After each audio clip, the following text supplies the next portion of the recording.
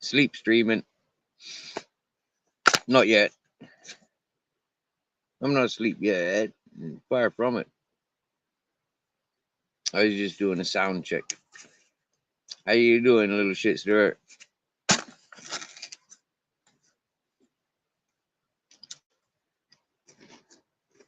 Hmm. Wow. Hmm.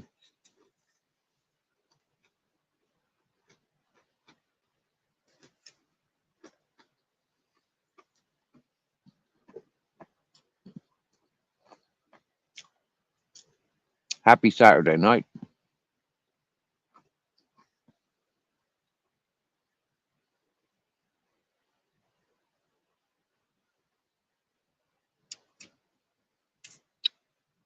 Aye.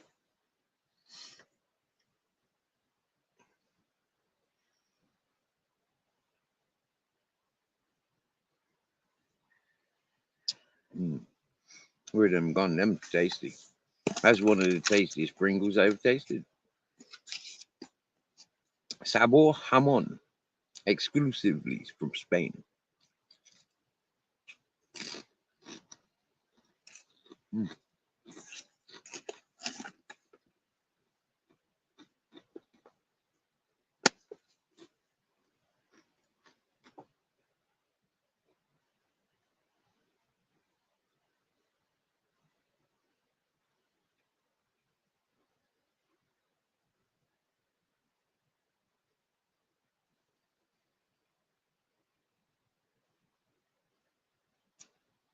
Yaba Bruce Love TV. Hello and good evening. Welcome, sunny Spain. Although it's not very sunny because it's 9:45 p.m. So we gotta wait until another 12 hours, 13 hours until there's sufficient sunshine to be naked. Oh yeah, running around the mountain naked.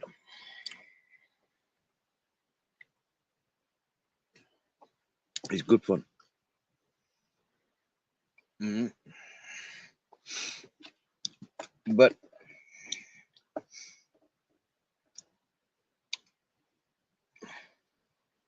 tomorrow's market day.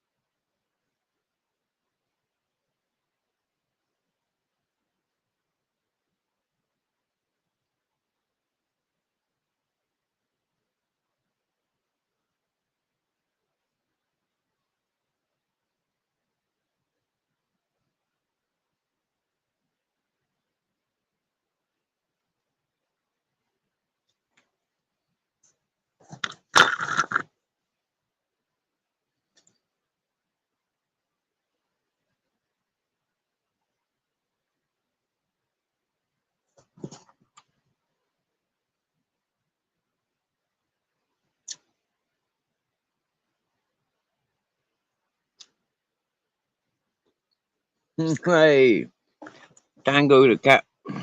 How you doing? We got cats and dogs. Yep. And people. Yep.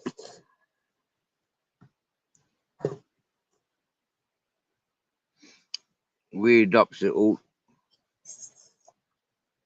Nice to see you in here. Hello, Jobba Bruce. Jobba Bruce Love TV. Little shit stirrer. Nice to have you in here this evening. David Fryer. Ooh. What's happening, brother? Nice to see you. To see you so nice.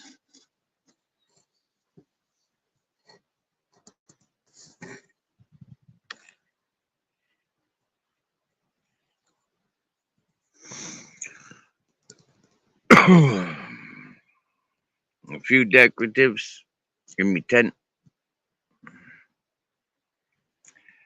My Captain Jack and Grizzles, them sleeping. They've had a happy days meeting other dogs, which is good and healthy.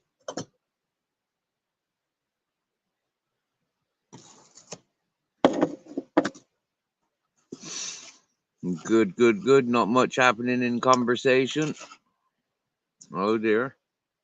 But I'm eating Pringles. I'm busy stuffing my face. Hey there, Sir Smell Smith. Sir Mel Smith. Ewan.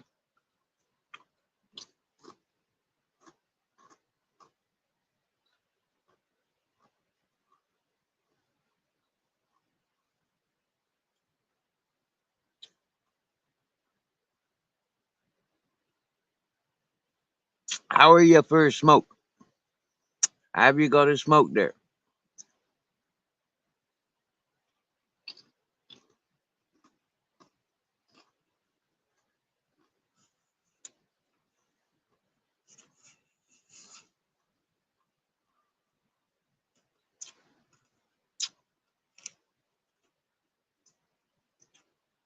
I don't handle vulnerable peoples.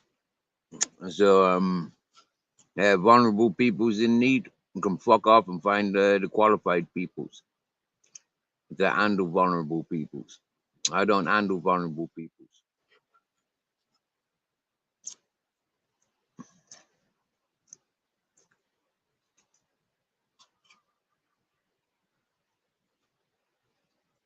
So you're not sat by a fire neither. You're not got a smoke. You're not sat by the fire. You're not got smoky wood or smoky coal burning.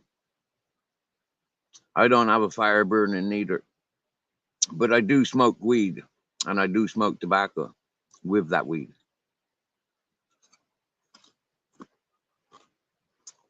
Mm. And that weed is also known as cannabis or marijuana, ganja, herb. Me loves it. Me lives for it. But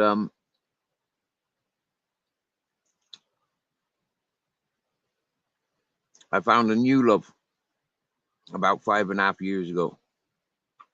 His name was Captain Jack. Yeah.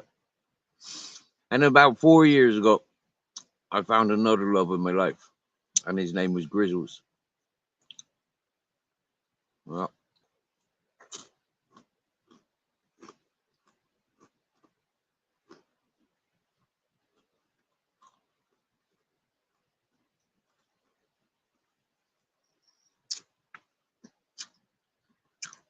I've had many a love of my life. Yep. Love loads of animals, loads of people. Yeah. At times when I didn't love myself, I still tried thinking that I loved other people and other things. I fell in love with the idea of loving them.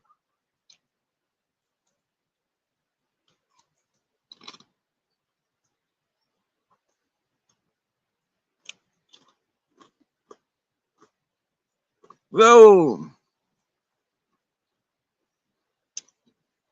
brother, Black Money Corp, how are you doing?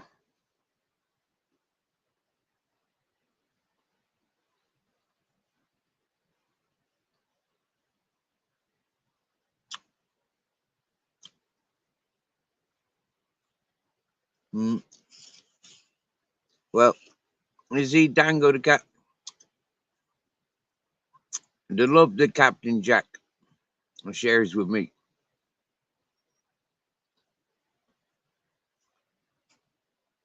Swear down now, I've never known a love like it.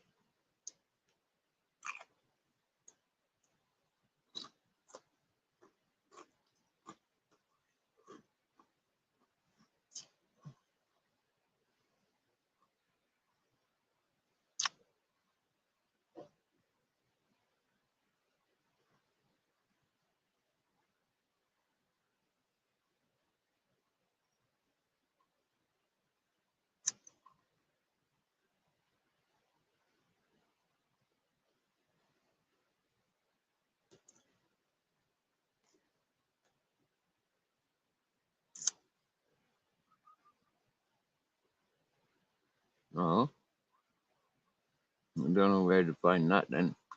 I found something the other day that I could do with me something, but now I don't find it.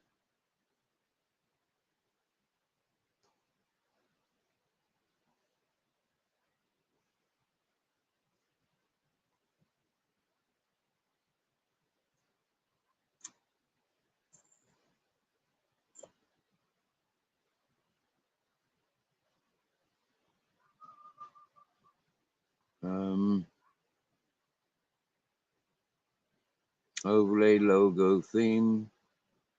Nope. Bubble black. Show headlines. Yeah. Yeah, that was the one. Show headlines. Excuse me. 15 and a half teeth, eh? Mm.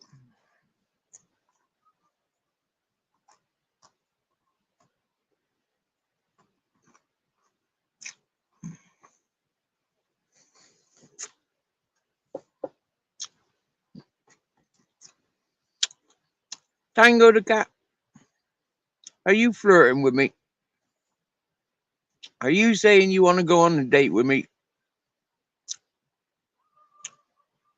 YouTuber love is a no. Meeting is a yes. That really does look like you want to have a date with me. Are you female? Are you below like 50? You're a male. So would you want to mud wrestle? Huh? You want to arm wrestle? Or you want to play darts? Me and you won't ever find a romance, bro. But I could possibly find you a romance with somebody else. Hmm? Hmm? Like, which way do you go? Are you a fussy lover? Are you a particular male or female lover? I know Purple Spliff's a male and he's single. What's happening, Black Money? We're gonna let you up. I haven't spoke to you for a while. What's happening, bro? What's up with you? All is good. All is good. What are you saying? Using Was a it car. yeah? Was it nighttime? It is here. I'm like 4 minutes to 10. Oh, okay. It's probably 4 o'clock around this weekend. How you been Yeah, man. doing? Getting ready for the Up with you? 420. You Huh? going blazing up for the 420? 4:20 ain't this month, is it? Oh, am I gonna blaze up for the time 4:20? No, I'm out here in public. These people crazy. They say it's a state that you can smoke marijuana, but you only can smoke it in your house for recreation. You can't smoke it in the car; they'll arrest you. Oh, okay. Yeah, you can smoke it for recreation at home, but if you smoke it Mm. out here in the real world, you're out of here. That's fair enough. That's fair enough. I agree with that. We've kind of got that policy here in Spain. Yeah, what you do in your own home, you do there in, like responsibility of yourself. But come out in public and you got a uniform dance to. Okay, you still at your enclave that you was at last time we talked? Mate, I've come away from that mountain. I came down for a party back in December, early December. I got Uh invited to a friend's birthday party. And then I got invited, well, I had this opportunity staying down here looking after cats and dogs, looking okay. over a bit. So you ain't on the mountain no more. No, I've got a friend up there at the moment. Yeah, she been staying up there the last week or so. Yeah, That's she a visited up there last month, and she liked it so much that she wants to go up there now. She stopped Right. renting and she's staying up there. That's a plus. You ain't got to walk up and down that mountain now. Are you taking her any supplies up there? Are you looking out for it, making sure she getting them supplies up there? Yeah. Well, Okay. she's got a friend with a vehicle. Yeah. Oh, okay. Yeah. She's not there alone. She's got a driver and sensible vehicle. Yep. Okay. Did you ever get a hold of a vehicle? Nope. No. Well, I've got my bus, but that's too big for up and down there. Do you get me? Yeah. Okay. Is it hard to get? Okay, say you did have a vehicle. Is it hard to get it registered in Spain? No. No, you just go to a solicitor and take the paperwork and sign them over with the solicitor. Okay. So since it's with the what is it, Euro? What they call it? Not Brexit, Yep. but what's that? Yeah, it's when you register your car in Spain, is it still registered when you go to like the Romania or other European Union countries? Seriously, when it comes to politics, religion, and business, I'm clueless. Okay. Yeah. You move like I've the had Rome. no life in that at all. You move around Yeah. like the Rome move around, just moving. Yeah. Yeah. Okay. I'm free with the wind. Okay. Yeah. Have you been across a lot of Roma over there? Where you at? A Any lot of Roma people? Roma. Yeah. Yeah. Loads of Romany peoples here. Yeah, you know, Okay. like there's 3 types of Spanish as to speak. Yeah, you got the mainstream society in Spain. Yeah. Then you got like I don't know. You got like a big, huge gypsy. Yeah, Gitano influence. Right. Huge. Yeah, and now during like in the Franco history, yeah, he actually had the Moroccan army coming here to Spain that he was in allegiance with, and he actually like assassinated shitloads of them gypsies and cave Oh dwellers. man. Yeah, because they were like not involved with his regime and like taking resources and space and all that whatnot. Yeah. Yeah, The it's Morisco. What beautiful. about the Morisco? Y'all got a lot of Morisco in your area? Any what? Morisco. What's Morisco? Like they're Muslim, they're Jew, but they carry on as Christians. Right, yeah, of course, yeah. Yeah, right then. Yeah, so you've got like you've got a lot of Muslim influence here. You've got all the cults and religions. This is attached to both the Catholic, Christians, and Muslim. Yeah. You got it all. Yeah, it Right. is beautiful. Yeah, but like it's funny because like you go to different parts of Spain and you can see who and what's accepted. Do you get me? Yeah. There's Right. politics in Spain, right? Now you check out Seville and Cadiz, Tarifa, for example, yeah, and the Mm-hmm. gypsies aren't allowed there. Yeah, they've got their own towns and cities, and the gypsies aren't allowed there.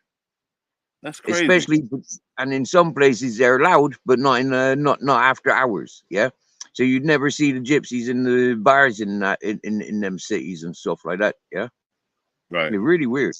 Really weird. I've never seen that, but then I did kind of see it because there was like in England we had no rucksacks, no dogs, no long hair, no bikers, and all that sort of stuff. Right. So are they Uh, do they let them in at least be tinkers, like fix people kettles and all that stuff now? They still let them come to the town and do that? I've seen it. Yeah, and do you know what? Yeah, you got what you got. What did I've noticed is they drive around in great big posh Mercedes Sprinters. Yeah, and Right. they've got great big microphones, and they're just broadcasting their services, whether they're carpet cleaners or tinkers. Like pan menders, whatever. Yeah. Oh, Mercedes Benz. Mm-hmm. They love having Yeah. Mercedes. Yeah. Yeah, we got a lot of them It's like here in You know how like we see in Americas, you got the senators who driving around with their big voiced up wagons, you know, big speakers coming out their wagons, driving through neighborhoods, trying to like get the votes and all that whatnot. Yeah, that's Yeah. what we got. For that's what we got for these services. Yeah, Okay. And you say you near Grenada? Are you near Grenada? that's right. Yeah, I'm in the Grenada province. Yep, Oh, I'm at the base of the Sierra Nevada on a river called the Guadafeo. The so Guadafeo. is the Muslim presence big there? Because you know that was the last stronghold that got taken out by Ferdinand and Isabella, Yep. Castile and Grenada. Do they have still have a strong Muslim population? Of course, very Okay. strong, and a very strong Moroccan influence here. You know, like yeah, and North Moorish, North Moorish influence. Yeah, yeah. Oh, You got okay. the Granadas in you got the Granadas in or the in Granada you got the Albuquerque or the Alhambra. You got the Alhambra, yeah. Yeah, And now the Alhambra is one of these old mosque buildings. They yeah. went through the wars like half a dozen times. It went from Muslim to Christian, back to Muslim, Christian, back, you know, back and forth. Yeah. And now it's Right. kind of like it's got all those different artifacts through those different eras, Right. and that's like a big tourist attraction. Yeah. Right. That that was like one of some of the first universities in Europe over there in Grenada, Seville. They had some of the first universities and bathhouses. They like Grenada opened up Europe to so many new wonders of the world over there. When you talk about the Alhambra, that building, Hmm. everything that's surrounding it, it wasn't nothing like that in Europe before them. Mate, if you looked at the place now, you know it's not being embraced the way you the way you have your history. Yeah, the way you see the knowledge of the place, Right. like yeah, it isn't Now, Europeans, now the Europeans don't talk over and taking credit for it. um yeah, but it yeah. But you'll find it's not just the Europeans that took credit for it. You get me? You know, like you know, like quite loud and proud. Yet the Americans have got a great big influence here in Spain. America do. Oh yeah, Oh yeah, yes, yeah, yeah. sir. That base. What is it? Oh yes. What is it? Rhoda? Rhoda is the military base in Rhoda, right? Yep. Rhoda, Yep. All Spain. over Spain. Yep. Yep. They got a big influence here in Spain in the politics, in the fashion, in the television, the food industries. Yeah, Okay, they yeah. got big. I got a daughter that's 21 years old. Her mom is from Spain. Oh, And America over here, wow. daughter over here that's 21. Her mom is from Spain. Mm. Her mom Well, yeah. So from what you part of Spain? Do you mind me ask? what you say? Do you mind me ask what part of Spain she's from? She from Rhoda, from where the Oh military base wow. at. Yeah. Oh wow. Oh Yeah, wow. she live over here now though. She been over here. She live over here in the United States though. All right. But that's her order. And my Wicked. daughter live over. They lived over there for like 12 years. Right. Yeah. Wow. But Yep. Spain, that's a beautiful When I country. was They in got some. Cadiz, when I was in Cadiz, I could look across the bay and see the American activity. Oh yeah. Yeah, I could see the American base rotor. Yeah. What was they doing? Something on the rocket on Gibraltar or something? Mm, a little bit more west. Okay. Yeah. Like you got Gibraltar, then you got Tarifa, then you got Oh, Cadiz. Yeah. And like okay. then you go around to Rota, and then you've got like what you call it? I can't remember now. Right down the end. So they I was cooking gonna. on the Tajil. So they doing a lot of cooking with the Tajil. Mm-hmm. Tangier. Yeah, that Tangier is ceramic. Morocco, isn't it? Yeah, they don't use it over there. Mm-hmm. I've been in That. Morocco 4 times. Oh yeah. Do you have to have a visa to get in Morocco? You can get a 3-month visa just by walking onto the boat and sailing across with the main ferry port. Yeah. Okay. Do they stop off in that little piece of Spain that's over there? on the side, Moroccan side? Do they stop off there? Do you have to go through the gate there? There is a ferry port that goes there. Yeah, there is a ferry port that goes there. And if I arrived there now, right, and I stayed over for like say like 2 months and 30 days, then like on the 31st day I could go down to that Spanish city and get another 3-month visa. I might have to stay there for Okay. 24 hours. Yeah, maybe 48 hours. Yeah, in that Yeah. Spanish city, and then I come back to Morocco for another 3 months. Well, 2 months and Okay. 30 days. Yep. Yep. You ain't going to We just Morocco say no hello time to soon. Vicky. Fitness After 60. Good evening. Good evening. Fitness After 60 says hello. Black Watch. Black Money Corp. Hold on, I'm gonna look at Mhm.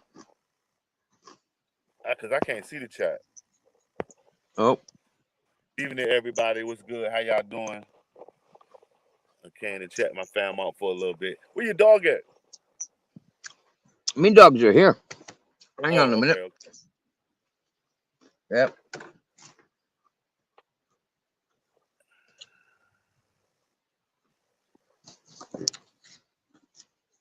What's the weather like right now? It's cold here. We got blue sky. The stars are shining and twinkling. There's me big fella over there. Look. Yeah, he's in bed. Okay. Yep. Tucked up. Yeah. And there's me Captain Jack. Okay, little Jack. Oh, look, he's saying hello. He just stuck You his got paw your out. Say hello. protection. Yep. Hey, do they got do you ever get over there and check out any flamenco dancing? Oh, yeah. Yeah. In Seville, they do a lot of that. In Seville, Okay. yeah. That's where I've seen a lot of it. In this village where I'm at now, you might get the Spanish festivals and they'll do a little bit of flamenco, but it's not the main music they listen to around here. Maybe in Right. their own homes, but outside it's too multicultural for that. Okay. Was Yeah.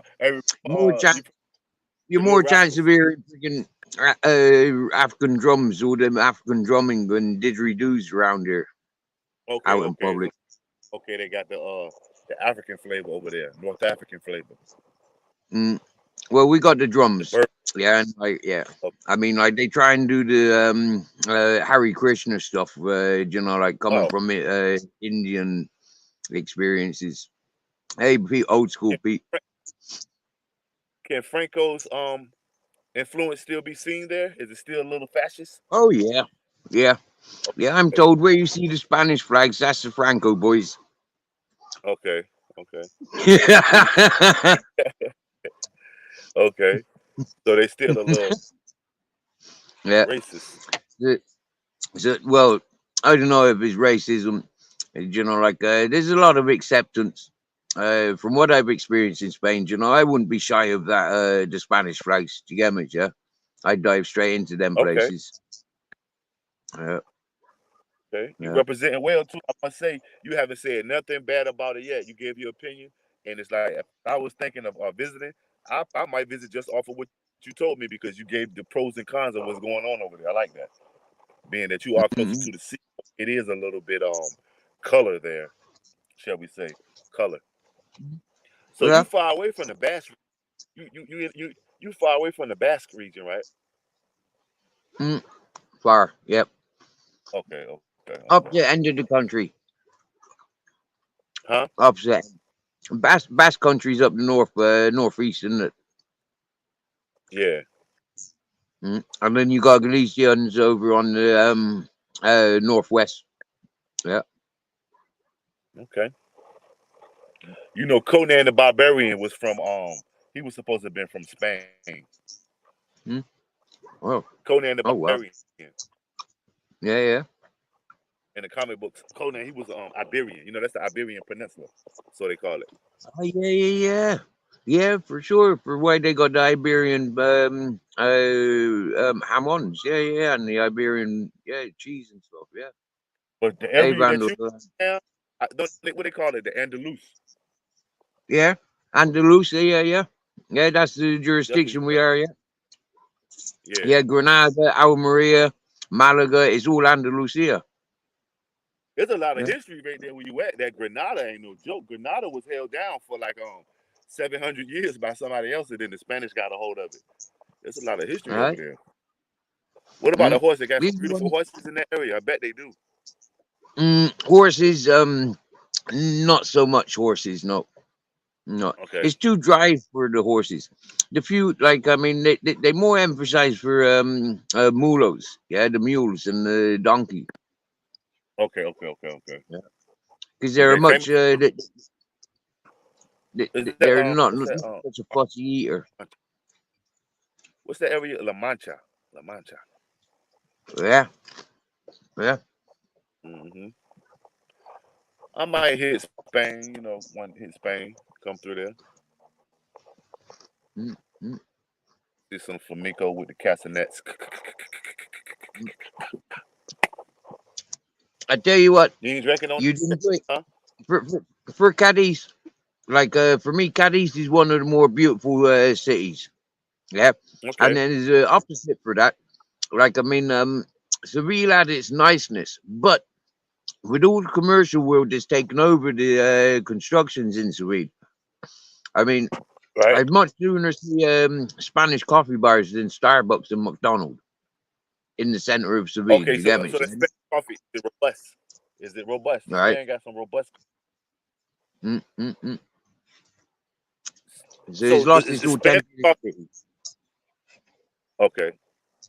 Is it like Mm. espresso or they give you the big cups? If you go to the Spanish places, like I say, like you'll get Spanish hospitality. But you go to these big places that have been sold out and commercialized. They've sold out and commercialized. You get me? Yeah. So you're getting all that Oh, commercial. Mhm. okay, that's crazy. Mhm. So and you tripping me out because Iran, the country of Iran, we got so much. With the United States, I always say we ain't got nothing to do with the United States. I'm just here. The United States has so much beef with Iran, but they say Iranians they love American products. They love America. It just makes no Mhm. sense. And you said Spain is highly influenced by America, so that means they wear designer jeans and uh, designer handbags and stuff, huh? Mhm. Mhm. Yeah. Just, Mhm. oh man, that's crazy. I Like for never me, understand. Spanish people as a general have got this like TV look about them. Yeah, like them's all superstars. Okay, Mhm. well, all of them, they got beautiful women over there. Yeah, beautiful women, very rich posture, very rich. Like everybody's connected and family. Do you get me? Yeah, and it's like, yeah, All right. Yeah, my daughter. I told you my daughter was 50% Spanish. Her name is Mercedes. very nice Spanish name. Never heard it as a name before until coming to Spain. Yeah, Mercedes Ocha. nice, Yeah. nice. Yep. I've got a few. I've met a few Mercedes, and it seems to be like all generations. It's not like it's an old person's name or a young person's name. Everybody's using that name, Mercedes. Yeah, Right. which is nice. So Spanish Yeah, people move like the Italians in the movies. yeah, yeah, Okay. exactly. Yeah, exactly that. That's how I'm seeing them. Okay. If the grandfather likes you, the grandfather will introduce you to the family, or Okay. if the Utes recognize you, yeah, the Utes will introduce you to the family. Right. Yeah. And everybody else just falls into place. Hmm? But you've been over there for a minute. You got any? You ain't leaving no time soon, are you? That's your new home. That's your new. I've been here 10 years nearly now. I ain't going nowhere. Right. Right. Yeah. So you don't miss in UK. You don't miss UK at all. No, no, no. UK never offered me anything apart from like an opportunity to get the fuck away from there. Okay. And Yeah. that's crazy, man. But I'm trying to get it. I like Europe is so volatile right now. You never know what's gonna happen now. So I don't want to do too much Yeah. traveling. The Olympics coming to Paris. I don't. But they say Paris bed bugged out. Have you been to Paris? Nope. They say Paris bed bugged out. I ain't trying to go to Paris. Mate, I had friends working on the fishing boats and in the kitchens in Ireland 25 years ago. And them telling Right. me Paris was fucked then. Do you get me, yeah?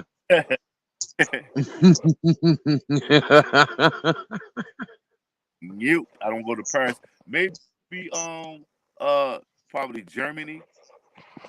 But then again, have you ever been through Germany? Nope. I've got plenty of German friends, thank you. I don't need to go there. Maybe Germany. I might stop through Nah, Germany. in all fairness, right? I won't go anywhere further north than where I'm at, really. Yeah, for Okay. my health, for me health. Yeah. Okay. I was asthmatic, and coming Spain, I was dependent on steroid tablets and inhalers. To be put back in that situation when I walked along the coast, getting to Tarifa from Gibraltar, the head. I get to Tarifa, my chest gets bad. I get to Cadiz, my chest was really bad. I get to Seville, I was really ready to go to the doctor and get some inhalers and stuff. You get me, yeah? But I ended up turning around and coming back south. When I came back south, my chest just cleared. So you getting that breeze from off the French Riviera and the Mediterranean breeze. Right, so here on the Mediterranean, I've got my health, yeah. Okay. With a East and south Phoenicians. of Spain, proven. West of Spain, no, and same as north of Spain, no. Right. Do they got a lot of Phoenician settlements around you? Any Phoenician settlements? I think so. Excuse me, I've got to go over and remove somebody's spanner because somebody's timing people out and they should not be. They've got no business time. I just coming through, man. I'm gonna holler at you. I'll be back in a minute. I'll be back. All right, fam. I might freeze, that's all.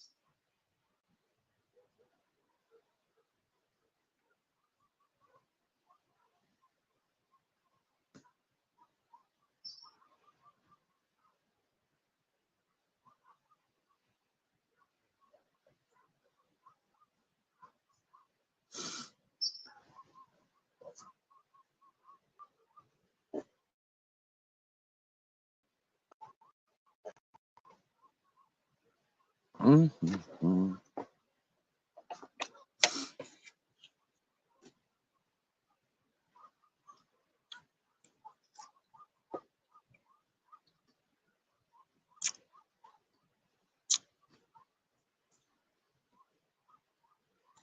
Right, now then, Vicky, I'm going to address you and you because I seen that you've been timing out. OG Bran. You got no business timing people out, Vicky. And so for this now, because I've reminded you so many times that people do not have spanners for removing people from this chat. This isn't your channel to be setting standards to who's welcome and who's not. So, Victoria, yet again, you're on the limelight for losing your spanner and for me making you cry. Boo-hoo-hoo. I hope you cry as a river. You big wet whistle. What the feck are you firing on about timing people's out? So, now, ladies and gentlemen, please do not time Vicky out until she deserves to be. And if she deserved to be yesterday, well then that was yesterday. That's not today. Hello, Roland Hess. How you doing, Vanderland?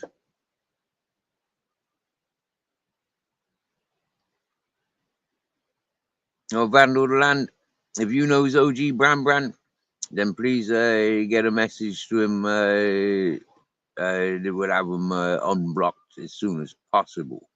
Hopefully they were timed out and not blocked. What's the pink pound? I don't know. What's the pink pound? What is the pink pound?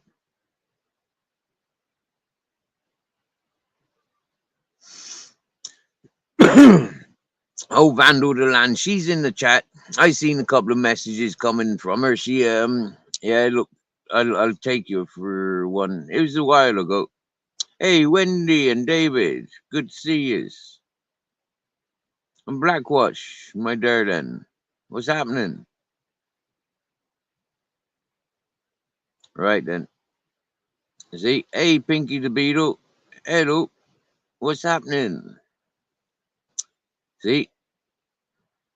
So, this is like about 16 minutes ago. See, she's got her fan club.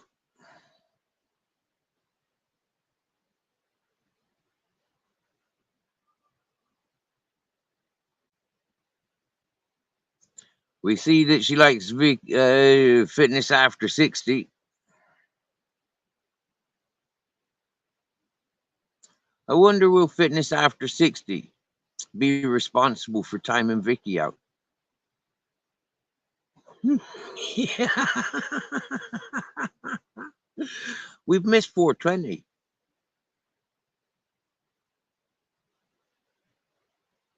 Can we go back in time? Or we just wait for the next 20 minutes past the hour and then celebrate 420 somewhere?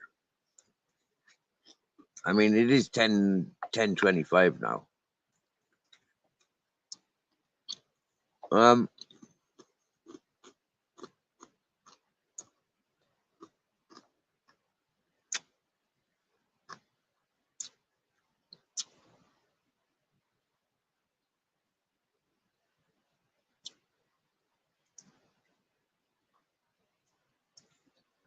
I can't remember if I smoked my joint or if I put it somewhere. So what I might just do is roll another one. And if I find the other one, well, then I won't have to roll one when I find it, will I?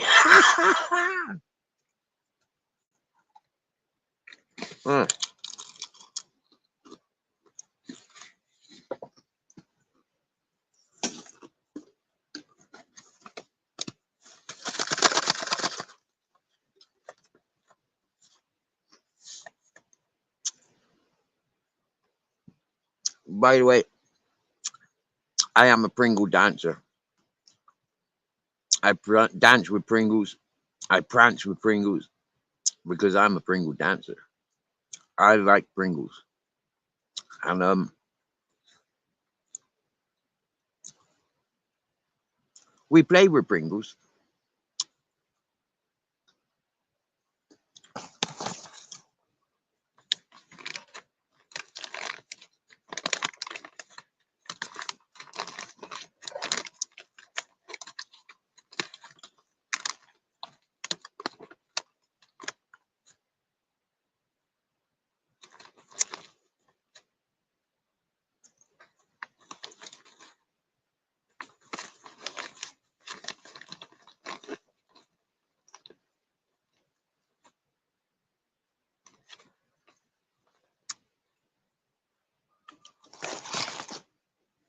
That's a nice dense bud.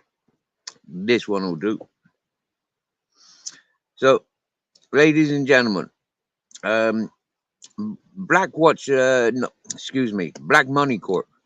Here, gentlemen, I met there more than a year ago. I've been going on to his panel a couple of times. One of the good things I like about himself is he's an educated fellow. Evidently, he's a family man. And what I like is the fact that he's got the history. Yeah, he's got the education. And for me, it's like I like listening to those that can add to where I'm at. I mean, like I just give like I'm in Granada, and wow, yeah, The fella telling me the history of Granada that I didn't know. Yeah, little bits that I knew, and I able to, yeah. But wow, there's only one other person.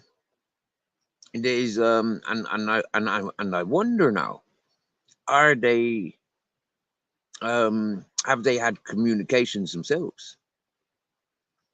Mob Rats Exposed, MRE, yeah, Mob Rats Exposed, and Black Money Corp, yeah. Those two gentlemen, they like their history, and they talk their history well, yeah, recite their history well.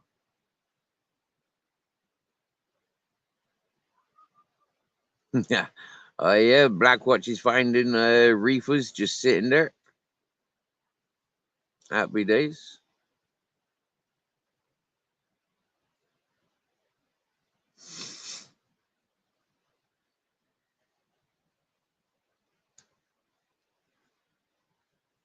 These messages are just rolling through.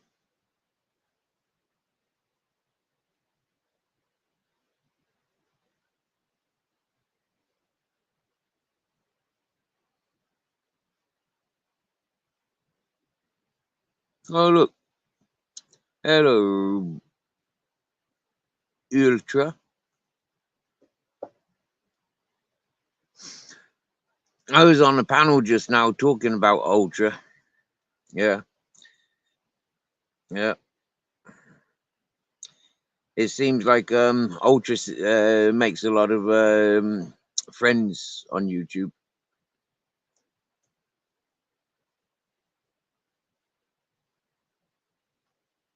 Yes, I did grow this bud 3 years ago.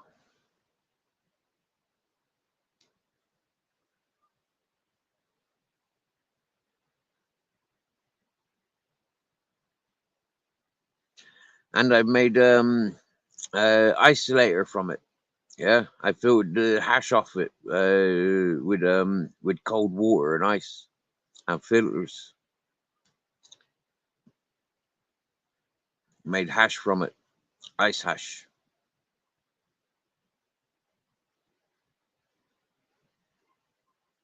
Bash the Bishop wrote, "You can wear a dress for the live, anything you want, bikinis." Yeah, we had Stinky Sarah up on our panel just wearing her bikini. Well, maybe matching underwear, but it looked like a bikini. You know. How do I keep bud fresh for 3 years, mate? I just had it wrapped up and stuffed it in the back of my bus, and it just like, yeah, it been there for 3 years. You know. It's a nice smoke. I still get very stoned from it.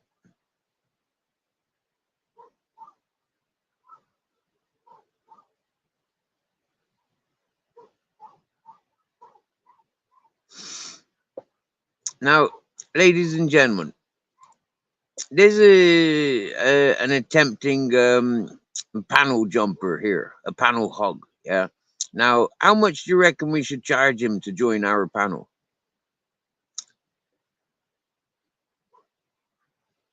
Shall I tell you who it is first? Or do you want to guess who it is? Yo, Travis. This is called Mango Sapphire. Okay, Fitness After 60 says I should charge you $50 to get up on my panel. Blackwatch wants to know who it is.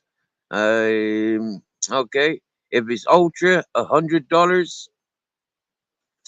$100 only to listen to Ultra. What's that for 1 second?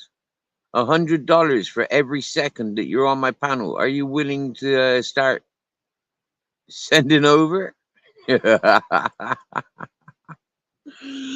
I'd be rich within an hour. Fucking hell, man. So, is that all that you reckon he's worth? Is $100? Crinkle is free panel, unlimited panel visits. Exactly. Fishing is after 60. You said it. I tell you what, yeah, I think I've got a manager.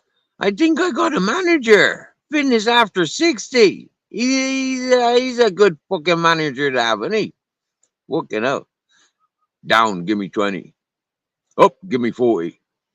You're not a man until you can do 80 pull-ups.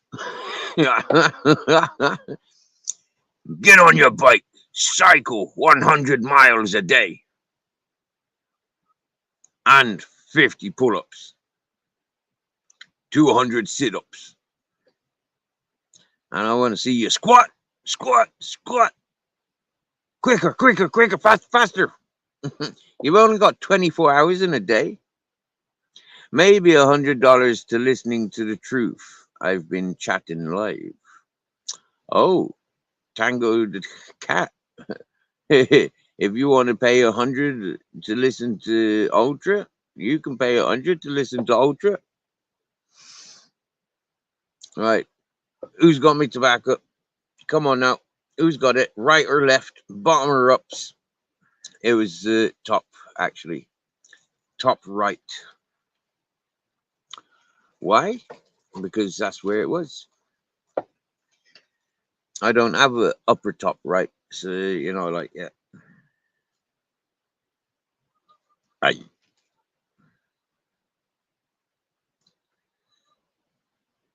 Sorry. For me, I think, like, smoke a joint. Yeah. I never think about read a book. I always think about smoke a joint.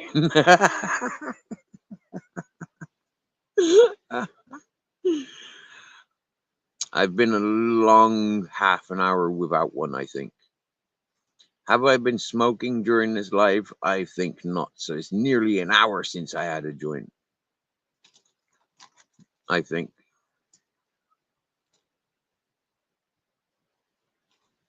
Well, he's still there in the back chat. He still wants on. What do you reckon, Travis? You've been listening to this Ultra and watching him around the place for long enough. What do you reckon I should do with him? Oh, look, he's starting to send me messages now. Get some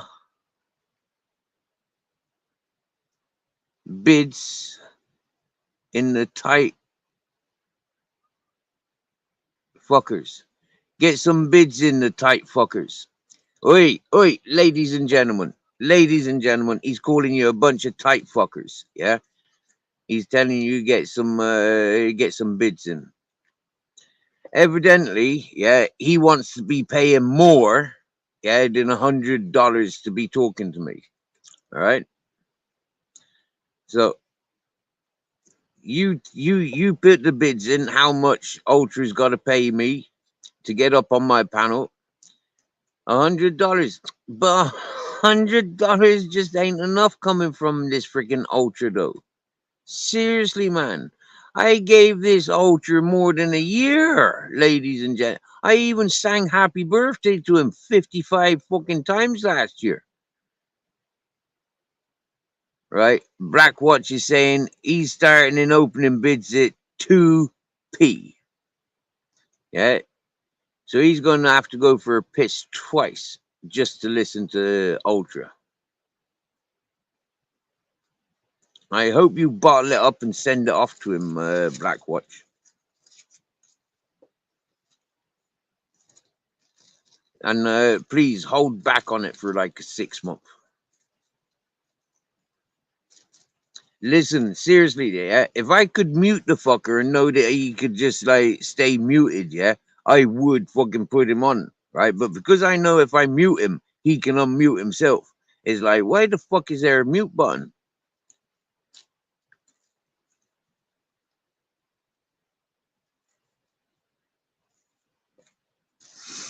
Oh, Bash the Bishops wants to pay 50 quid to listen to Ultra.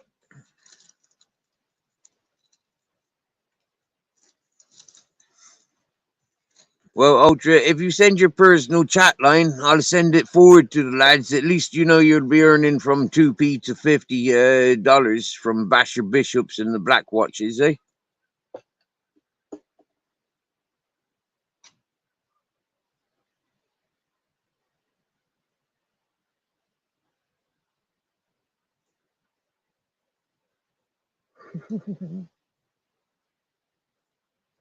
You can leave your shirt on, Ultra. We don't want to see your pecs. No, we don't. No, we don't. Why would we want to look at Ultra's pecs when we can look at Steve in a Pringle tube? Seriously now, Ultra.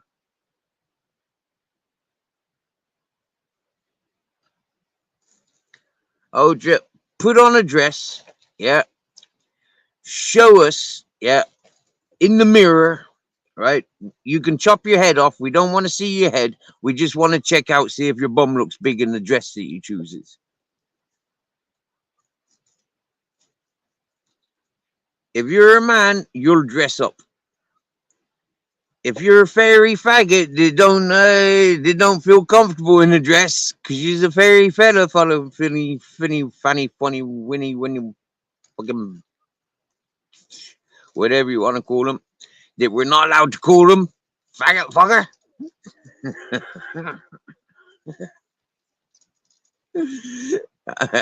He's still back there. I mean, like, he's proper laughing. I bet you. Yeah, if he had the balls, he'd be face on camera laughing his fucking ass. Yeah. Whilst he's tickling his own balls. I bet he's wearing a dress right now. You think he's circumcised? Ultra, if we had a head like yours, we would have it circumcised. Ha! Seriously, if I had a shoulder with a head on him like it, yeah, I'd have it fucking decapitated. Beheaded.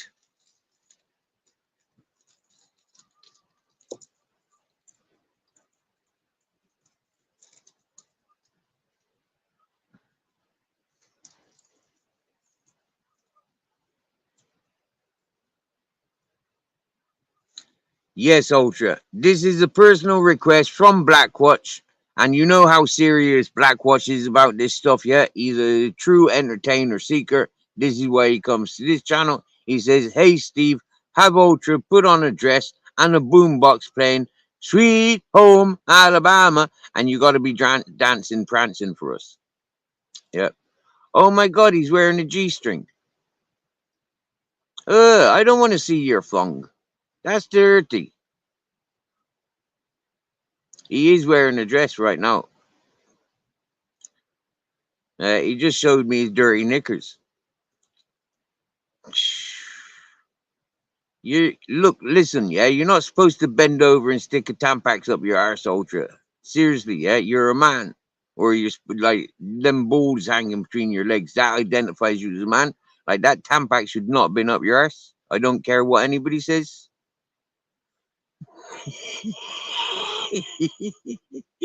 And now you're doing it again. You fucking gimp fucker. You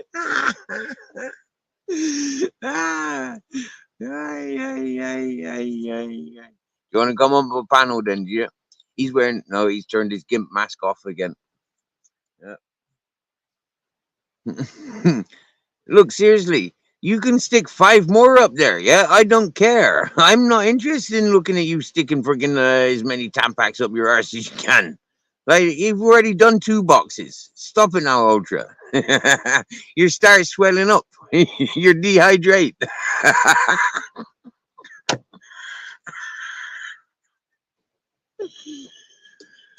Okay, yep. With that pussycat mask on, you look like that Anthony Smith fella.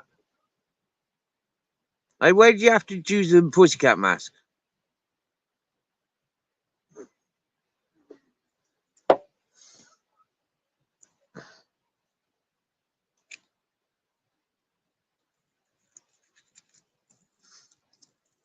Ooh, la, la, la. I've just lost 10 people because Bash the Bishop keeps laughing. If Bash the Bishop wasn't laughing and encouraging me, yeah, I would never have said half the things I did. I would have said one or two tampons, not 10.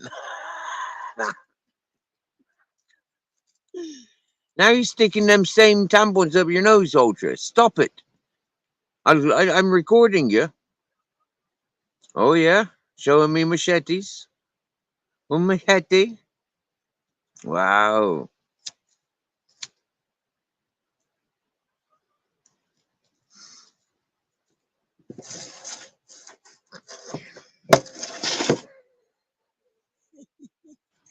You see all these boys playing with knives, yeah? I mean, you do realize, yeah? Like, I'm the one, the mountain man with the fucking chainsaw. You do realize, yeah? You do remember, don't you? Yeah, you're not that fucking ticking divvy, are you? Hmm?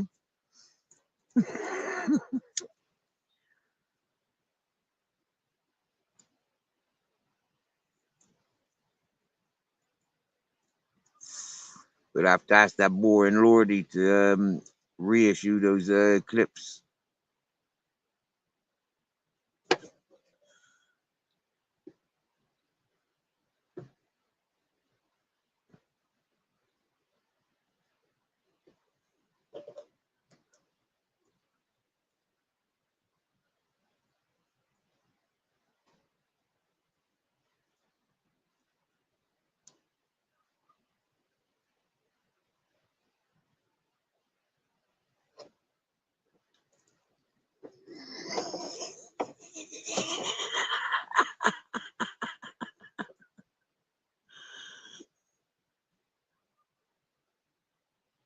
You see that?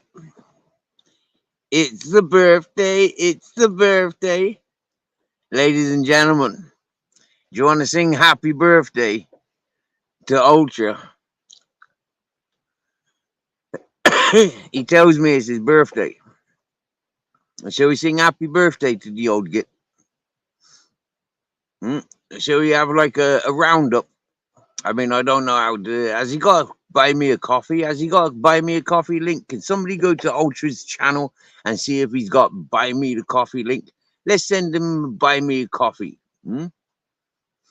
Who's got a few dollars to send Ultra to the pub? I mean, it's still early enough. I mean, what's he doing at home? 10:45 Spanish time, 9:45 English time. He will be going off partying. It's his birthday. Come on, ladies and gentlemen. Get some dollars up, send it to Ultra Collective, send them out on the fucking Depeche Mode. Did I say depressed mode? I mean Depeche Mode. He likes a bit of a beer and he likes a bit of a smoke. That's it, Ultra. Drop your cash up. Come on, mate. It's your birthday. It's the one opportunity where this YouTube channel will allow Ultra to send his cash up for his birthday presents. Who wants to send Ultra a birthday present? And who wants to sing Happy Birthday, Ultra? Come on, we're looking for singers to join the panel to sing Happy Birthday to Ultra. I sang 55 times to Ultra last year, so it's somebody else's turn this year. Unless I'm persuaded otherwise. Now, ladies and gentlemen, it was somebody else's birthday last week. I sang Happy Birthday to them, and it ended up getting clipped.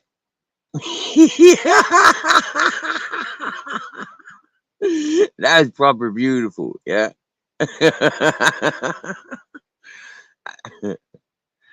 So yeah, ladies and gentlemen, come on now. It's your birthday, it's your birthday. Come on, bitch boy, it's your birthday, it's your birthday. Shall we send him off to get a tattoo?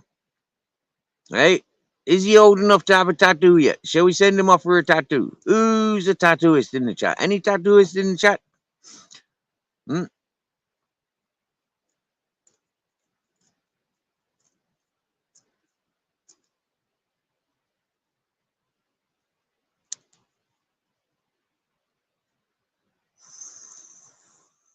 Yes, yes, yes. Ed is all happening, Ed. Happy, happy days.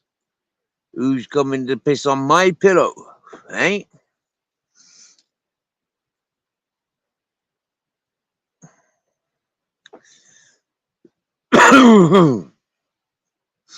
What's happening, Ed? Everything all right? Are you still smiling? Wickedy wicked.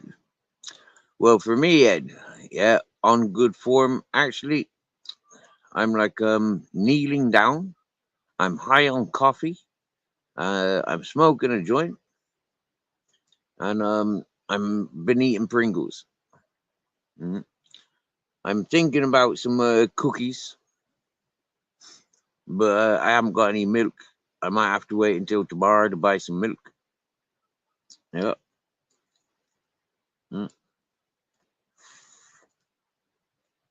I could go cycling off in the dark and get to the petrol station and buy some milk from there.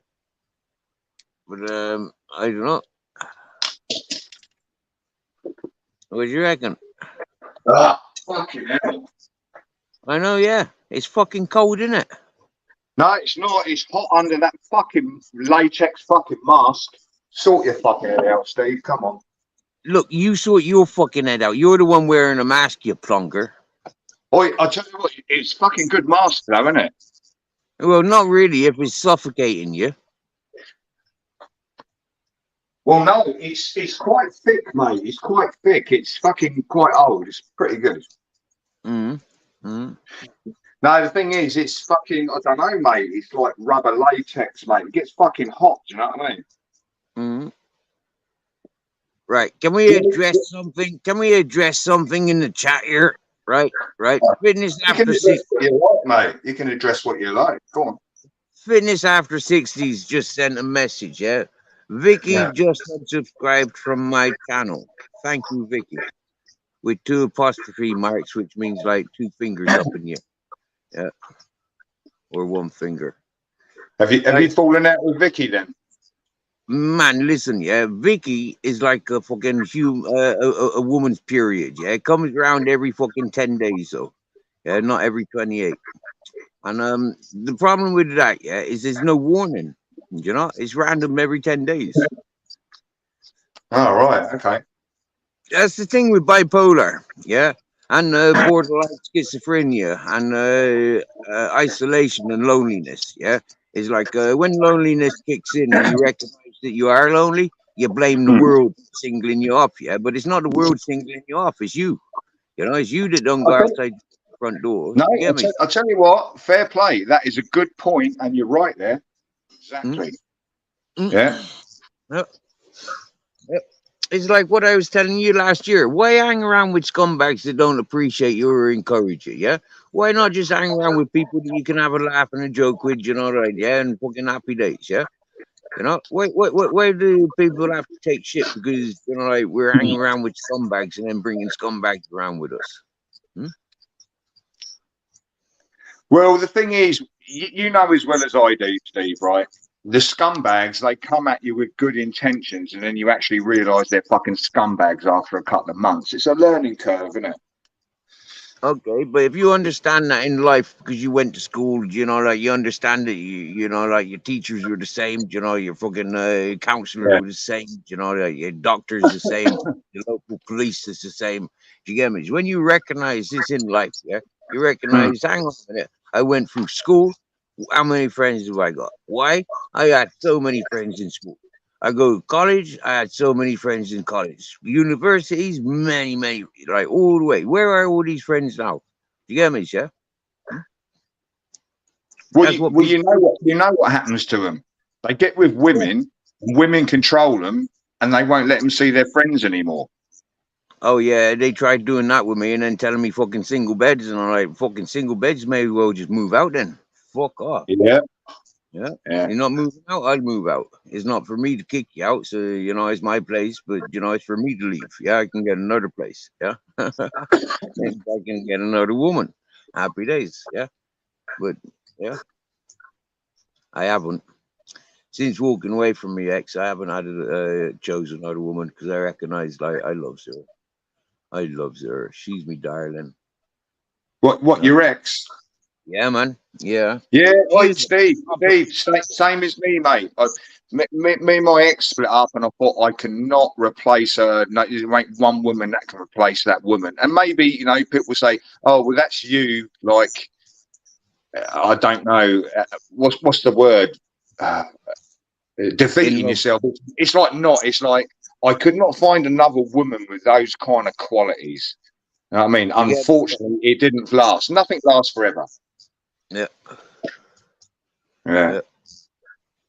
So this is one thing that we learn in romance. We learn very quickly or very slowly and stupidly and publicly on YouTube. Yeah.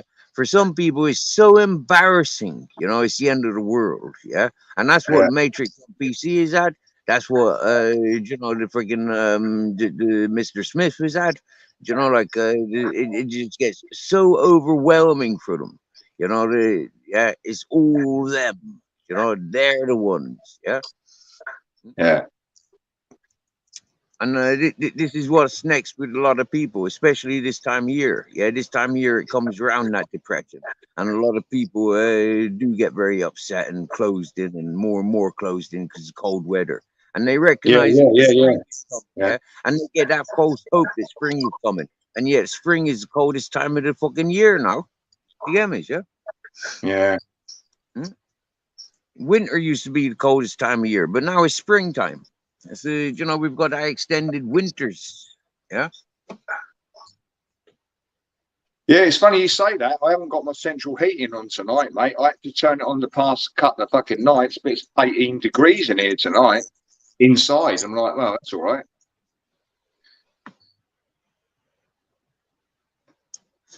Yeah, but you do have extra heat insulation upstairs, though. You got that big neighbor, haven't you?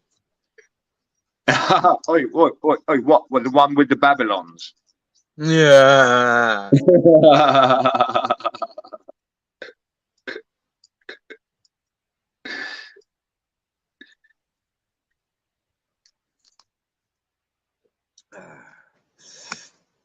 Cold spring water. Fresh out the tap. Yeah, we've got a hose pipe going into the spring, and then a tap attached to the hose pipe. So when we turn the tap on, we've got spring water. Hey, Steve, do you ever get the fucking shits for drinking that fucking water, though? Nope. And if I did, I'd say, fucking hell, that was a quick release. No. Do you know why I say that? You've seen it before. You've seen like water when it's been like stored for a while. It has those kind of little tiny things that float around in it. They're kind of like micro fucking organisms. They kind of like they do a little figure of 8, don't they? I don't know what they fucking are, but they're within the water. Like little shrimp, like little microorganisms. Yeah, I don't know what they are, but you know what I mean, yeah. And larvae from the mosquitoes. Yeah, all kinds of things. So does that obviously that gets into your water, but it doesn't give you fucking bad guts or anything, does it? Well, do you know what, right? With fresh flowing spring waters, yeah, like it's not stagnant water. You get me? Yeah, you'll get all that life forms in stagnant water.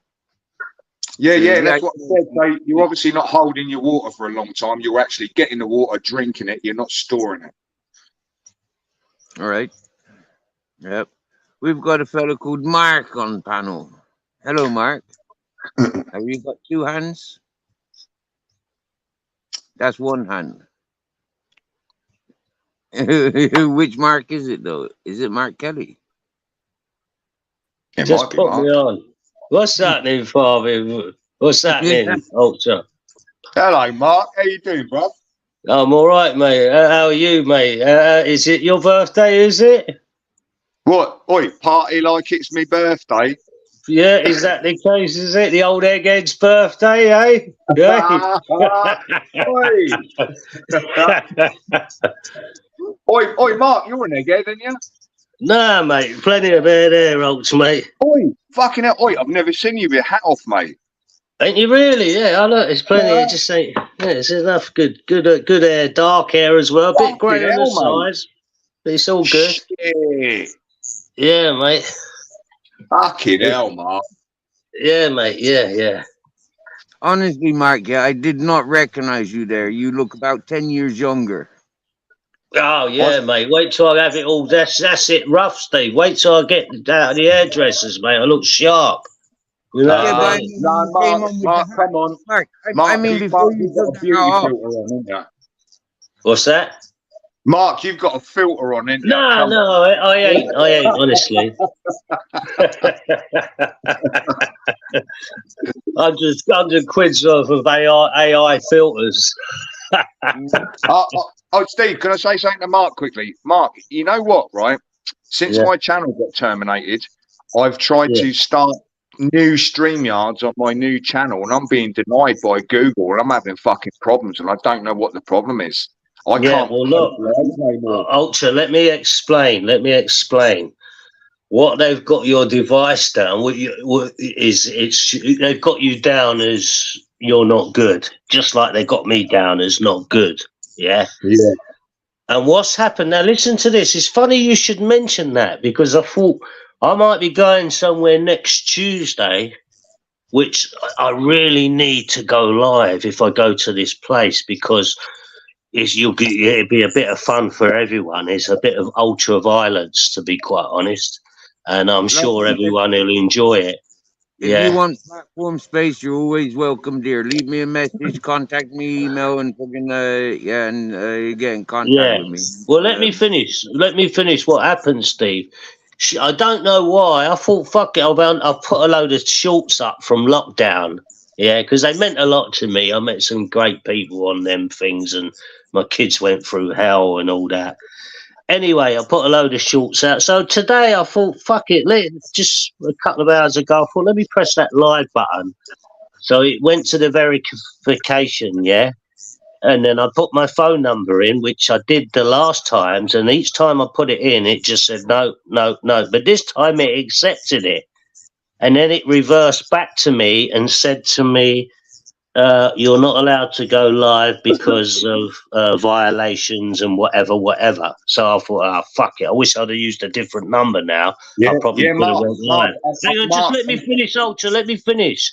So what happened then is I thought, let me try it again. So I went to go live again, and it said, you should be able to go live in 24 hours. So we'll wait and see what happens.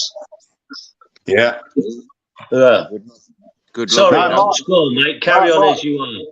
Yeah, Mark, the same thing happened to me, right? But the thing is, I scrolled down the bottom of the page on my phone, and it said, you have got StreamYard access. But then I go up and it gives you a little picture. It says, go into studio and click this fucking button and blah, blah. Wait 48 hours. And I've been doing it for fucking days. You know what I mean? It ain't working, mate.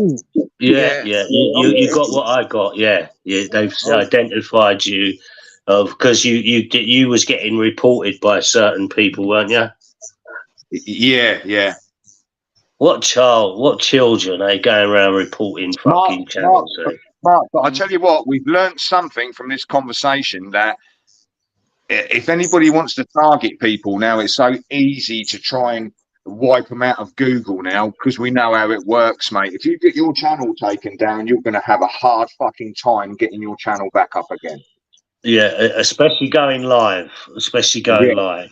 You can upload videos. Like I put a load up from lockdown, and I just put them up just because I was bored. I thought, there was two faces of the anti-lockdown. There used to be the old Bill terrorizing people, and then all of a sudden, by the end of the day, you'd have a bit of a party, and it was fucking good. Every other cunt was locked down, and you was partying. You know what I mean? It was nice, enjoyable. A lot of people didn't like that, said, "Oh, well, why do they just turn up once a month and then have a big party at the end of it?" Well, why not? Why fucking not? You know what I mean? People would turn up with a big music system, and off everyone would go. Why not? I say. No, that's the way it should be. That's the way it should be. Bring people together with song and dance. Exactly. Yeah. It was good times, but bad times, if you get what I mean. That once a month where that used to happen. Now, don't forget, it was that little mob. They started off with about 100 people, And by the end of it, there was estimated things of 500,000 people. Now, I always take my hat off to the filmers what filmed it, because they put it out to the world what was actually going on. No one else did. If you listen to the mainstream media, they were saying 3,000 people turned up. There was like 250,000 to 500,000 people estimated.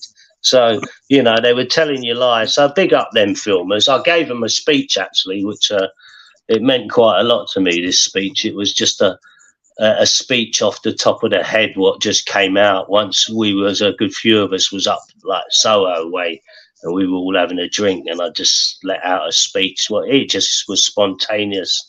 It was, you know, a thank you to them all, to, you know, to let that out to the world, and everyone saw what was actually going on, you know what I mean? And how many people were turning up from all different races, all different ages, all different cultures. It just brought people together. And that was the great thing about that movement. Yeah. Oi, Mark, how'd you make Niggy?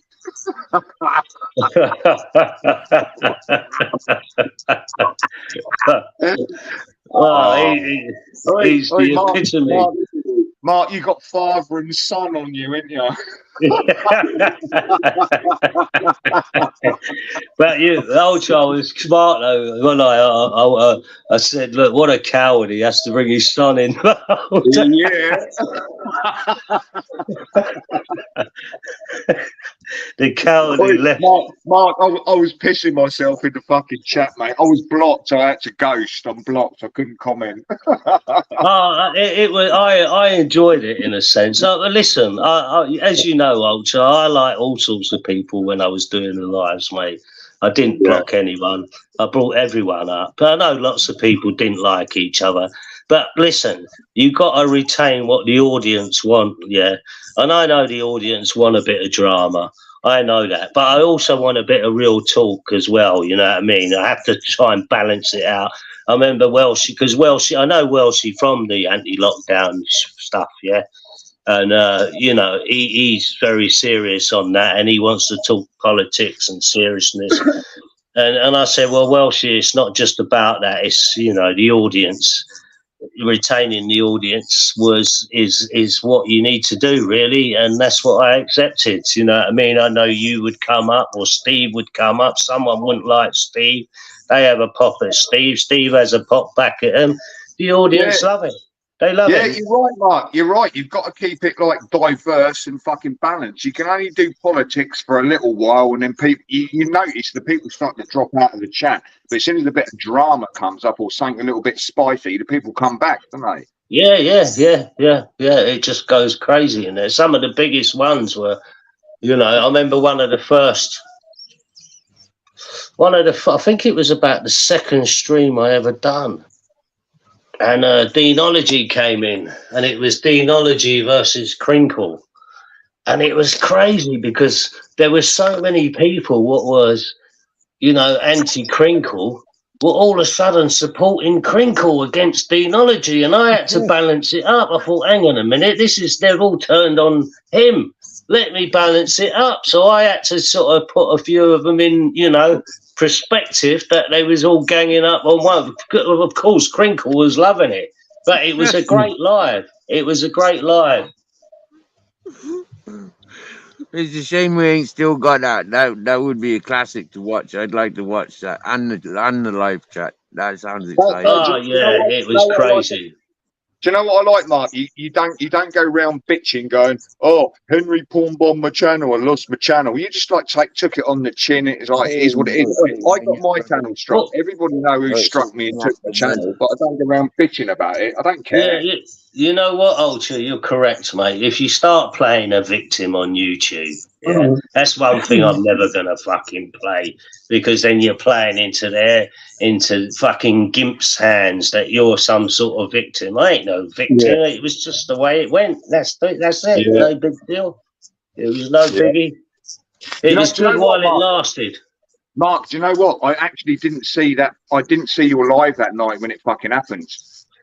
I've only heard on YouTube what happened. I didn't see it. It was treacherous what he done, but you know, I'm not going to play the victim. He wins if I play the victim. You know what I mean? Yeah. All right. Let's move on. Let's segue on from that then. Yeah, all good, mate. No, I'm not even bothered about it, Ulch. You know what I mean? It's just one of them things, mate. I know how this all works, mate. People start. I tell you what, I watched this morning, which was the oddest live I've seen for a long time, and I just happened to, and it went. You know, Sai used to go on to, what's his name? Smilers. Do you know Sai?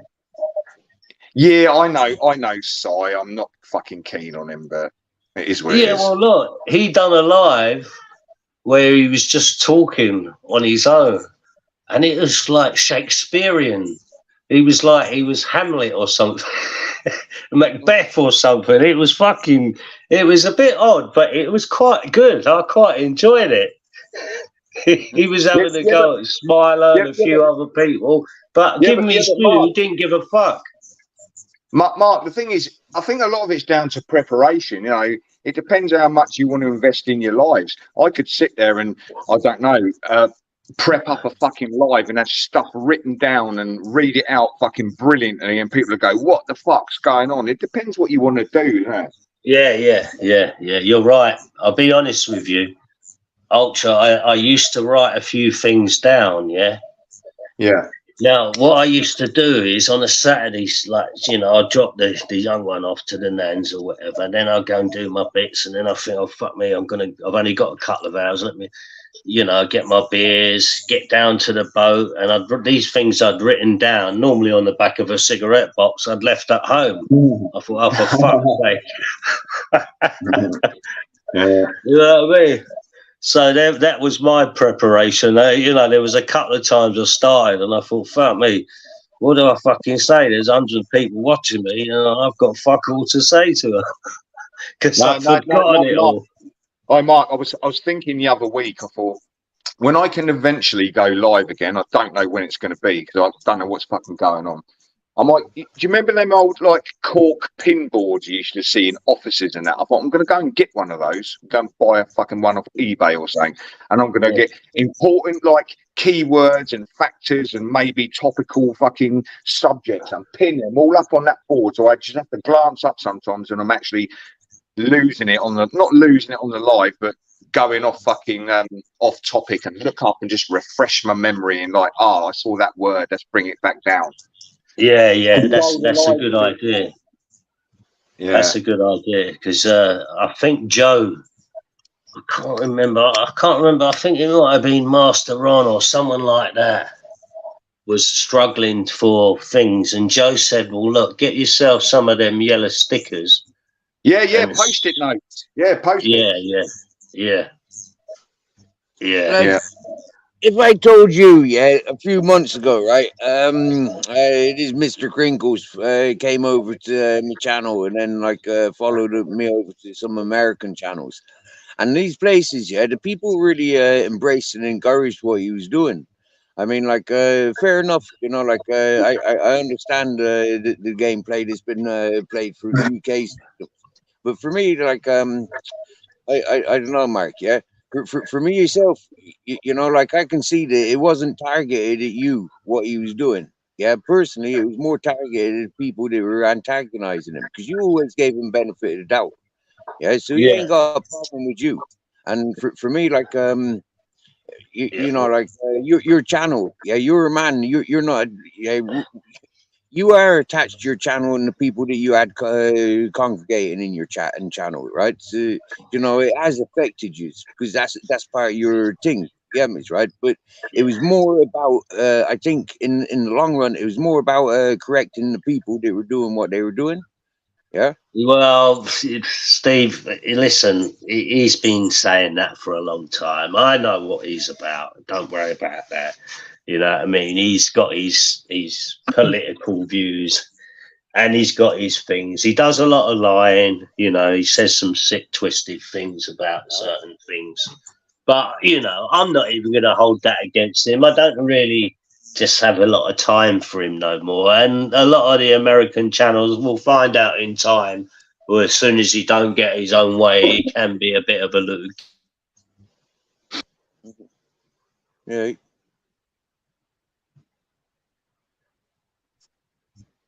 The guy no harm, you know what I mean? I really don't. It's no biggie for me. But you know what I mean? He's completely took the piss out of me. So it doesn't matter. Anyway, like I said, it's not a problem. So I don't really even want to have a. That's not what I've come up to talk about, to be quite honest. Yeah. Then I apologize for bringing it up. But I just want to Yeah, say no worries, Steve. No worries, mate. No worries. I will entertain him, and I will encourage his entertaining side of things. You know, like Listen, I have no problem with that, Steve, mate. It's your channel and it's your mind, and he's all right with you. That's fucking fair enough, mate. I got no problem with that. I've never ever encouraged people to dislike others. Yeah, it's not my style. I've seen that about you. And I don't do that, mate. The only thing I do is when I pick out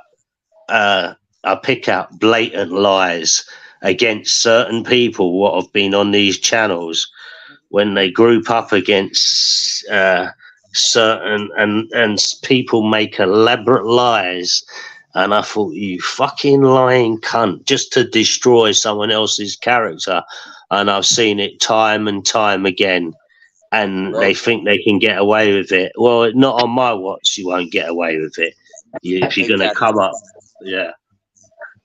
Exactly. And that's what I appreciate about you, because you know, like I know for a fact people have tried to sabotage me character. Do you get me? Yeah, but I know for a fact that you've played with me, but you've never allowed that sabotage me character. You allowed no. I've actually backed you up a couple of times, Steve. I remember when they were all talking about you not looking after your dogs, and I told you what to tell them. Fuck off. I'm the one who looks after these dogs, not you. And as far as I've seen, them dogs are happy around you. They live a nice life out in the wild. I mean, if you're a dog, I couldn't. That's it. The dogs don't look underweight. They look fucking healthy, don't they? How they should look. Exactly, Ultra. I mean, if you was a dog, what life would you want to live? A life out in Spain or a life in a house in the north of England where you're alive in the house Spain, running in the wilderness, mate. Yeah, on the edge of a fucking, getting fed, bit of sunshine, getting a fuck, hunting things. You know what I mean? The thing is, we have animals as pets, but animals get depressed because of their environments. They don't want to be locked in all the fucking time. No, people say, animals don't get depressed. They fucking do. Yeah, definitely. Yeah, listen, it's Ultra. It's one of the reasons why I haven't got a dog, because I haven't got the time to, or a big enough garden to, let the beast run about. I got a cat. I got a cat because my youngest is autistic, and they said it would probably do her good having a pet. No, I'm not keen on cats. And I thought, well, I'll get it. And now this cat just basically, it comes in and out when it wants feeding, and I'm happy about that. I just let the beast out. Yeah. That's the good thing about cats, Mark. They do their own thing, don't they? You don't have to worry about them too much. Yeah, exactly. You just open the window, off it goes, comes back a few hours later, bang in the window, wants a bit of food, let it in, and off it goes again. Yeah. Well, one day, Ultra, listen to this. It was where the window is. I heard this. I heard this screeching, and it went on for ages. And I thought, what the fuck is it? So I opened the window, and there was the cat coming up by the window. But then I've noticed there's an injured bird in the corner. And I thought, oh, fuck, the cat's got that bird. And that's the bird, he's teasing the bird. Probably broke its wings. Anyway, so I got out the window and I grabbed the cat and I put it back inside the window. But it's one of them windows where you got to open it outwards. So when I'm trying to shut the window, the cat's pushing at the window and he's grabbing it. So in the end, I thought, I've got to try and grab this bird without the cat getting out. So I've grabbed this bird quickly and I've got the window, my foot at the window, which the cat is scratching like a maniac to get out. He just wants this bird badly. And I've got this bird now in my hands and I'm stroking it. I'm thinking, for fuck's sake. So I held it and it flew off. I thought, fantastic, mate. I couldn't believe it when it flew off. It just made, you know, like you get a nice feeling. I thought, Mark, that's fucking mad. I thought he was going to say it was dead, mate. You know what cats are like? They'll attack a bird and they go crunch and they crunch it straight through the fucking head and it's fucking dead, you know, fangs in the fucking skull, and they just like chuck it on the ground and walk away. They won't even eat it. Yeah, I think this one, the cat I've got's a bit of, it was actually teasing it. I think it damaged it, maybe knocked it out a little bit, and then decided.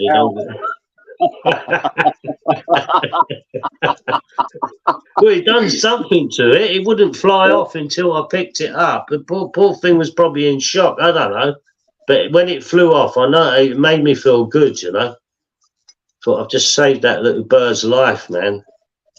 I'm hoping it'd come back with a gold chain one day to repay me. In his beak. You know what I mean?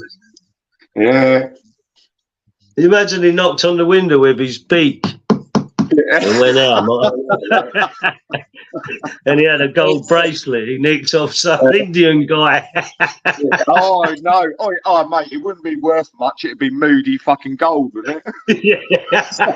From Southall.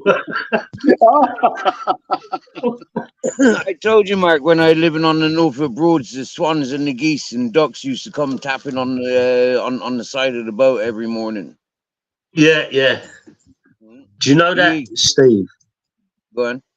I had a boat with a mate of mine, yeah, and this is the first boat I ever earned, and he lived on it. I didn't, but I bought it. I said, look, we can do this up. I think we paid $1,000 for it. I said we can sell it for $4,000 easy, but he wouldn't do no work on it, Steve. So I got there one day and I thought I'll take all the windows out and re-cork them up and silicone them up, give them a clean up. And he had the I thought, what's up with the cunt? Fucking miserable cunt, come here to try and do this boat. In the end, we fell out, but I won't go into that. But what happened is when I took all the windows out, the lazy fuck was asleep inside the boat. So I realised there was hundreds of them Canadian geese. So I started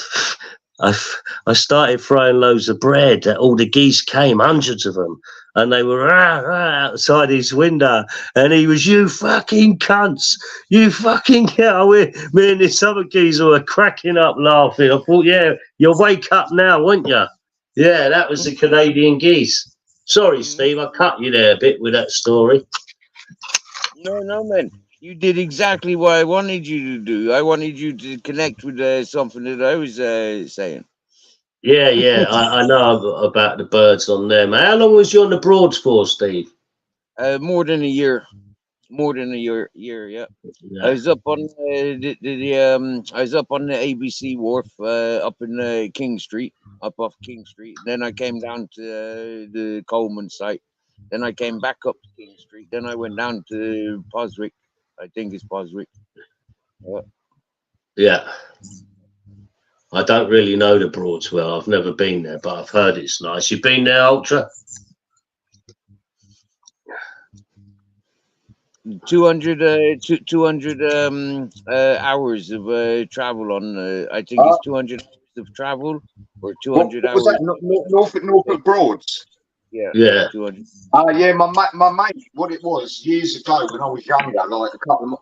I used to hang around with a lot of older fucking geezers, you know what I mean? They used to hire boats and we used to go up there in the fucking 80s, like just going along the Broads, like stopping off at pubs, and you'd pull birds and that, and it was like party boats. It was fucking brilliant. Yeah, great, mate. There's a few like that on the canal up this way. There's a pub, what's it called? There's a pub called the General Elliot, and it's on the way up to Uxbridge. And this pub is fucking brilliant, mate, in the summer. You go there and there's always bands in there, and it's always packed out with all sorts of people. But it's always you know, good groups, different people. I met the last time I was in there, I met a magician, and he was outside, and he basically told me my past, and my daughter was with me. And when he said my past, he got it so correct. My daughter was going, "Oh my God, oh my God," and I was thinking, "Fuck." Anyway, it fucked your head up then, yeah. Well, it didn't really, but he went in there skeptical, thinking this is a load of bollocks, and he got it fucking bang on. He got it bang on. He got it bang on, and then we ended up going, and it was a bikers fucking joint. There was all bikers in there, like, but it wasn't like, you know, like Hell's Angels or Road Rats. It wasn't them. Like, it was just a biking club with their vests on. And they were all in their 40s and 50s and all that. I was like, fuck me. So I walked in there, and there was one of them. He was about 7'5", and I called him over. Fuck off. He was. I'm telling you, he was like a fucking. He was about 7'5". So what I've done is to break the ice. Ultra, to break the ice, I knew they were safe anyway, but to break the ice, I went up to the 7'5" geezer and said, "Listen, mate, I know you lot are a biker crew, and I've heard a lot about you guys. Am I all right in here?" And he went, "Of course you're all right, mate." I knew they were just a bunch of guys who like bikes, you know what I mean? Mark, talking about 7'5", right? Years ago, I was in this wine bar, right? I was in this fucking wine bar, and it got really trendy because they used to play lots of Northern Soul and shit in there. And it was like Fridays and Saturdays. It was like, oh, only the cool people come here, but we kind of invaded this fucking bar, right? It's like, yeah, we're cool. We'd go in there. And I was in there having this fucking drink. And I was standing at the fucking bar, and there was this bird smoothing onto me, right? And I've turned round, and mate, literally, she must have been 7 foot fucking tall. And I thought, oh my God, I nearly freaked out that she was the most beautiful bird I'd ever seen. It was like, it was about, I reckon it was about, I don't know, 2008. It was all like, she had skin tight jeans and everything on. She was fucking amazing. And the thing was, I freaked out. And the thing was, it ended up, she had this thing, is it called giantism or something? She was the perfect woman, but 3 times the size. And I was like, oh my God, it fucked my head up. She was massive, mate. She had perfect proportions, Mark, but she was like 3 times the size of a normal woman. And somebody said, oh, it's giantism. And I've never heard of it. Did you get hold of her? No, I didn't. I freaked out, done my head in, mate. She was nice, but I thought, you'd fucking kill me. Yeah, send me around the room.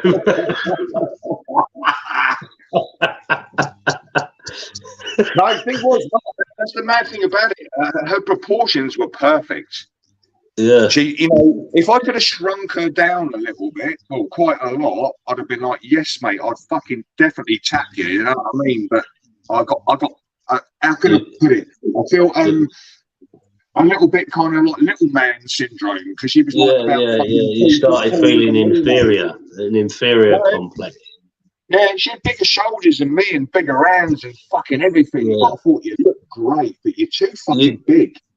Yeah, you were probably worried that she was gonna ragdoll you around the room and give it, who's the daddy?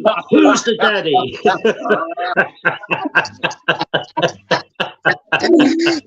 Mark, you know what? I thought, can you imagine me on top of this fucking bird? I'd have been like tiny, wouldn't I? You know what I mean? It'd have been like, nah, mate. It'd be like saying out a Clash of the fucking Titans or something like that. Do you know what I mean? Yeah. Crazy. How about you, Steve? You ever got hold of a big bird? Yeah, I had a lucky one from Tipperary. She was the sister of one of the chefs I was working with, and both of them were fucking past the 7 footers. Yeah, and fucking too massive. she fell in love with me. Yeah, I mean, I didn't mind a bit of a kiss and a cuddle and a bit of a weekend romance, but fucking hell, yeah. This one, she came down from Tipperary after I visited. Like, I went up with him, and yeah, met his family, anyways. And his sister fell in love with me, like I said. So she came down visiting. Man, I went off partying. I left her in the fucking hotel staff accommodation. You get me? Yeah, I went off partying. It was my weekend off. Yeah, You know, yeah. that was, and You got out when the game was good. yeah, I come back for weeks, mate. Yeah, I'm going through my laundry. I had every fucking pair of socks, every pair of trousers, every shirt with a pocket, every thing with a sleeve. Yeah, I had all these fucking psycho love letters written and fucking hidden in them. What the fuck? Steve, hang on. I'll be back in 10 minutes, right? I'll mute up, yeah? I've got to go out quick. And check this out, Mark, right? She come back looking for me again, yeah? And my mates, and like, she called into the town in the Skibbereen. And she called into the town and she was looking for me. And the lads were phoning me up telling me that there's this great big fucking giant freak looking woman fucking hunting me. And I knew exactly who the fuck it was. That's time to get out of town, mate. Yeah, mate. Steve, give me 2 minutes. I'm just going to quickly do something. I'll be back in less than 2 minutes. So, yeah. You get on it. Yeah. And I've had the opposite as well. I've had these really short ones as well. Yeah, not far off the dwarfism. Fall in love with me, and it's hard work. You know, like, yeah, you can't be aggressive, but you got to be like assertive. And then, yeah, for me, it was very difficult to be rude. You know, like, yeah, I'll give you a kiss and a cuddle, but I ain't going no further than that. Yeah, and maybe it's like to kind of boost up their spirits. You know, like, why are they so desperate to go for me? There's more matching appropriate people, but it's just knowing whether one's compatible or not. But just for a bit of fun for the Friday night. I was young, man. Yeah. You can't say no to the beautiful ladies. But wow.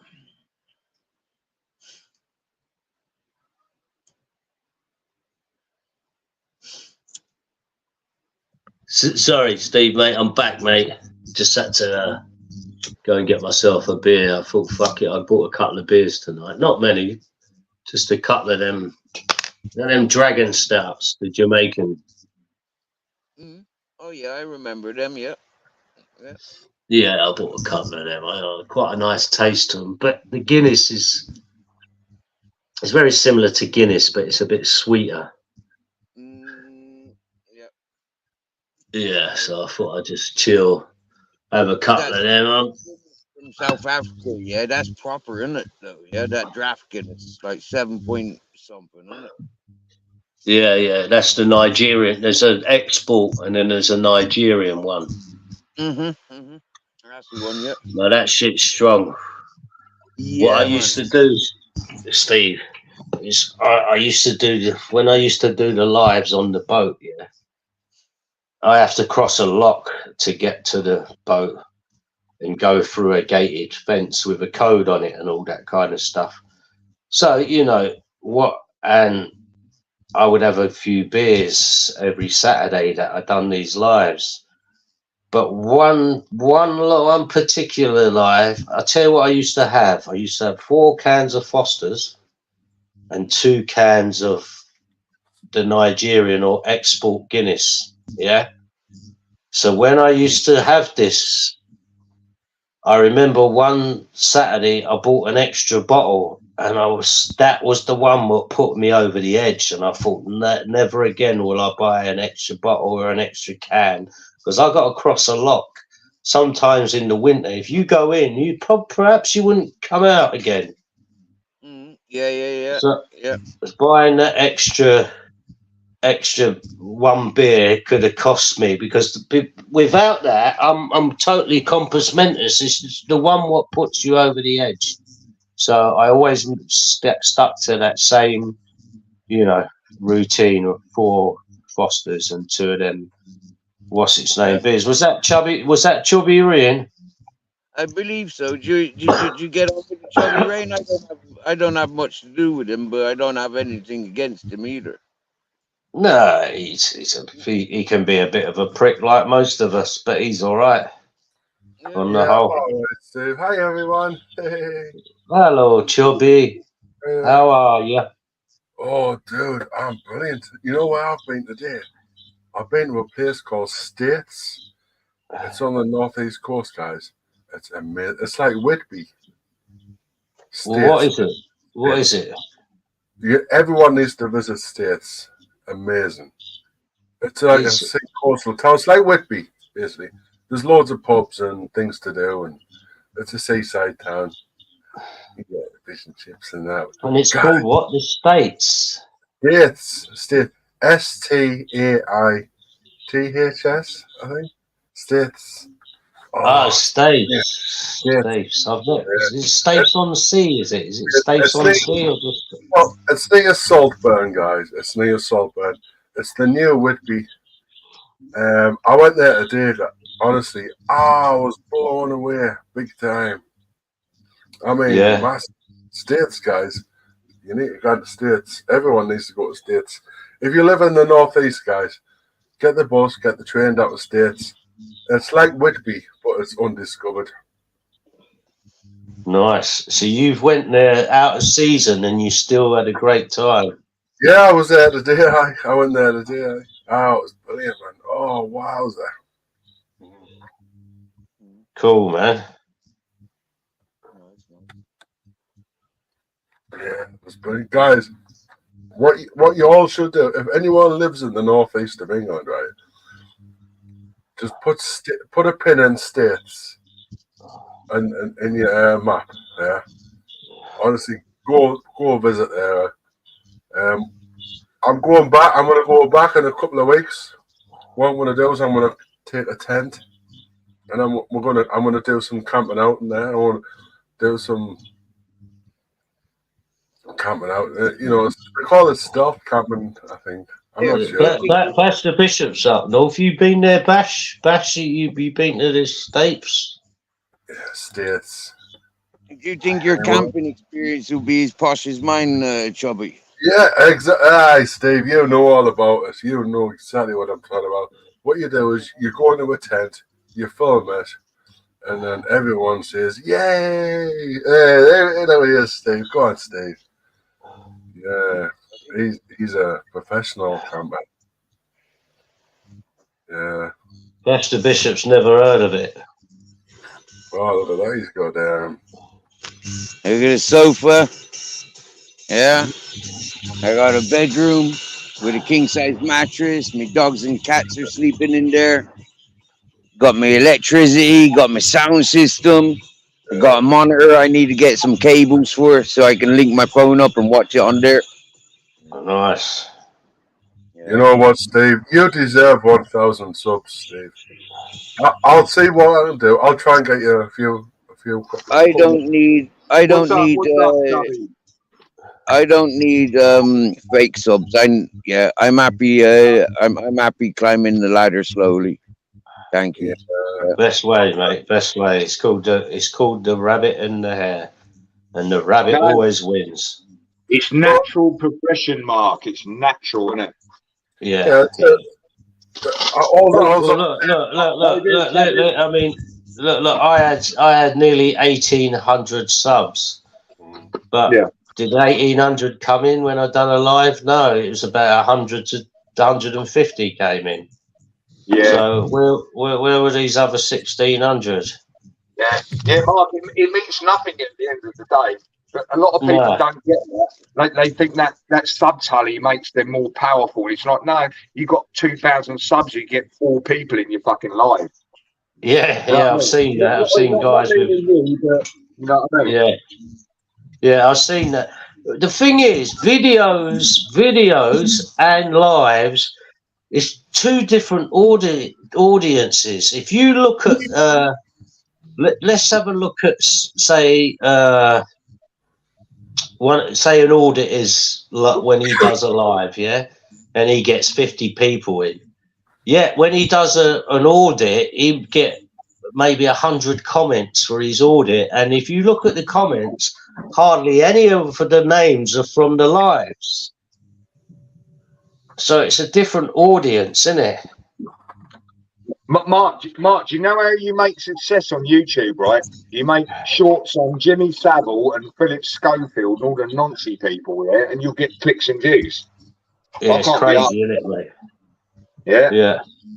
Well, I've watched a lot of Brian Harvey's stuff. Do you know Brian Harvey? Yes, obviously you do. The East 17 guy. Yeah, Mark. I was subscribed to him about 4 years ago. Yeah, I was. When he first got with, do you remember when Nicky Lee was always on his lives and all that? Remember Nicky? Yeah. Mate, I can say he's a fair sort, mate. I don't care what anybody says. Yeah. Well, look, when I was subbed to Brian, I thought, fuck me, I've noticed him pop up again.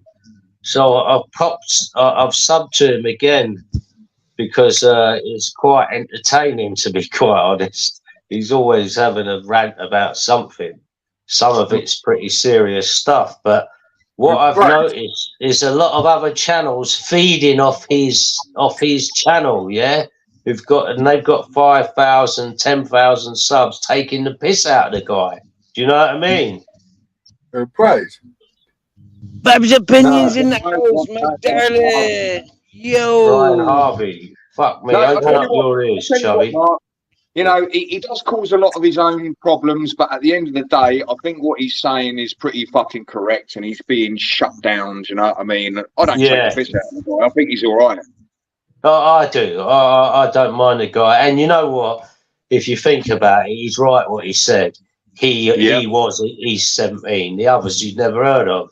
You know what I mean? Yeah, it all goes back to the Red Rooms. I remember all that shit back in the day, Mark. And there's people new to YouTube going, oh, what's all this Red Rooms and Daniela Westbrook? And it's like, mate, this is fucking old school knowledge. This is back, you know what I mean? Well, it proved like the pop industry is run by a bunch of fucking, fucking dirty nonsense, basically. Yeah. Yeah. In the music industry and thing. Look at all them Hollywood lot. There were rappers and all that coming out. All the what they've been doing behind the scenes. That P Diddy and fucking and what's his name? What's the other one's name? Fucking Fresh Prince of Bel-Air. What's his name? What's been going on there? What's been going on there, mate? I don't know about that. Well, they've been sausaging each other and all that. Have they? Oh, no way! Yeah, what you didn't know? What you didn't know when fucking Chris Rock and Will Flip had that? I don't follow them. I don't like their music. I don't know. See how he did slap him, yeah? That was definitely like a lover's tip. That was nothing to do with the woman's haircut. Yeah. There was another one. There's another one. The security guard, they couldn't find Will Smith. They said, well, where the fuck is he? So his right-hand man, go and look for him. Go and find where Will is. And he was running about the place. And he come across so-and-so. I can't remember which one it was, but it was one of the other black artists. And he's opened the door and he had Will bent over and sausaging him. Hey,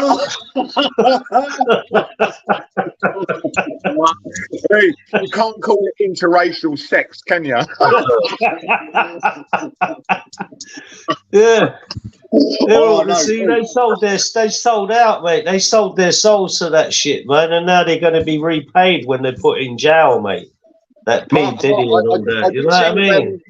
I seen slap that. What was it, Chris Rock? He walked up on the stage and fucking slapped him. I saw that, and it was over his missus, Jada Pinkett. And I look at her and I'm like, mate, she's overrated, mate. It's like, nah, mate, come on, calm down.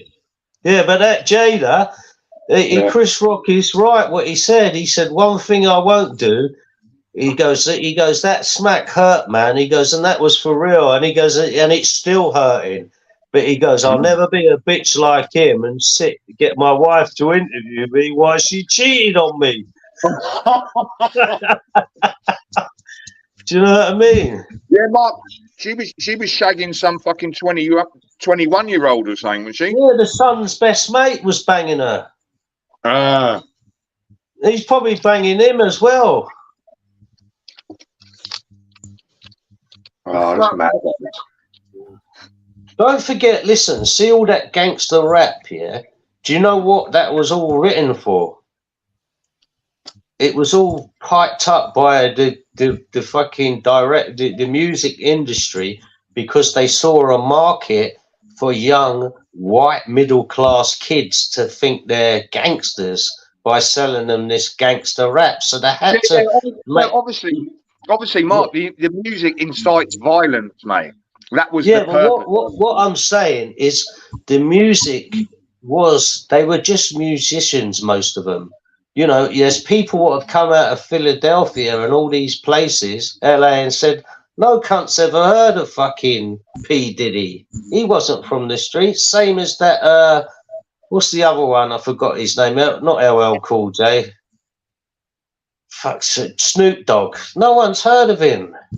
They said they ain't from the streets. What it was is the record producers knew if they started a little gang war between East and West, and these musicians were part of it, all of a sudden you've got real gangster rap where the audience was young white kids. Look at Ice Chain. Look at, he's one of the young white kids.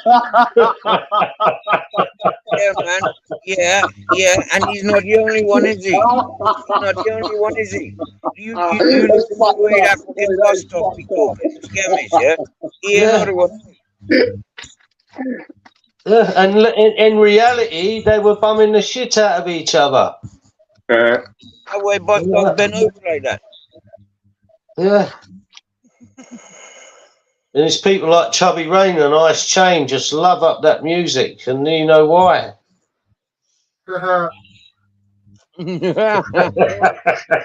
Chubby. Hey, Chubby, you're not a backpacker, are you? Nah, man, I'm straight as the road. Have you explored? You know for sure, like. Because for me, I did try kiss a man once, yeah, but I never liked it. Seriously, right? So for me, I do know, yeah, and I have slept in vans with men, and I have tried putting my arms around them to keep us warm at nighttime, right? So I do know that I have nearly like gone that borderline exploring, you know, like, and I know I'm not comfortable with it. So, but have you gone to those extents, or have you gone further, maybe? No, with me, dude, I'm a very good-looking person. So I've had a few men kiss me, you know, and slap me bottom, and I had women slap me bottom as well. But that's what I was saying before. I was saying it's all right if someone wants to slap my bottom. I don't mind because I'm not gorgeous. The first Irish girlfriend I had, yeah, she said I got the sexiest arse in Ireland. I said, but you've never seen my arse. She says, but I can imagine it through your jeans. It's like, you know, like good imagination. Yeah, you've got no idea how much thought and effort goes into making people look good in jeans. But yeah, I mean, a lot of people like to slap my bum, which I don't mind. I always did wear Levi's 501s and Wranglers, mine. So, you know, like they do, you know, like fit, don't they? When you get them, yeah. Nah, Levi's 511s are the best ones. Yeah, that's what I was saying, Steve. I was saying I don't mind if people want to slap me bum, and then all of a sudden everyone was like, "Chubby thinks it's all right to slap someone's bum." I was like, "No, I didn't." Who is that? It is. Hey, you slap my bum. Everyone wants to slap my bum. Seriously, Chubby. Come around these communities, yeah? They all love their ass slapping. Seriously, bro. New Year's Eve. Yeah, seriously, New Year's Eve, I could have fucking charged them all. They all want to slap their arses. Mans, womans, dogs, donkeys. Seriously. But you know what? Yeah, I was tripping, right? So I said, no, I'm not slapping nobody's arse tonight. So just because I even mentioned getting my arse slapped, everyone twisted my words and says, Chubby thinks it's all right to slap someone's arse. Yeah, can No, you I imagine remember me on that, yeah. ecstasy? Remember that? Remember that? Chubby, That Well, was how a bit. crazy was that, man? Chubby, Yeah, could you imagine me on ecstasy and everybody want me to slap their arses? I mean, like, seriously now, yeah? Whoa. I remember, Steve, maybe a year or a little bit more ago, Chubby came onto a live. Yeah. And by the end of the live, he was known as the biggest wrong'un in the community. I remember. By saying that he'd slapped a girl's bottom. Yeah. Yep. Yep. It was actually. Well, actually, if the woman walked past him and she was wearing buttless trousers, yeah, a gib suit with the gib suit with the arse cheeks cut out. And she's basically asking for her ass to be slapped. That was what I heard. I'm not sure whether that was the first hand or whether that was like the extended hand. I took it to the extremes, you know. After I realized people were really Karens, I said, well, if someone's got a gimp suit on with the arse cheeks cut out, of course, Seriously, right? Chubby, my name's Karen. You slapped my ass. Oh, In my experience, right?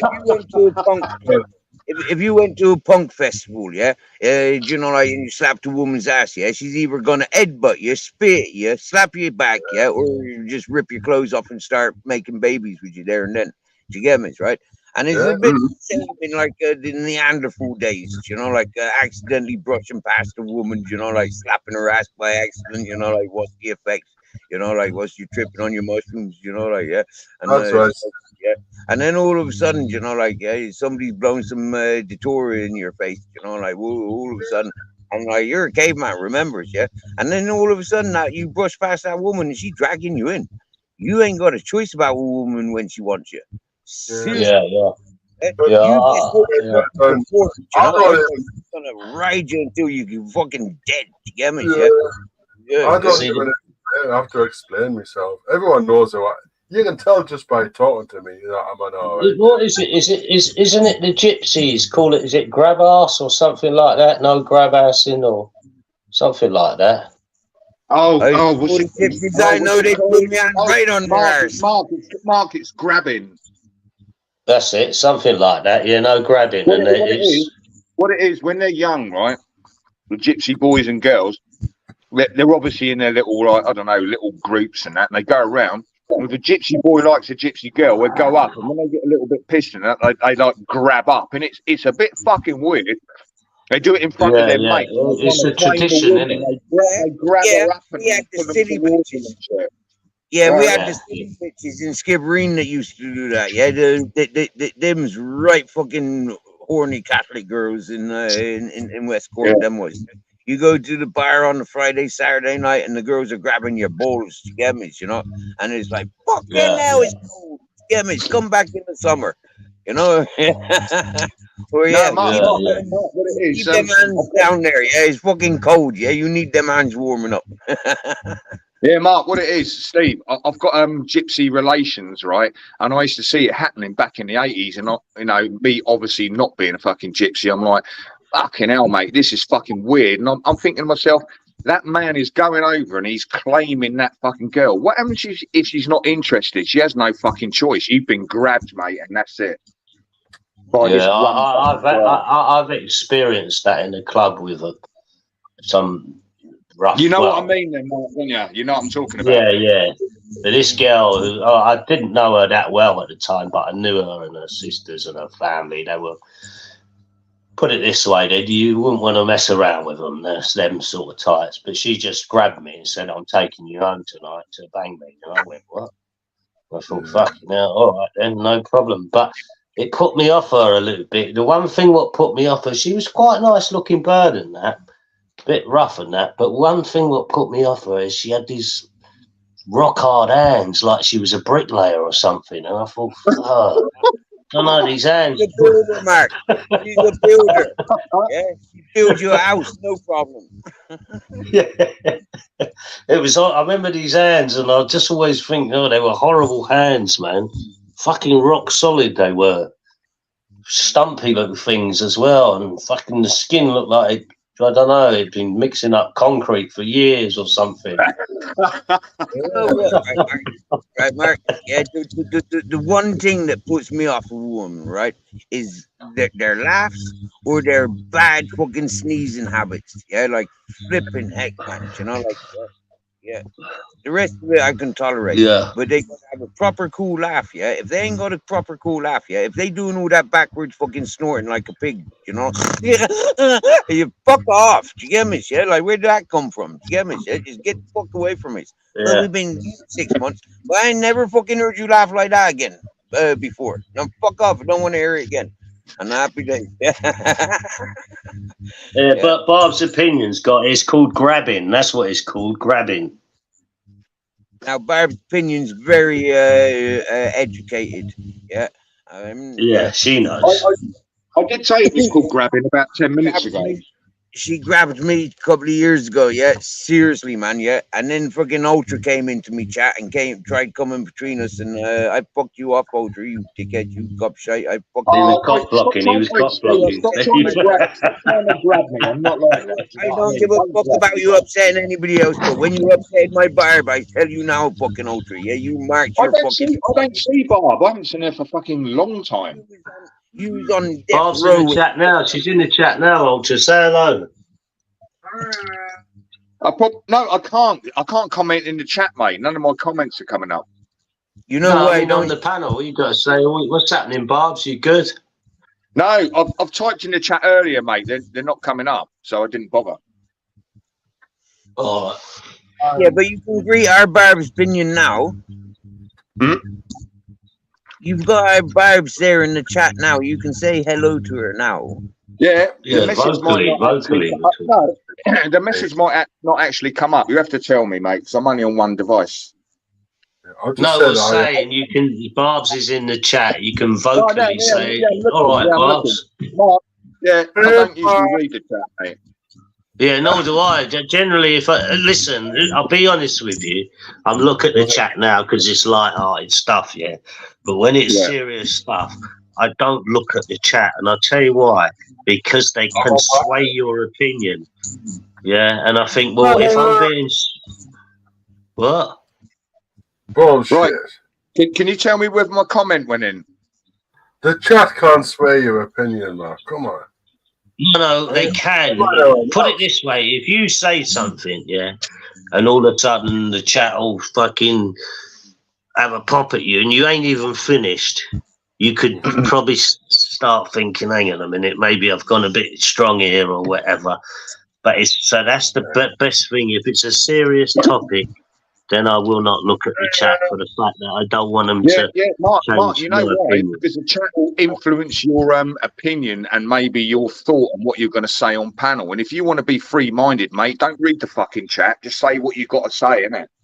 Bang on, Ultra. You hit the nail on the button, mate. Yeah. Guys. Yep. Hello, Peter Pope. Good evening. It's Mark, 4.9. I don't give a shit how many people in the chat hate me up. I don't care, mate. That's how it is. You know what, Ultra, when you came up on panel, right? When you came up on panel, yeah, I think I had maybe 15 in the chat, yeah. When you came up on panel, it dropped down to 7. When Mark Kelly come up on panel, it went back up to 17. Oh, really? Yeah, yeah. Do you want me to leave then, Steve? Do you want me to go? No. But I'm trying to continue something here, right? When when Mark Kelly came on, yeah, it went up to like 20 something, and then when Chubby Rain come in, yeah, it went back down to 15, and now it's on 17. Chubby, I reckon we should leave, mate, and leave Mark with Steve. What do you reckon? Listen, listen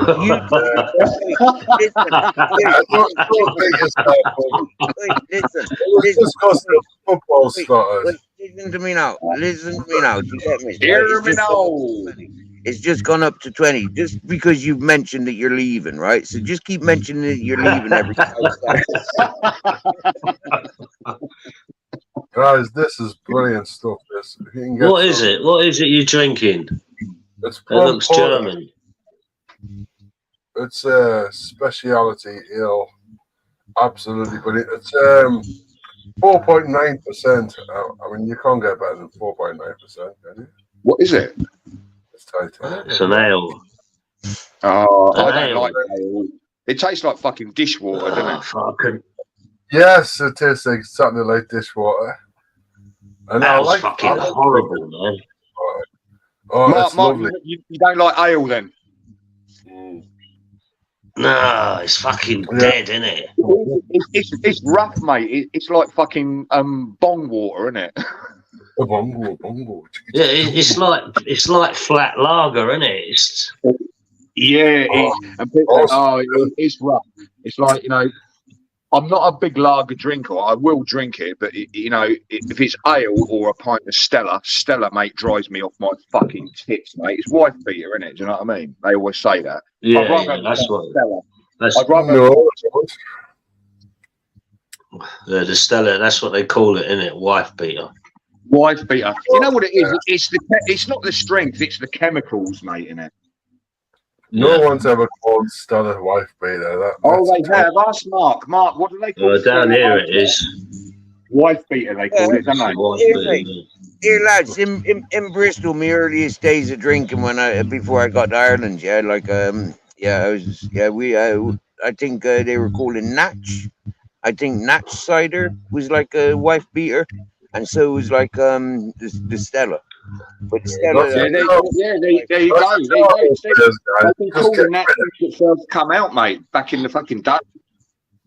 Yeah. Yeah. hey McGruff, Mr. Guffbuff. Well, Guffers is in the chat. Guffers is all right.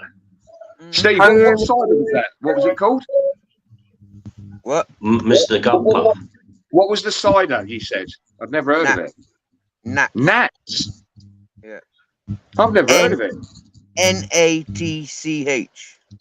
Is it any good? As cider goes, it was a fucking scrumpy sort of cider, yeah. That Taunton Strongbow sort of cider, yeah. Yeah.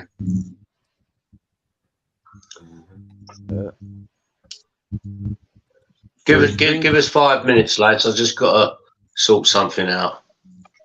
Alright, mate. You enjoy it. I know, Bobs, mate. No problems. Guys, you have to go to States. In Northeast England, States. It's like Whitby, but it's like a hidden gem.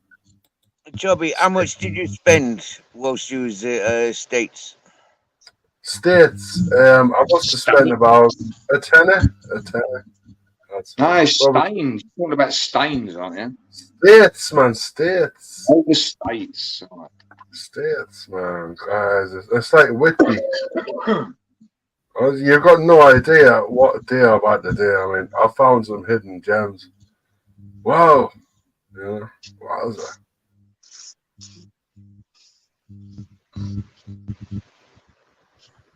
I wondering who Bash the Bishop's referring to as Poppy.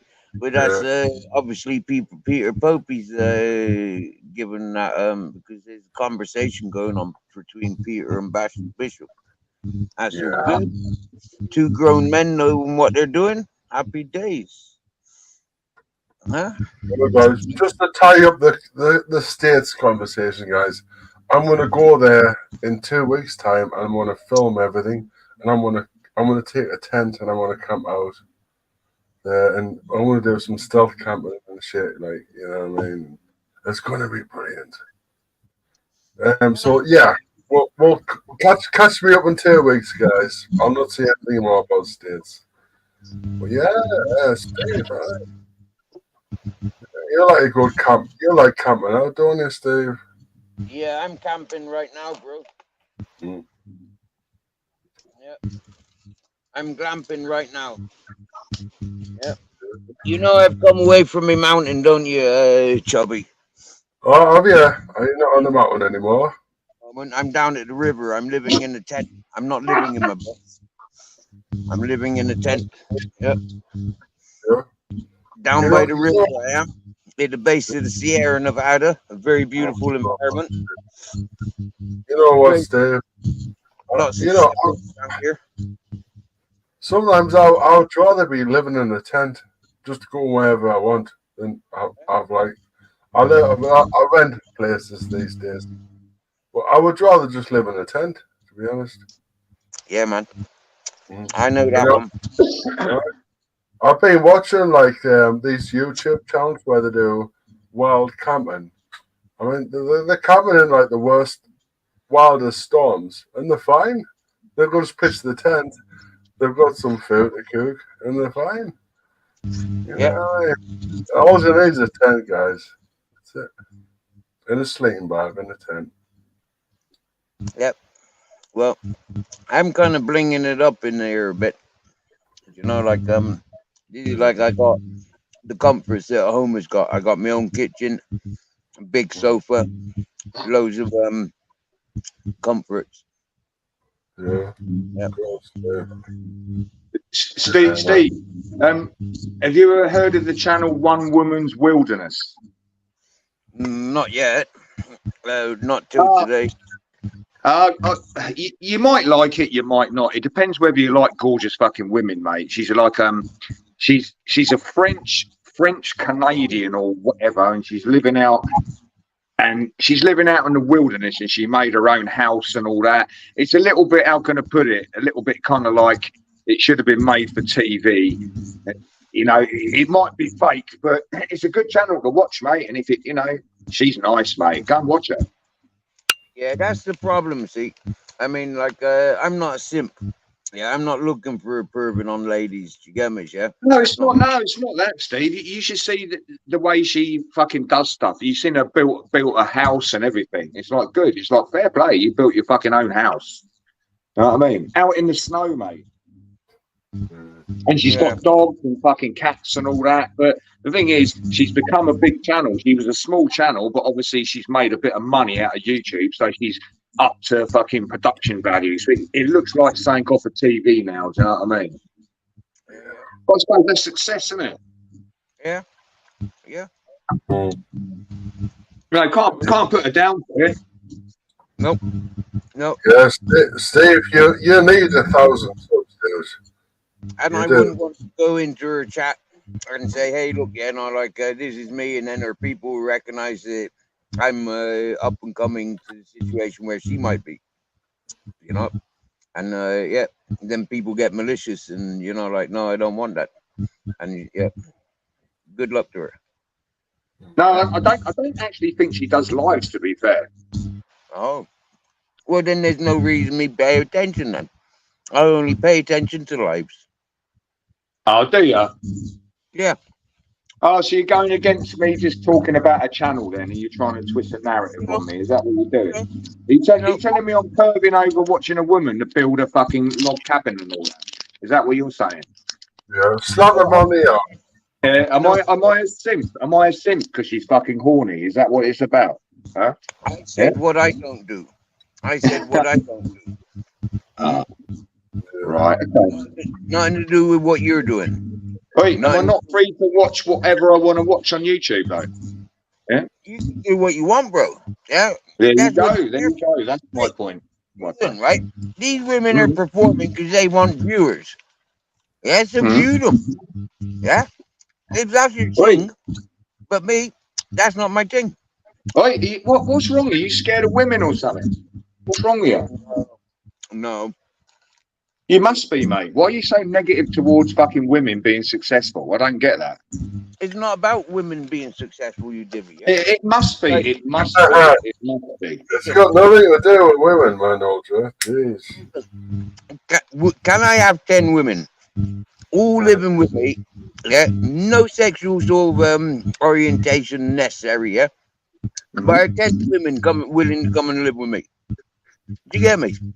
Fuck off. No, I don't get where you're going with that. To be fair, you can have 10 women living with you. Even if I wanted 10 wives, yeah, the law's against me, right? So Yeah. I fall in love with every woman that I set eyes on, quite literally. And if I like listening to them, then I'm obviously I start falling in love with that idea, you know, like, and then I start going to sleep and I start dreaming of what that woman life and that life with that woman would be like. And then I'm Really? waking up with a fucking big boner, and it's like I'm shaking one off. It's wide. I've got a big boner. I can't Really? tell anyone I've got a big boner. I've got to shake it off, right? Oi, I tell you what, I don't wake up with morning wood, mate. I'm too fucking old for that shit. You know what I mean? You don't get a hard on there, but still, Oi, I don't wake up with morning wood anymore, mate. Put it that way. I just wake up and I'm good. You know what I mean? So you mean I'll bet your girlfriend loves so you. you mean you shake one off before you go to sleep? I bet your girlfriend loves you also. I don't really know what I had on. Oi, Steve, that was deep. That was, wasn't it? Depends on how many fingers you got wrapped around it.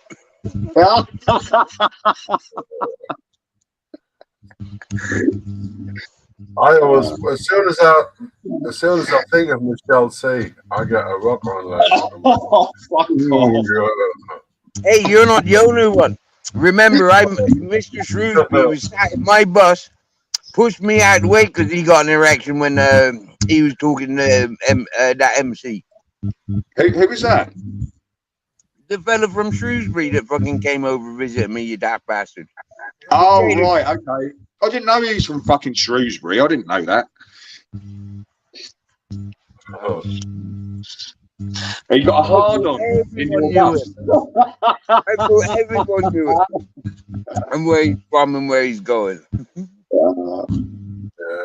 We're borderline sex offenders, guys. If we say anything else, we're going to be sex offenders.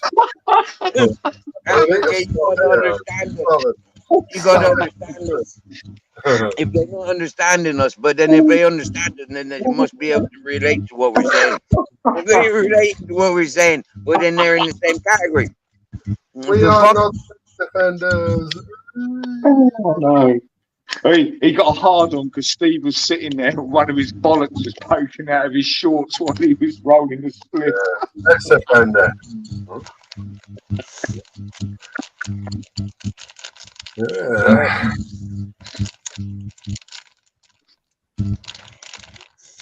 So, have you slapped any arse this year, Chubby? No, that's what I was saying earlier. All women slapped my asses. My ass.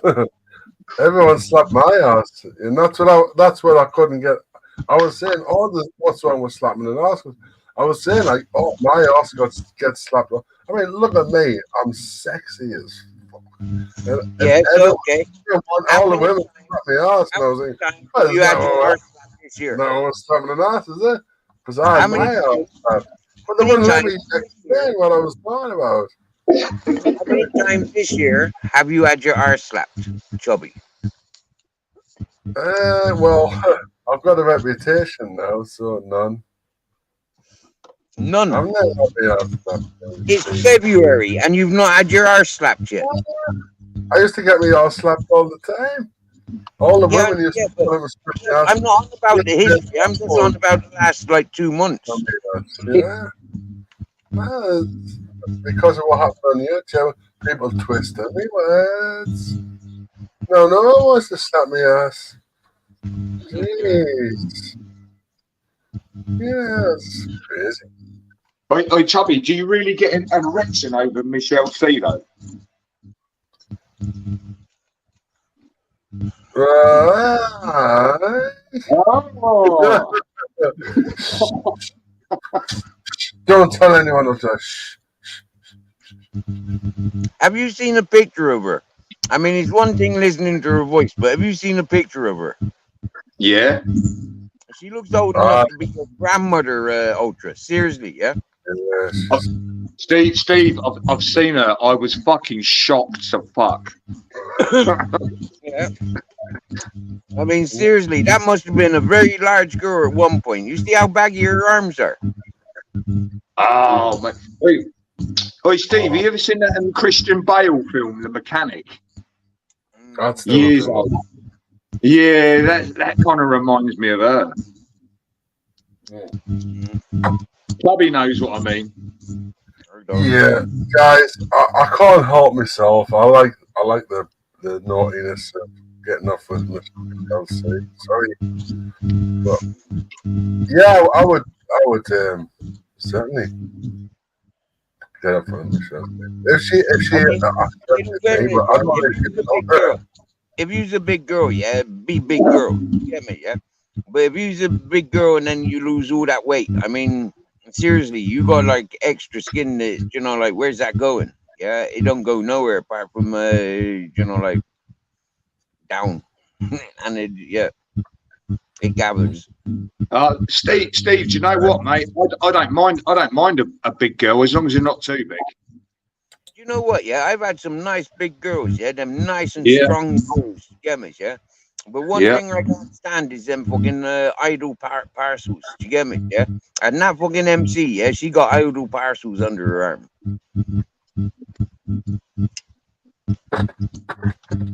I don't mind a rotund woman, mate. I was in the shop earlier on. This woman walked past and she was like, she weren't a big girl, but she was quite chunky and she was lovely, mate. I was like, wow, okay.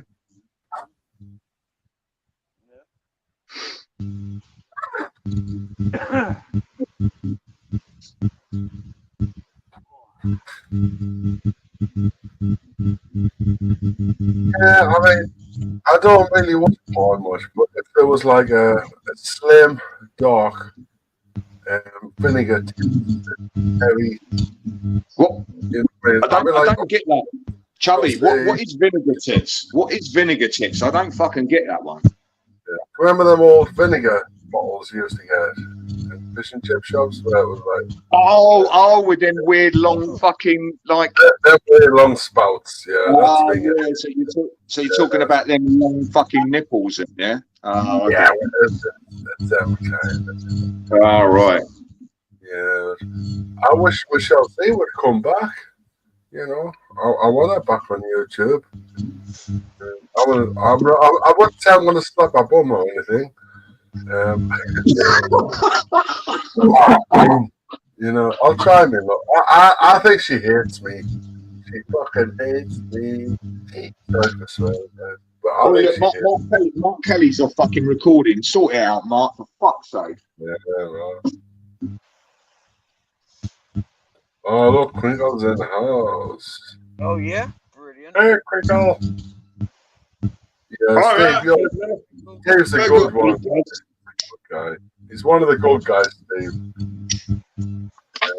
I love it when he kicks off as well. He kicks off. It's very entertaining when he kicks off. Well, I don't like it when he kicks off. I don't like it when anybody kicks off. All right. I like it when you kick off. Yeah, you're good at it.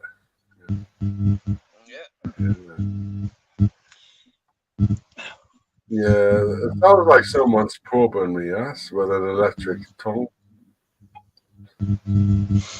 No, that's Steve's phone, that is. What? Yeah, it's not Marcus. Every so often it's kind of a little buzz. You're not breaking up, but it's just like feedback. Oh yeah, that's maybe because it's plugged into my solar. Okay. Charging up. The phone's on charge, so it's. You're not breaking up. It's just a little bit of background noise. You know what I mean? Yeah, that's what I'm saying. It's probably from me. It's plugged into my solar, and the solar pulsates. Have you got solar panels then? I've always listen, man. I've always had solar, haven't I? Really? I didn't know you had solar panels. I had solar on my bus. I had solar at the house. Of course, I've got solar. I haven't got any electricity. I've got solar. Yeah, I didn't know that. That was the issue when I first got introduced to YouTube. I had no batteries at all. I used to go down to the village, and then I got that freaking job at the mechanics with the horse and stuff, didn't I? And I used to go to the bars and the cafes, and charge me back. And then that pervert fucking disabled fella, he gave me 2 mobility scooter batteries from his old mobility scooter. And then he turned out to be a complete racist fucking pervert fella. Fucked him off.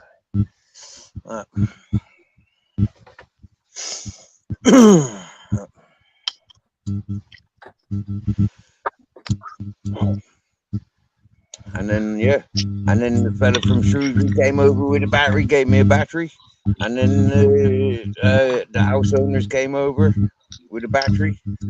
Yeah, happy days.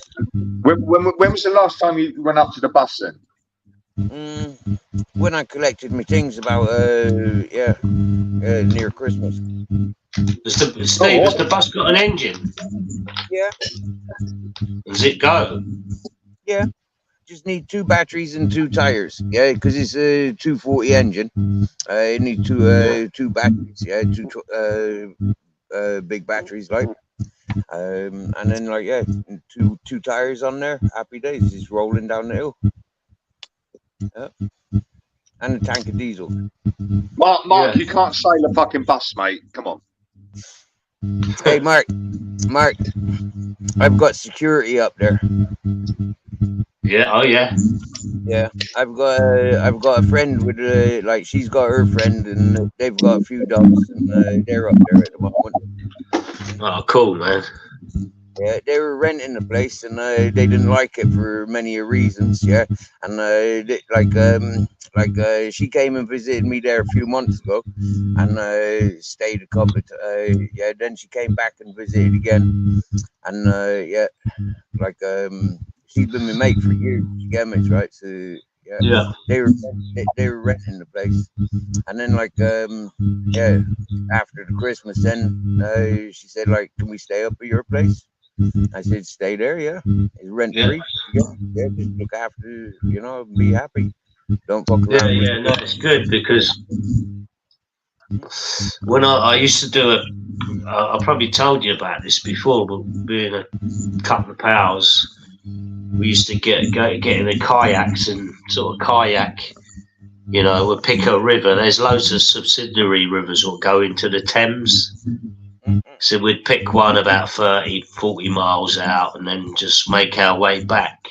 And some of these rivers weren't really navigable with boats, so just a kayak. And we'd come across places where people would live off grid, old abandoned sheds and all that. And they would be left there, and obviously, people would vandalise them and stuff like that. So, yeah, you got someone looking after it. Yeah, well, it's like Bash the Bishop will tell you about the King Street. We're all on squatted moorings in there. The year 2000, there was all squatted moorings right up the city centre. And then there was a big site down the old Coleman's, and now the old Coleman's grain storage place, and now it's also on the canals. So you had the boats down there, you had the wagons down there. Yeah, Steve, what's that horrible noise? Come on. And John's in the back. I know. Yeah. Steve, hang on. Yeah, it is getting louder, Steve, and I tell you, it sounds like something from an old Frankenstein movie. It's alive! It's alive!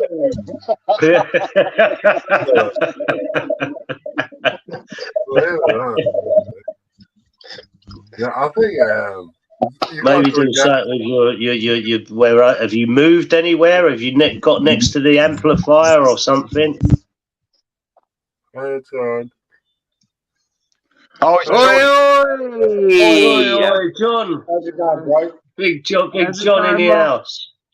Hey, I'm good, John. How are you, mate? I'm good, man. Oh, good, Oi, John, are you fucking steaming? Why not? It's a Saturday night. Yeah, exactly. man. Why not? Yeah, there you go. Big up. Yeah. Big up the Ryan nephews. Big up the That's Ryan it. nephews, run.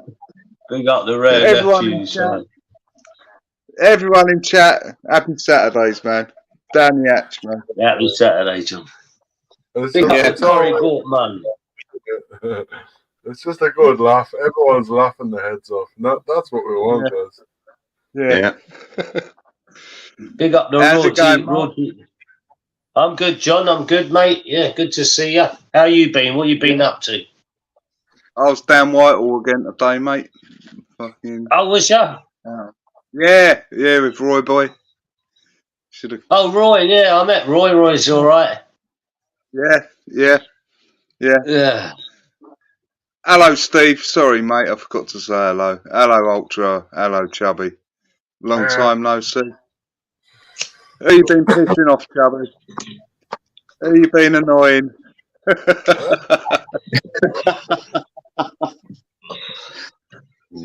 Yeah, Smiler's gonna have to watch himself because he's gonna get done in, right? No, John, I mate. don't get it. John, I don't get it. Chubby actually isn't fucking that annoying. I don't fucking get it. Do you know what I mean? No, I'm only fucking pulling his plonk. Yeah, I know. I'm only You know what I fucking mean? on the wine. You know what I mean? It's fucking mad, isn't it? Smiler. Guys, Smiler.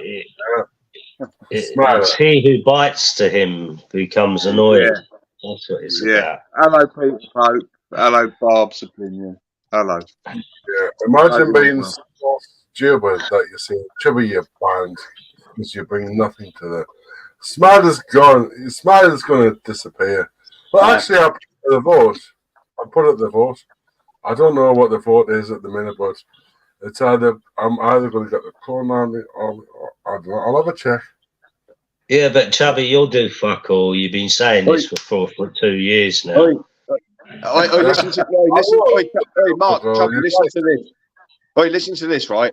I can't go in Smilers. As soon as I go in there, but Bosch 24-hour fucking timeout, right? The thing is, he lets clone accounts of me go in there, noncing him off in his own chat.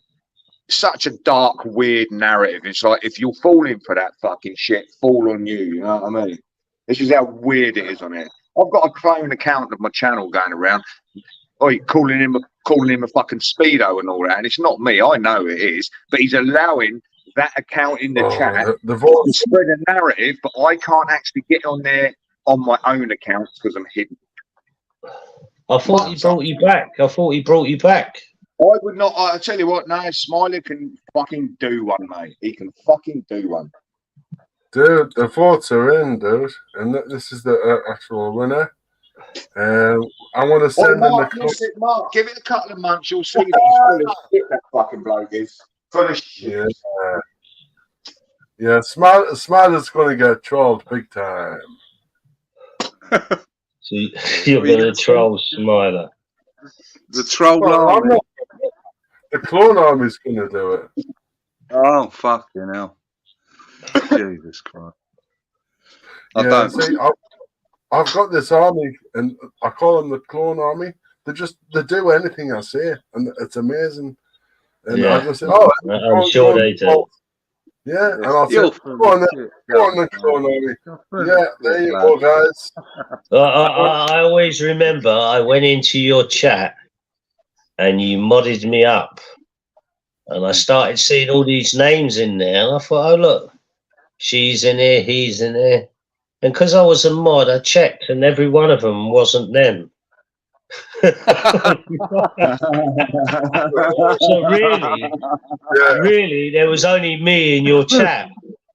You do, Mark, that's the beauty of Chubby's live sometimes. You can go in there and you think there's loads of people in there and you think, oh, it's a nice, quiet chat tonight. It's probably about 4 people in here. But Chubby's, I don't know, he's making waves lately. He's getting the numbers in these days, I've noticed. Yeah, yeah. Well, a lot of them are fakes. They were not one person who was in these chat. They were all mods. And they were all chatting away, and I decided to, let's have a look to see if these people were the people they claimed to be. And not one of them was. So really, I felt a bit duped. All of a sudden, I realised I felt trapped. I felt trapped that I was in the room, alone in the room with Trubby. Fucking hell. You still going live at 3 in the morning, Chubby? Oh, yeah? Of course, I attract trolls. They all want instructions. What shall I do now? The trolls come to me and say, "All right, Chili, you're the master troll. Come on, what should we do?" Actually, we've called the Clone Army now, and it's not even my army. They do whatever they're doing. That's what's going to happen to Smiley now. He's lucky the poll didn't get rid of him off YouTube. He's lucky the poll said, "Let's just patrol him." I reckon Chubby will do you anyway. I reckon his army will defeat your clone army. Whose army? Smiler's army will defeat Chubby's clone army. Smiley hasn't got. Thing is, Smiley's army are real people. Chubby's clone army are obviously fucking clones, but I don't know. There's a lot of people sucking Smiley. There's a lot of people sucking the arsehole out of Smiler at the moment, mate, and I'm not one of them people. Do you know what I mean? Yeah, Mark. Who's this army that Smiler's got? I don't believe he has one. Oh yeah. He's got it's called the Mongo Army. They've kind of like gone on. Yeah, he's got a solid 50 to 80. He's always got a solid 50 to 100 watching him. Is that Ron's Mongo Army? Is it? Yeah, it could be. Do you know what, John? I think it's a fucking break off fucking faction. I think you're probably right there, mate. You know what I mean? I don't think Ron goes in there though. I don't see Ron in there. If he does, it's very occasionally. Yeah. Yeah. Mark, yes, he has the. Yeah, it's his downfall that he had so many viewers. Because when I send in the Clone Army, they're going to raise havoc. He won't even know who's who.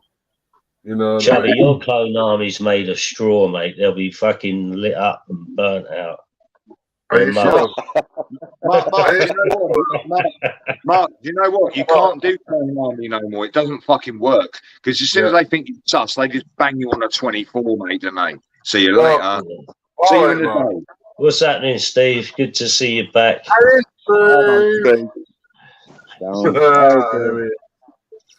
Yeah, sound. Me just restarted my phone tonight, and then I had to go and make a video of the dogs. Yeah, the dogs that I'm minding, so I just had to go and make a video of that. So I've done that. Yeah. Happy days. I was just gonna say Mark, before you came on.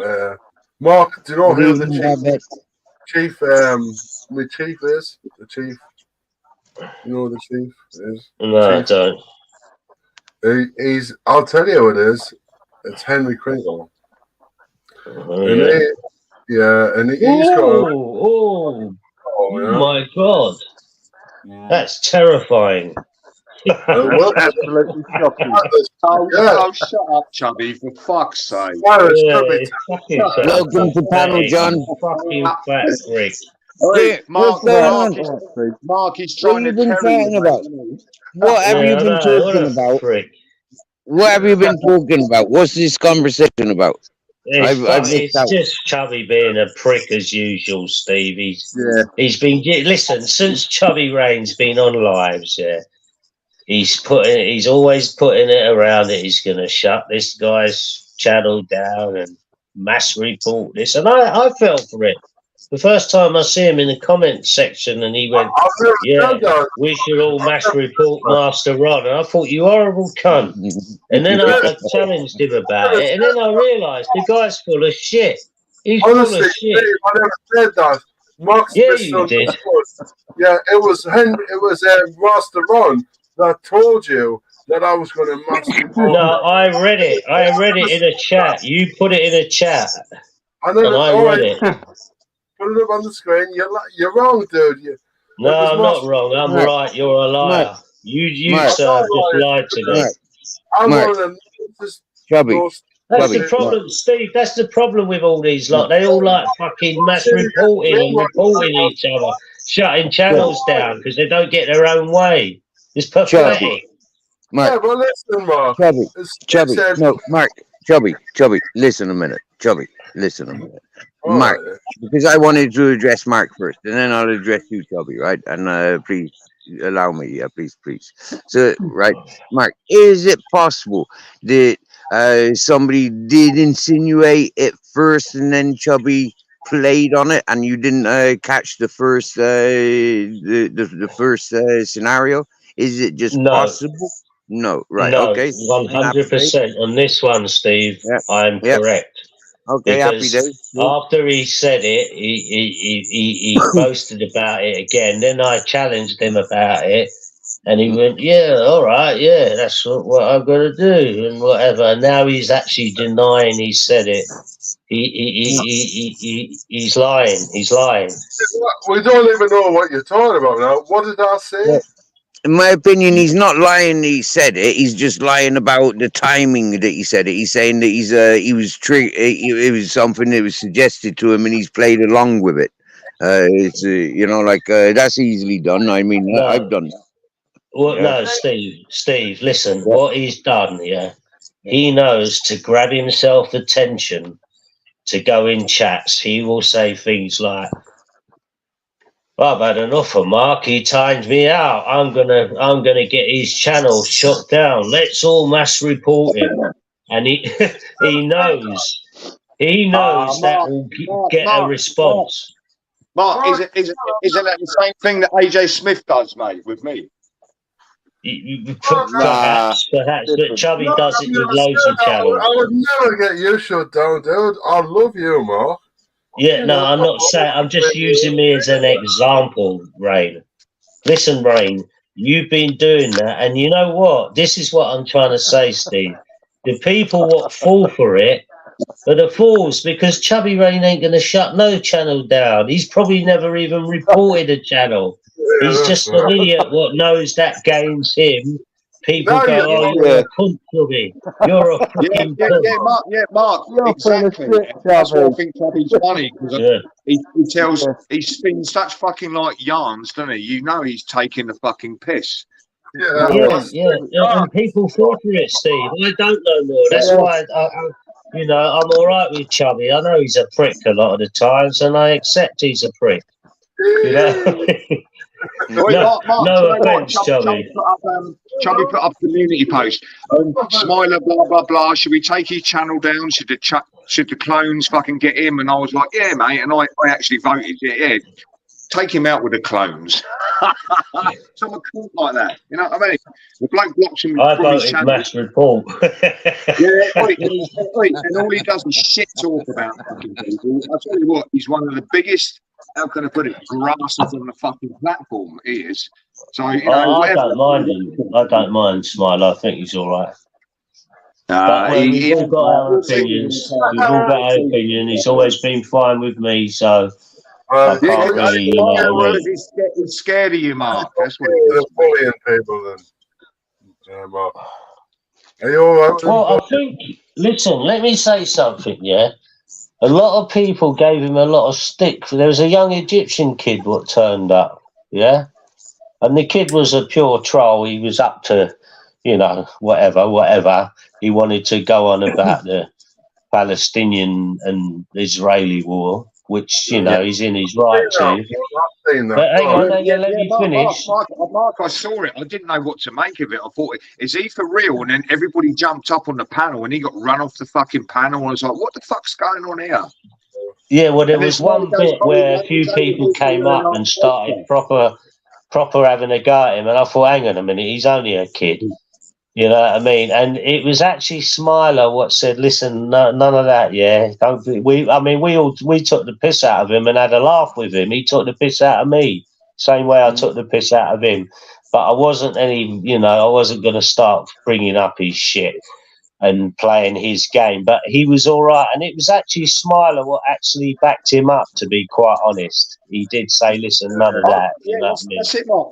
If I remember, you jumped up and you called somebody out and said it was fucking out of order. Why are you fucking being like that?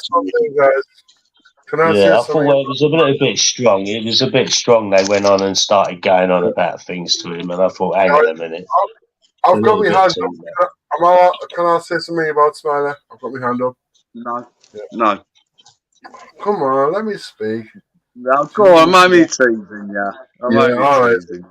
What guys. Smiler's a prick? Of course you can say he's a prick.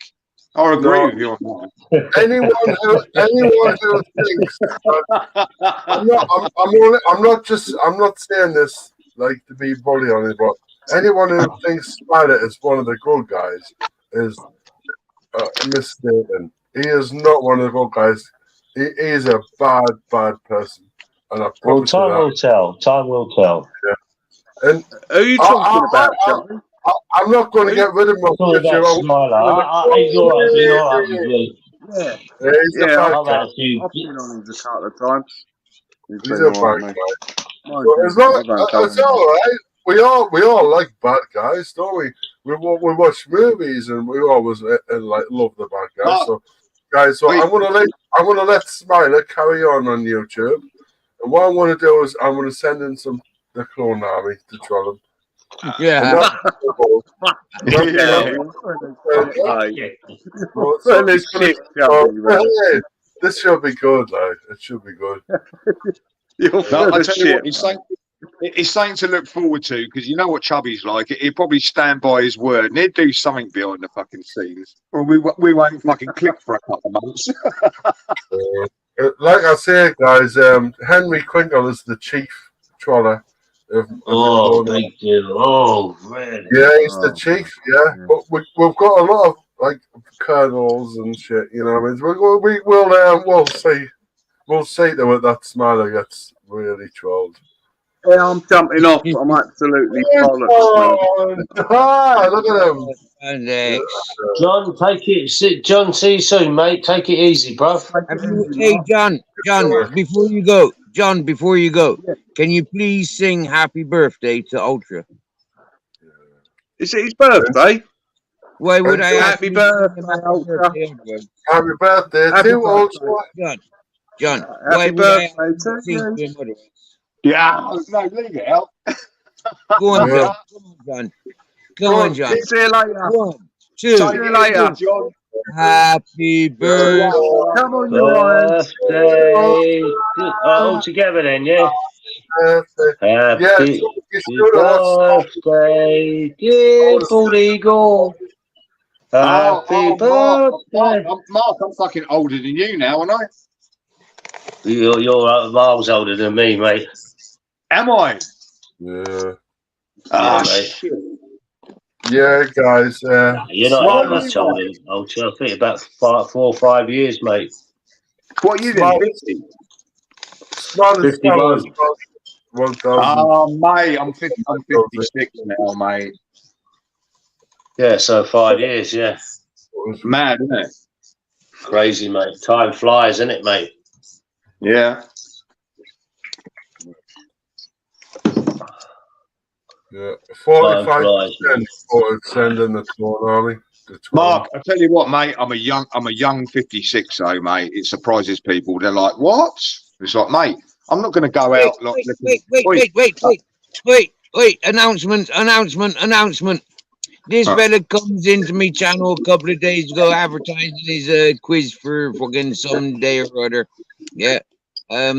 We've had people saying he's a pompous fucking attention seeking git. Very up on himself, but you know, who knows? I've never come across the fella before. He's never introduced himself. I invited him up onto my panel to introduce himself in his channel while he's promoting himself. So let me do some promoting. How would you like my sales pitch so far?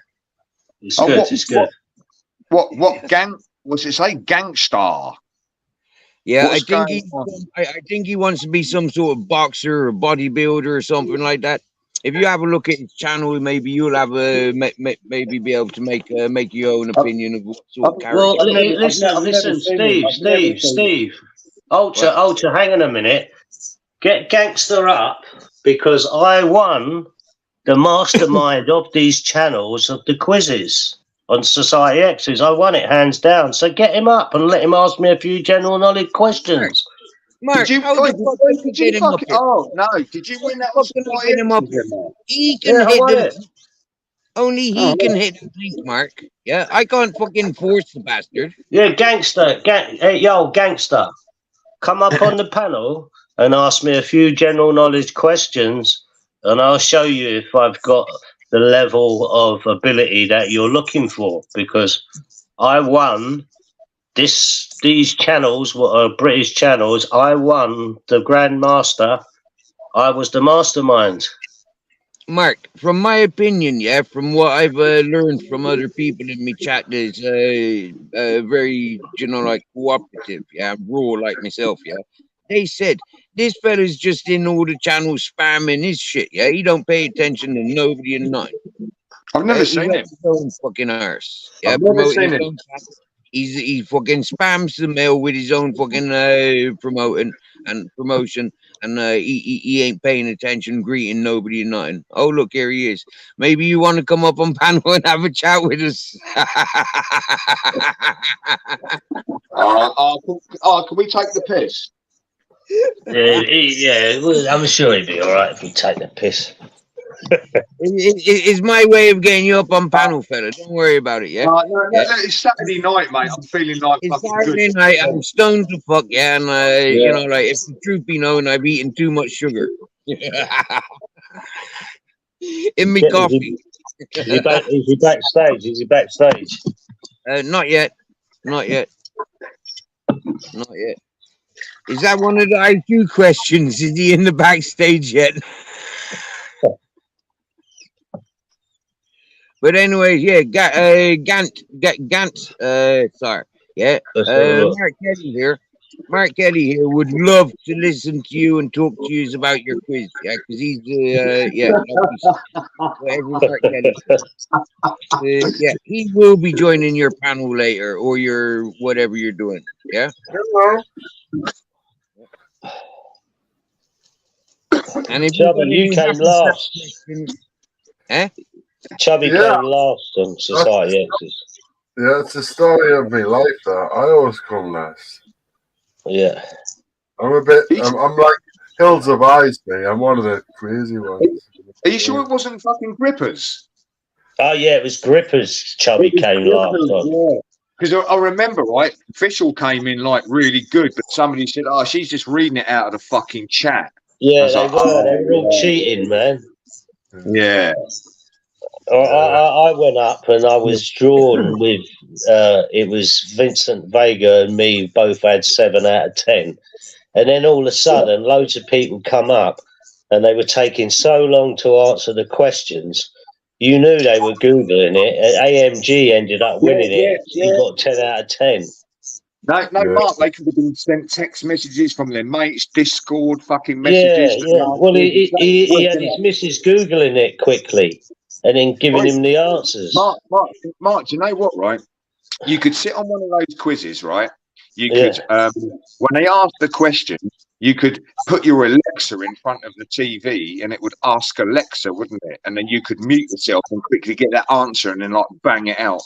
Yeah, that guy, what's his name? You know, that the Welsh guy, Mr. Nice Guy, he got caught on Society X's. Everyone kept hearing so everyone kept hearing a bong, like a bing, you know, the noise it made. Oh, right. Okay.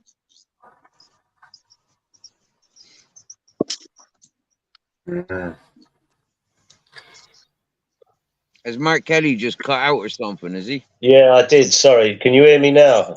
Yeah, I can hear you now, yeah. Yeah, what you happened? were talking about Mr. Nice Guy, yeah. Yeah, what happened? He had his Alexa listening to the questions, and someone said, "What's that?" Like, there's a little bong it makes, or a noise, a chime it makes when it gives you beep or whatever. Yeah, so everyone kept hearing it, so that they went back and they realised Mr. Nice Guy was using Alexa, so they disqualified him. Wow. Yeah, it was funny as fuck though, because he was going, it wasn't him, and Society X went back, rewound, and you saw his avatar keep making that note, the Alexa sound, and they disqualified him. It was funny as fuck. He was trying to deny it.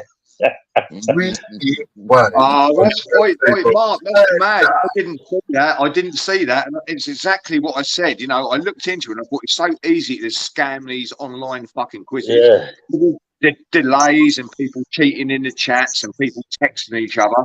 So I put Alexa out there as a fucking example of how you could do it. I haven't got an Alexa, mate. I don't like them. No, I don't. They're grasses, aren't they? Yeah, that's it, mate. That's it. Yeah. Everyone, listen. Everyone likes a good cheat here and there. I remember watching a thing, and I think it was the 1974 Olympics or 76 or whatever, and there was this Russian fencer, and he was doing everyone, and everyone was complaining, going, "Well, he never fucking touched me," because you know when you're fencing, the sword, when you touch them, makes a sound, doesn't it? A beep, and that gives you a point. Well, this Russian, he had it rigged up to some device where it was somehow going to his thing, and it was stabbing him. He was nowhere near him, and they was going, "He never touched me," and he won the gold. And then they realised he had some device. I thought, that's was it like some of the punches out of the Rocky movies? Yeah, no, but think about it. Yeah, he went through all that to win the gold medal, and he got caught cheating. Right, I think it was right up until the final, because he was doing it to everyone, and it was only in the final the other fencer went, "Well, he's not touched me, and you're giving him the gold." And they looked at his sword, and inside his sword was some sort of device what made the other guy's vest make the beeping noise, which gave him the gold. And I thought, wow, that's amazing that he went that far. But fair play to him, he really got away with it. I bet you fucking laughed though, didn't you, when you found out the truth? Yeah, I thought it was brilliant.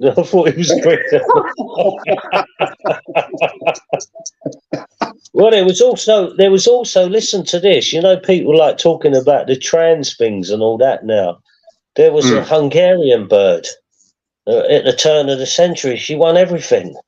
And you see her running, she looked like a little bloke, like. And then the other women complained, said, well, she's never actually showered with her. And anyway, she won all these golds over the years. And then finally, like, when she was buried, they said, yeah, she had a penis. Yeah. So it was a bloke. Like a GLC song.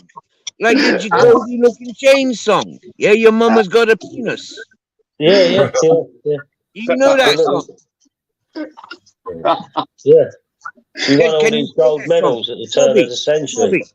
Chubby, can you please play that song for us? Can you play that song for us, please, Chubby? Yeah. GLC, your mama's got a penis.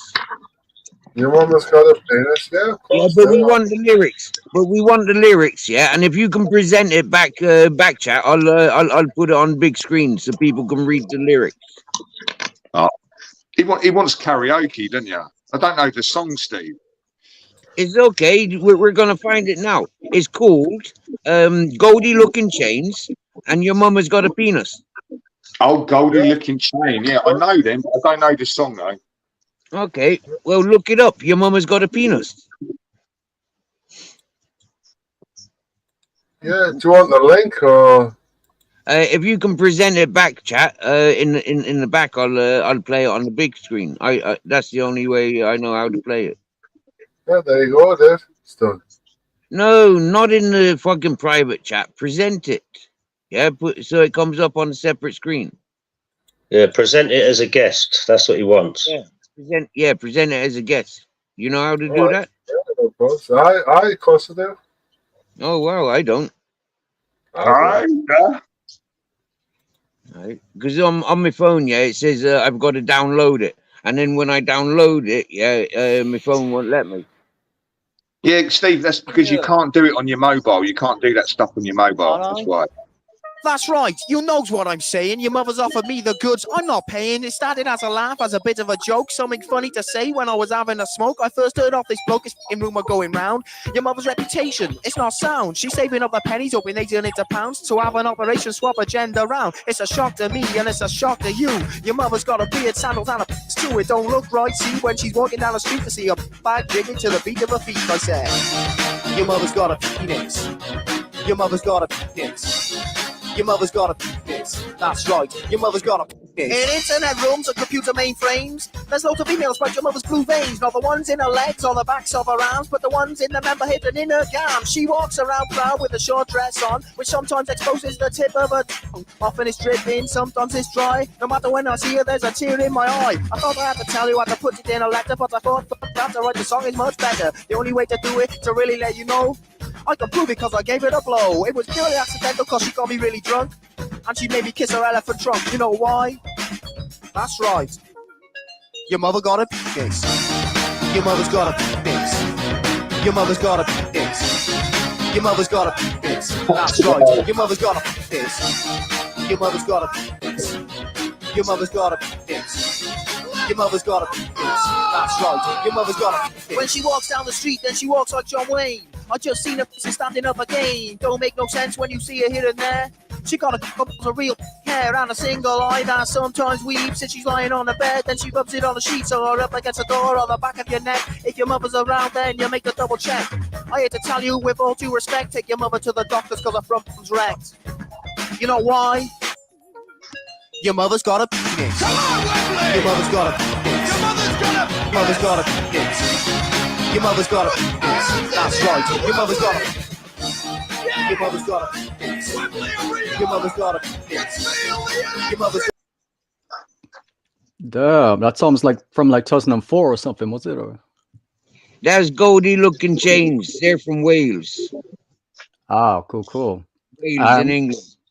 Well, where you from? I thought your accent might have been like Bristol or something, no? Or...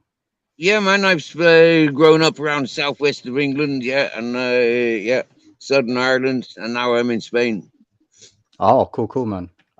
Who's that? This is Gangstar. Yeah. You're welcome. What's happening, Gangster? What's going on with your quiz? An IQ test, is it? Yeah. I mean, it's just in my community, there's like a lot of people that like talk a big game about who's the most intelligent and all that. So I was like, well, let's prove it now. You know? So I said, this is the perfect opportunity to test that theory, you know. So sure. Do you get a lot of people in to watch it or get involved with it? no, honestly, I was supposed to do it last week, but I got my channel reported because I have these kind of bigger channels that I'm kind of feuding with, so they get all their little lackeys to come and jump on my channel. So my stream got taken down, and I can't post anything for a full week. So I'm going to be allowed to stream again tomorrow night. So that's going to be the premiere. Okay, I can't work out your accent. It's sort of like American Irish. Is that correct? Or No, Mark. Do you know what it is? I think it's GIMP. Good assumption. No.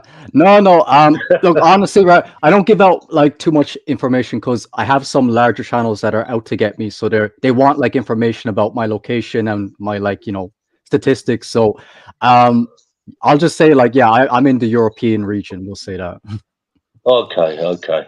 Cool. Well, yeah. So you've got an IQ question. You got an IQ question for us now.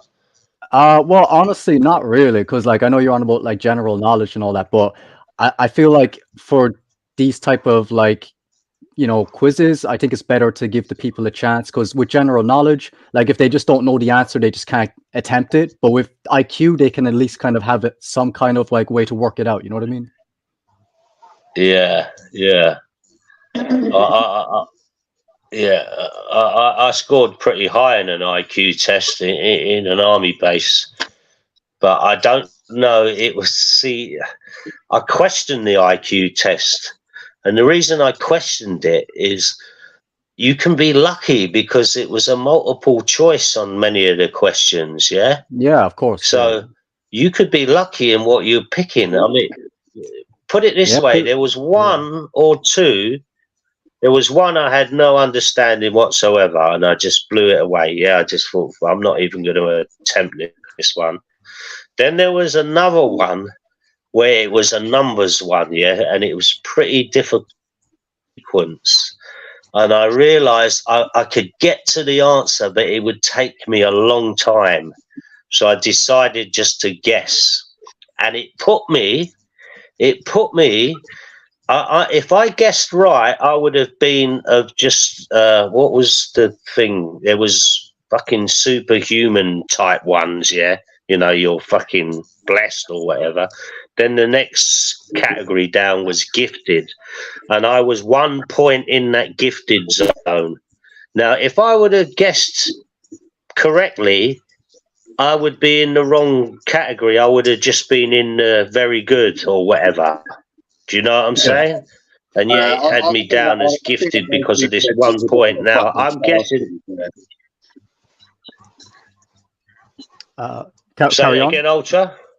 I think it's a bit of a farce, Mark. You know, people can say, take an IQ test and you might score high, you might score low. But with everybody's got different interests. And, you know, you pick up knowledge and wisdom on the things you're interested in. It's like, you know a lot about boats. I know nothing about fucking boats. So you've got an advantage, but I've got interests that you don't have. And it's the same with the IQ test. Yeah, you know yeah, what I mean? no, IQ doesn't work like that, Ultra. It doesn't work like... Yeah. I mean, those are valid points that you brought up. But of course, like this is more about like analytical thinking. So like how you can work out a problem and all that. So like again, yeah, there's different forms of intelligence. Yeah, and IQ test is not about your knowledge.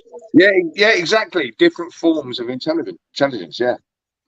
Yeah, so that's why, you know, for the people who are a bit apprehensive about joining, I'm like saying, don't take it too serious because you could still be intelligent in another aspect. You know?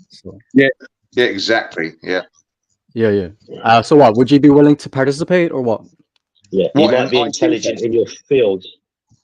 Yeah, of course. No, I wouldn't. Yeah. What, would you be nervous to put it up on a live stream, to, you know, put yourself on blast if you failed or what?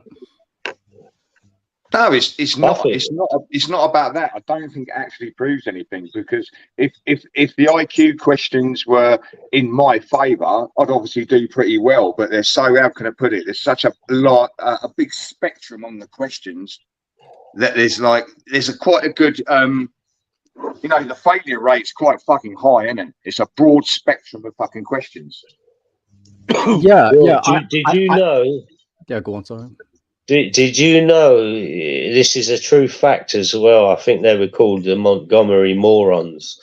That the U.S. Army in Vietnam deliberately used low IQ soldiers, Ultra, to go out to fight in the front line. They done it deliberately to see it, and they were losing their lives 3 times as fast as, you know, an average IQ guy would. And it was disgusting. You know, these guys, I'm not being funny, were probably couldn't, you know, do much in their lives in the first place. And they sent them out to die, basically.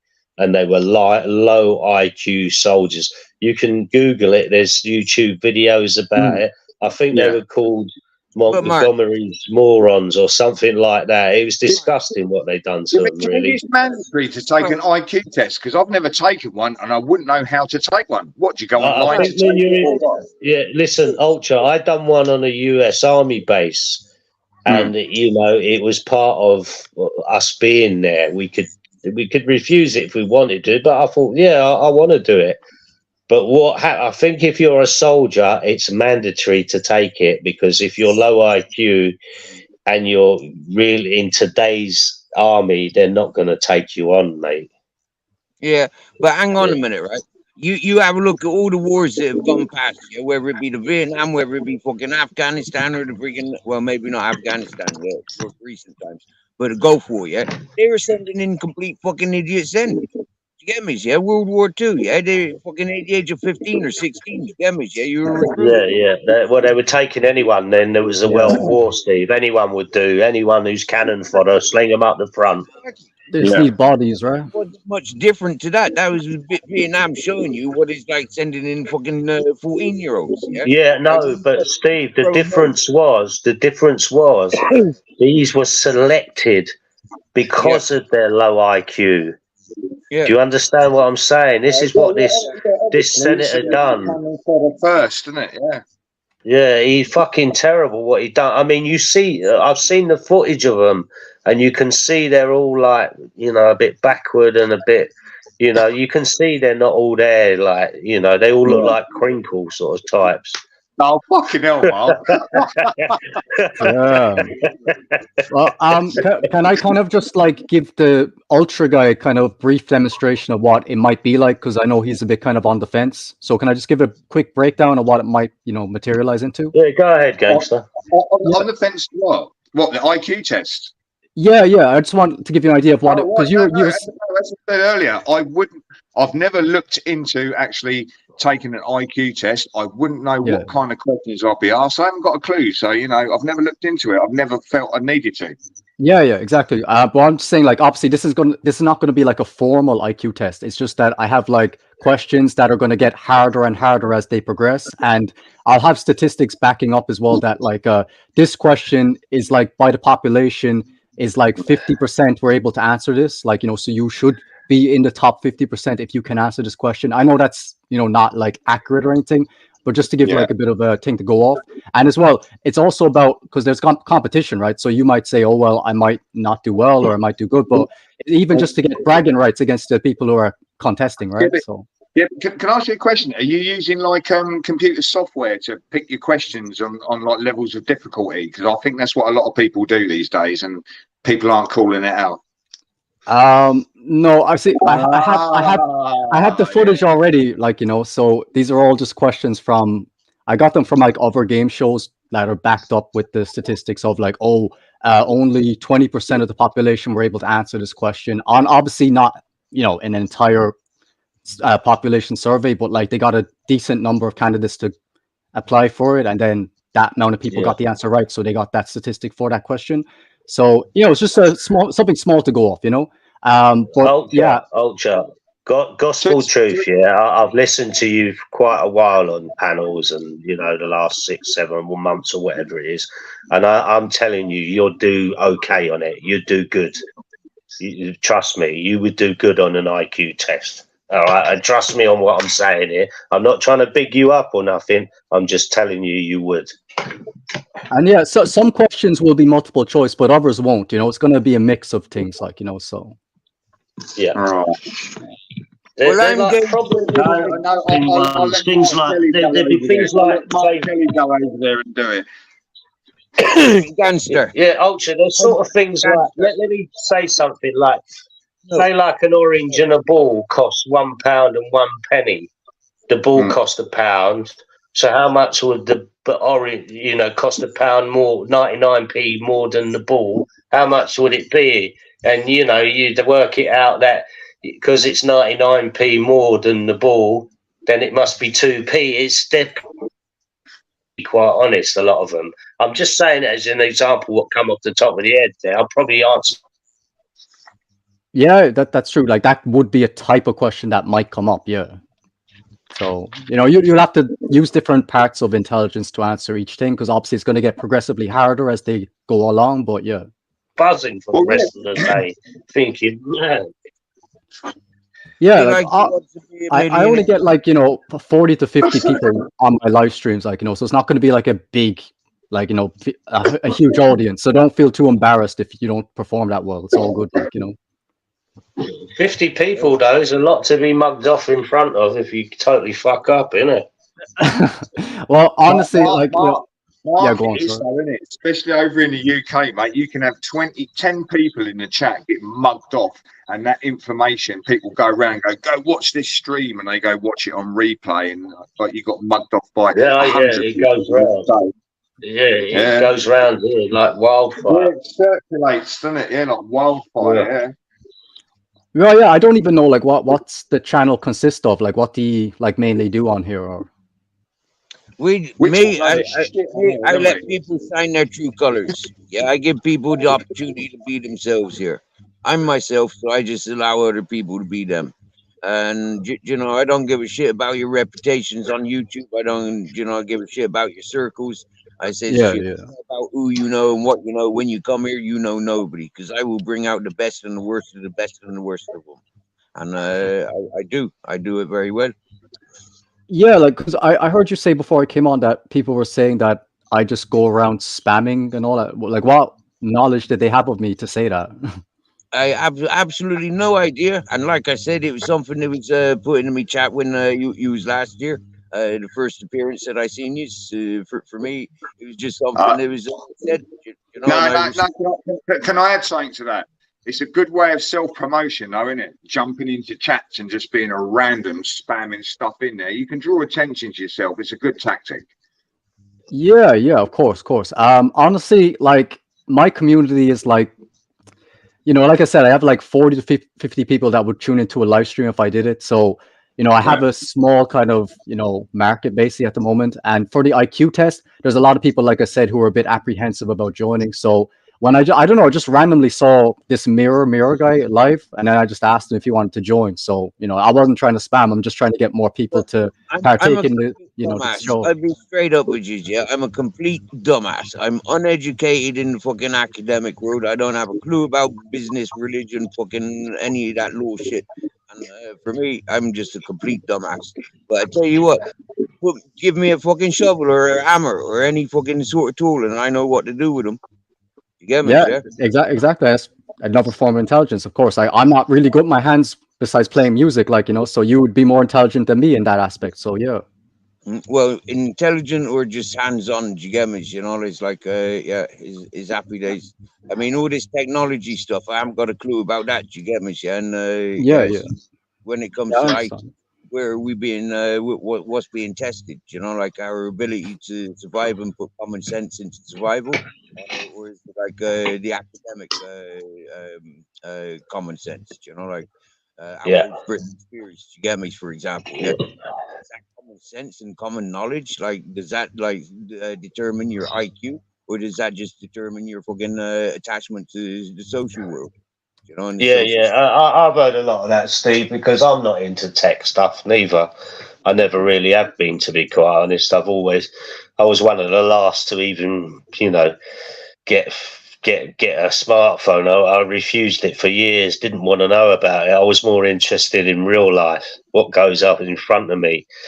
So, Pete, I hear people on these panels going, you failed your intelligence test because you don't know about this and don't know about. Well, no, I don't know fuck all about computers. It's a fucking joke, it is. Yeah, I'm not interested because I'm not interested in computers. I never have been. Mark, the thing is, people get this impression. I think Steve thought at some point I was like super Mr. Tech. I know enough about tech, but I don't have a lot of fucking tech because it pisses me off, mate. My phone and my laptops are fucking enough. I don't want to be overrun by tech. It does my head in. Well, have you never noticed these bigger channels when they start getting really tech?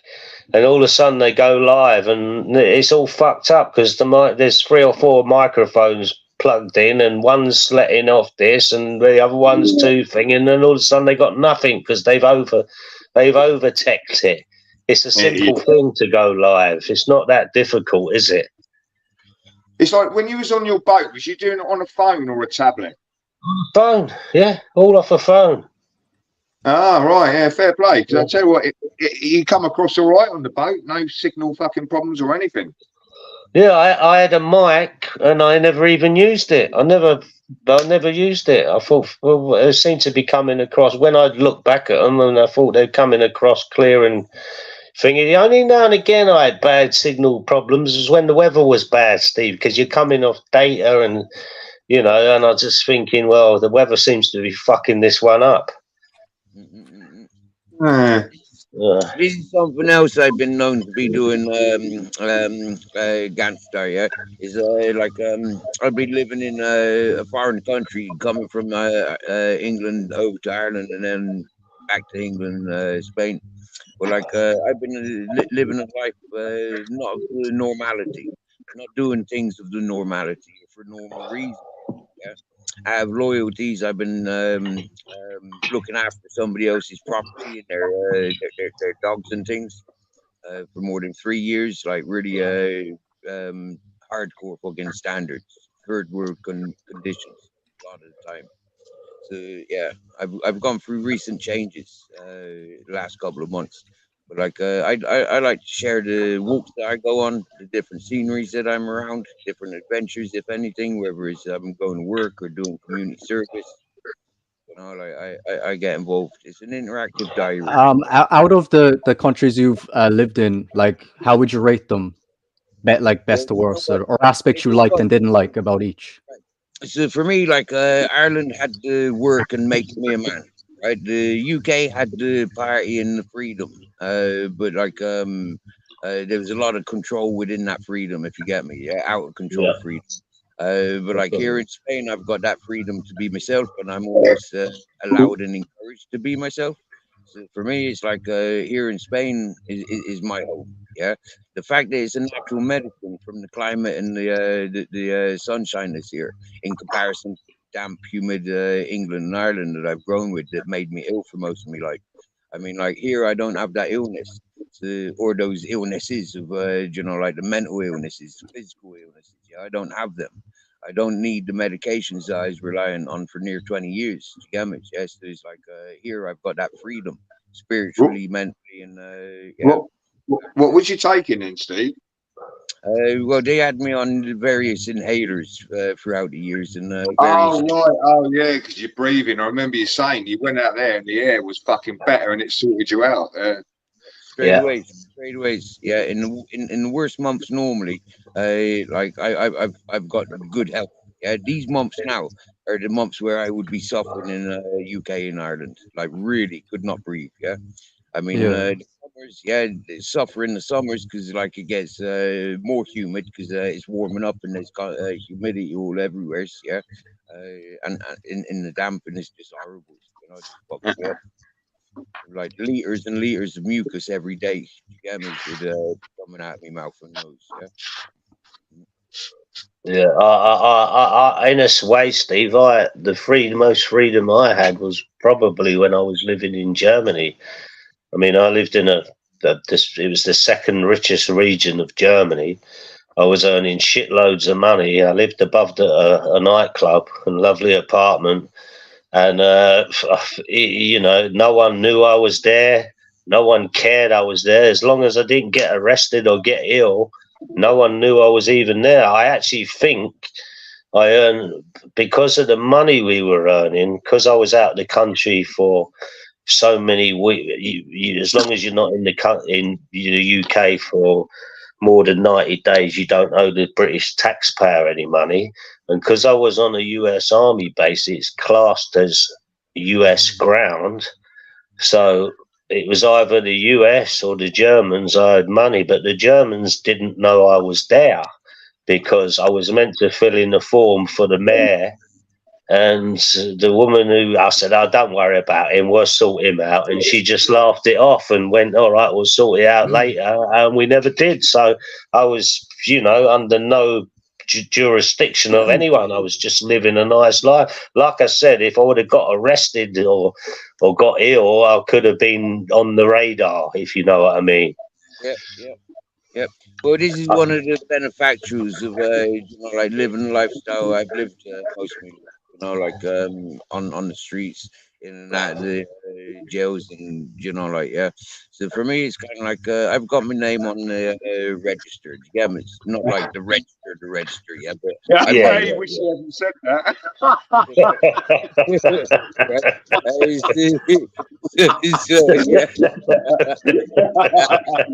Digging. That's one for the Clippers. But anyway, clip that motherfucker. At least he laughed, Mark, didn't he? That's fucking funny. Yeah, of course. It was the word register. That's what.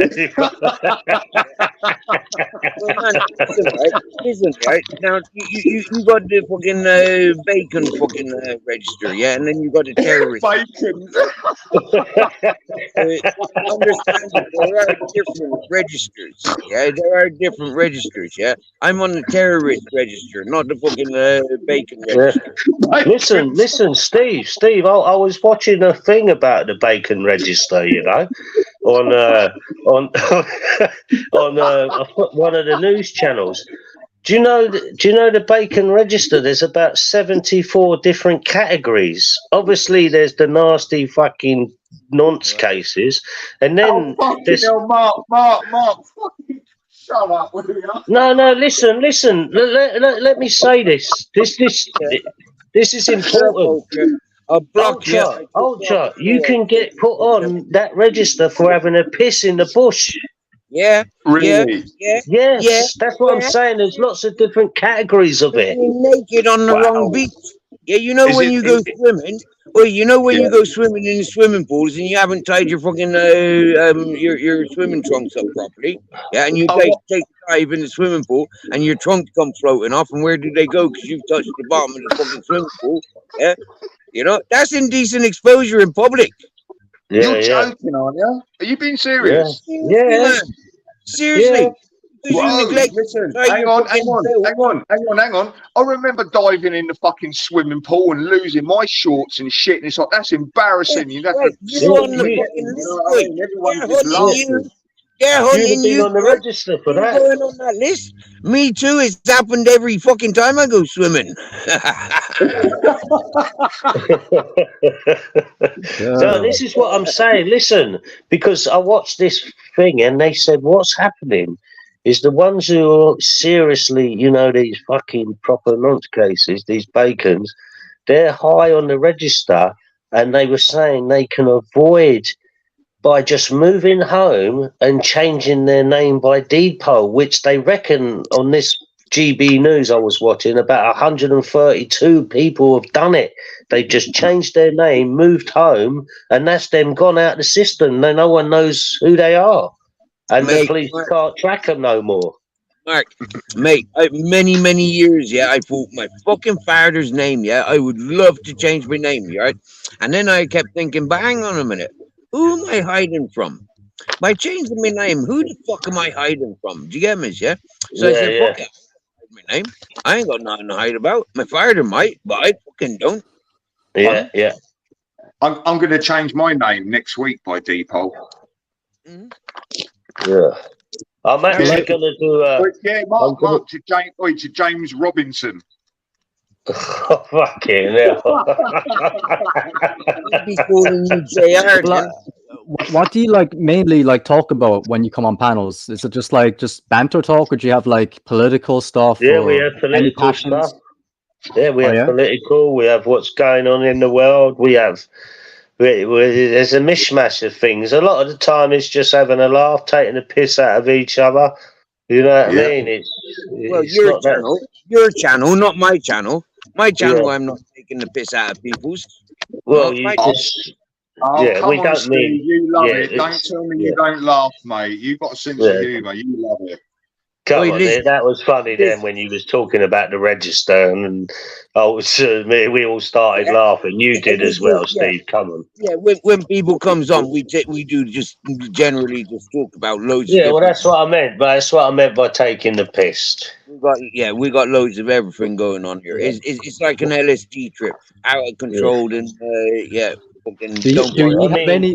Do you have any strong opinions on a certain topic, like with politics or? Yes, marijuana. Yeah. Marijuana. Marijuana. Yeah. Everything everything in the world is marijuana orientated, and if not, it should be. What's your views on marijuana? Are you a smoker, a bong hitter? You do your dabs, pipes? Honestly, I'll say straight up that I've tried like some stuff, but I never really get the effects. I don't know why. I was in like Amsterdam. I had like the bags of it. Game over. I don't. Yeah. Okay. I have no idea, right? Because I don't want to give away too much stuff, but like I tried some, things, but I failed to feel the effects that people say. Like, well, man, I'm feeling the trips here, like and Really? I just don't get it. Mm-hmm. Fucking hell, man. Listen, I used to smoke weed all the time, mate, and ash and all that. And then the skunks come out, and that's when I thought, fuck this. It blew the top of my fucking head off. I couldn't take that shit. And in the end, I very, very rarely smoke a spliff now. Once in a blue moon, if I'm getting someone, when lockdown was on, I was because where the boat is and the people I knew, everyone was locked down, and I was getting them a scoring them a bit of weed, every bit of skunk. And they would always give me a bit, which I just kept on the boat. And in the end, slowly I smoked a spliff here and there. And I would either get the giggles or I would just shut down and freak out. So I ended up just thinking, fuck this shit, man. This ain't no good for me. Yeah. Well, what would you say about people who say like that marijuana's not addictive? Do you think it is or not? Yeah, of course it is. No, I know no, some people say it's not. think Yeah, it first, is. It is. Trust me. all my years of smoking, it is not the marijuana that is addictive. The tobacco is a lot more addictive than the No, marijuana. Right? no. But, shut up, Ultra. Shut up. Yeah. Now Why? listen, I'm trying to tell you my perspective. When I've done mine, you can do yours. Yeah, but don't fucking argue with me. Seriously now. I'm a connoisseur smoker. I make my life based on smoking weed. So understand it, yeah? Not like you part-timer. Okay, yeah. So anyways, right? Listen now. Right? Yeah. Cool. Yeah. Right? It's not the weed that is addictive, yeah? It is not the weed that is addictive. Yeah? It is not the sociable connecting. I smoke my own weed. I don't share my joints yet, so I'm not being sociable with it. So it's not that. But what it is, yeah, is the relaxing attitude that it gives me, rather than the coked up attitude that I was born with. Okay. Yeah. And would you say like if you didn't like include tobacco when you were smoking, are you saying that you feel like you wouldn't get any addictive like side effects? No? Exactly. There is nothing addictive about the marijuana itself, in my personal position. Yeah, I can throw that weed away. Yeah, but I can't throw the tobacco away. Okay, like that's a good point. I'm just saying that from my experience with people I know who were like heavy users, that like they would literally tell me like, oh, I need to get this because I'm gonna be in a bad mood for the whole day if I don't get to smoke, like, you know, and that was about the marijuana. Do you know what? Too much cannabis, it gives you, I think it's called was it automative syndrome, and it makes you lazy basically. Yeah. Well, I know suppose, people that use the marijuana because they say that they've got bad tempers, yeah? Like they're angry people, right? A lot of the time, these people are angry people. They don't like themselves. They got bad issues that's going on. They've never dealt with them. And yeah, it does fucking agitate them to live a fucking normal life, yeah? And to be around a bunch of fucking idiots that trigger us all the fucking time, yeah? We're loose cannons, right? So yeah, it is better to say to smoke weed rather than fucking be that irate fucking obnoxious cunt. You get me? Yeah, in my opinion. Yeah, it's just like from me listening to like them kind of break down how they're feeling. It's like they're saying to me that if I don't get this, I'm gonna be like down for the whole day. I'm gonna be in a bad mood. Almost saying to me like, going, so you feel like this weed will definitely make you happy and give you some benefits, like almost like you need it, right? Well, yeah, it's a withdrawal, isn't it? Back in the day, yeah, I used to say, yeah, to people, like, when they ask me, like, what is it with weed, yeah, I say, take away my weed or my hash, put me in the fucking army, and see if I don't end the wars. Yeah, send me after the fucking, send me after the main target. If it was Saddam Hussein, send me after him. Yeah, deprive me of my weed and tell me that he's open it all. See if he don't fucking lose. Steve, have you ever give up weed or hash? Yeah. How long? 7 months one time. It's fucking hard to get your head round, mate. But once you get through the first week, no, it gets easier. No, being around idiots is the reason why I started smoking weed again. Right, to fucking just like take your mind off it. Yeah. I get. Can I just chip in an example of? I'm going back here about 20 years ago now. We went to Holland on a stag night. Yeah, about 20 of us went on the boat and crossed to the Hook of Holland. But go to the red line. Woo! No. I'll tell you what happened. It was probably longer than 20 years ago when I think about it now. It might have been 30 years ago. There weren't a lot of cash cards around in them days. It was mainly people carried cash, wasn't it? Everyone had cash. Yeah, so what happened, there was a casino on the boat and there was a lot of heavy gamblers. So the time we got to the Hook of Holland, we had what we call a we had a 60-hour pass. We could get on any boat returning in the 60 hours, basically. So we could have went to, you know, Rotterdam or Amsterdam. But everyone, the heavy gamblers borrowed money off everyone. So everyone was a bit short of money. So we found this little bar in the Hook of Holland, yeah. And inside this bar, now this bunch of boys I knew, they're rowdy, mate. A lot of them ex-football hooligans, well, they were football hooligans at the time, headhunters and a few others, a few Leeds lot. And what happened, we went in this bar and there were some lorry drivers, Dutch and British, and it was that close to just get a mass brawl, yeah. And it was me what stopped it, because I said to the bird behind the bar, I said, listen, do you sell any weed in here? And she said, yes, have a look at the menu. And I thought, oh, fuck, I thought it was only Amsterdam and Rotterdam they done that kind of stuff. And anywhere but Rome. Yeah. Anyway, Ultra, what happened, from remember, I went, lads, look, they sell weed here. So everyone got a bag of weed, yeah? And everyone skinned up. And what happened to the nearly kicking off? It went all quiet because everyone was stoned. Do you know what I mean? All these football hooligans just forgot about where these lorry drivers, and everyone was just stoned, and there was no fight. And that was the only reason there wasn't a fight that evening, is because they had weed behind the bar. Yeah. Mate, listen, straight up, Mark. Last time I was in jail, right? I swear down now, I went in for them riots, yeah? And I swear down now, every time I've been in jail, the people make sure that I'm stoned. Seriously. They make sure that I got access to everything, the weed. Yeah? They make sure. Seriously. The screws almost turn the fucking blind eye. Did you get me, yeah? You know? It gets that's all I'm saying, is the difference from the little mob I was with. Like I said, a good few of them were Chelsea fucking football hooligans. A couple of Leeds guys who they knew, they were hooligans as well.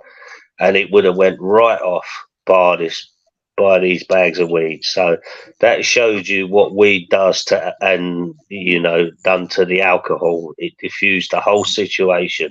Otherwise, it could have been a bloodbath in there. I mean, these lorry drivers weren't mugs neither. They were bigger, you know, they were up for it. They were up for the tear up. Damn. How about, let me think of some topics that you might disagree with. What about like veganism or like just dating, stuff like that? Would any of those topics be something you would be kind of able to give your insight? Yeah. Don't eat too much red meat and eat more poultry. That's what I say. Yeah. Well, listen, I do like a bit of meat. Don't eat too much red meat though, because you're correct. You're correct. It lines your bowels out. Do you remember that? What was it? Colonic irrigation that people was having when it was fashionable, having that tube up their arse and getting their bowel flushed out, and all that shit that was coming out. And there was scientists analysing it, and they're saying, "Oh, the excrement is like 20 years old." I'm starting to feel sick. Hey. I'm starting to feel sick when you mention it. Don't you remember? Don't you remember all the movies? I do, yeah, but I feel it's horrible, isn't it? So what would your position be with like vegans who say like, oh, you shouldn't like eat meat or kill another being like that? You know, kind of take. How would you find? What would you say about? Do you know the way I look at the animals we're eating? They are. Yeah. People are going to hate this, but they haven't really got a purpose apart from being food. You can't like say, oh, let's let sheep and cows and all these kind of creatures run free. They haven't got a purpose. Their purpose is purely food, really. You've got to be realistic about it. You can't have like cows walking down the street and jumping over your fence and in your back garden and trying to smash your patio doors in. They're a bit mad, aren't they? Well, there's a YouTube short. There's a YouTube short of someone destroying veganism, because he basically says all these miles and miles of farmlands what grow these vegetables and whatever they need, they have to kill every animal in sight around them so they can grow these vegetables and eat. Yeah. they have to kill all the rabbits, Mark, and they're fucking rife, aren't they? You know what I mean? Yeah. I get that, but like even with like manufacturing crops and all that, like those animals are being killed just to feed the meat that you would eat anyway. Like so it's more about like minimizing the amount of like death and harm. Yeah, but I'm sure when they're slaughtering all those rabbits, they're snaring them out of their fucking holes and that. All the travellers are going around and clearing all the farmers' fields, snaring all them rabbits. You don't think they're chucking them in the dustbin? They're cooking them up and eating them. You know what I mean? Well, anything, badgers, hedgehogs, do the lot in to get these things to grow. Yeah, but how would you feel about like the way like that we're just breeding like trillions of animals into existence just like to use them for our consumption? Like I know you said like we can't just let the like cows run free, but obviously there would be much less cows if we weren't like breeding them into the amount that we do for consumption. I totally understand what you're saying, but don't you think that they are there by design? That's why they are being bred so quickly and fast. They are there for us. Listen, brother, have you heard of a place called Speaker's Corner in London? No. Where it's lots of intelligent people or so-called intelligent people go down and speak about different subjects. And there was one speaker down there one Sunday when I was attended, and he was saying to have your steak, a cow needs this millions of hundreds of thousands of liters of water so you can get that steak. And I went, well, that's a pathetic argument. So I shouted out bullshit, and he went, what do you mean bullshit? I used to shout that to all of them, by the way, because we got them responding. You ain't that fucking bad up at them fucking protests, are you? What's that? Do you fucking kick off up at the protests then? No, this is Speaker's Corner. Oh, Speaker's Corner. Yeah, but that's Larry round there, mate. I've seen it, mate. Yeah. I done a live there, and the guy nearly attacked me. Really? Yeah. What happened is I noticed he was rude to this couple, and he said, "Can you keep the noise down? I'm trying to film it." So I thought, look, mate, it's Speaker's Corner. What's the matter with you? Anyway, I walked in there, didn't you, Mark? Yeah. You clipped me on that one. You clipped me in that word, tagged me in that one. You accused me of being there. Is that it? Oh yeah, that was that was Steve Farthing dressed up. Yeah, and I done that a few people. But what happened is a couple of minutes later, I'm talking to this guy who's a comedian. He runs a cabaret club. He's been at Speaker's Corners for years. He's funny. He rinses everyone. Yeah, he used to rinse everyone 20 years ago. He's getting older now, but he was great for the comedy up there. You know what I mean? And what happened is I saw him. I thought, fuck me, there's Martin. I ain't seen him for years. So I went and introduced myself to him, said hello to him. He sort of remembered me. I don't think he really did. And the next minute, the same prick went to me, can you keep the noise down? And I went, listen, what are you being so rude about it for?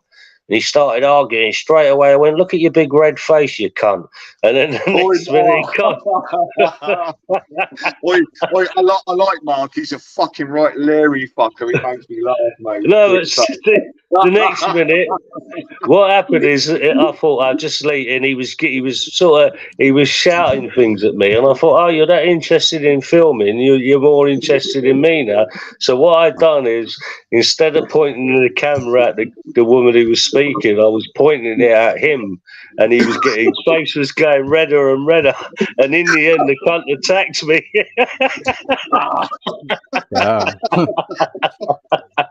And what happens when he attacked me, he grabbed my camera, and I went, you fucking prick, and I grabbed his head and pushed his head away from me, and then the next minute I thought, fuck me, it's going to go right off here.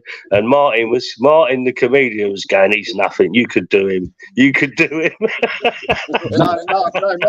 the worst thing is you've got your mobile in your hands and you're thinking, I don't want to get my mobile fucking like thrown up against the wall and look, I don't Steve, I mean, I also don't want to get battered in front of 50 subscribers. Yeah, of course.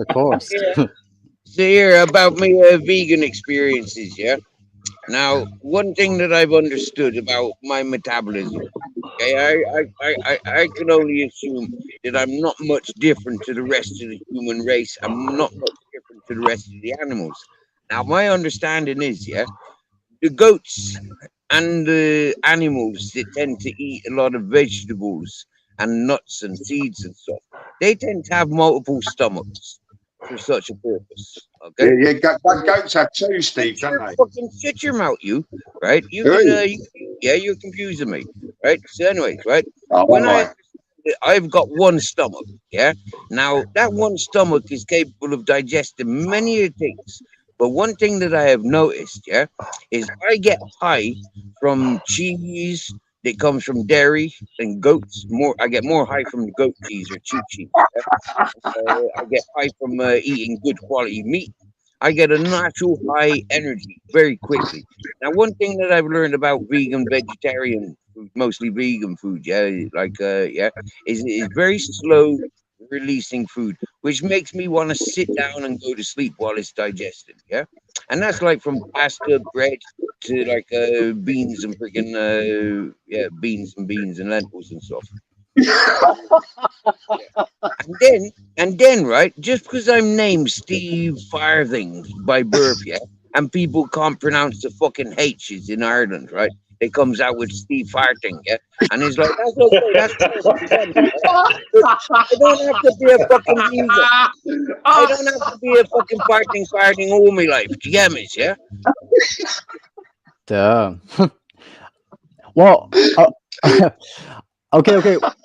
I'll just say, right, that like most vegans, right, it's more about like just the kind of moral stance. So like they just feel like what's so different about the animals to say we should be allowed to, like, you know, treat them the way we want and just kill them for our purpose? Like, what makes that right morally? Like, that's the main stance they have.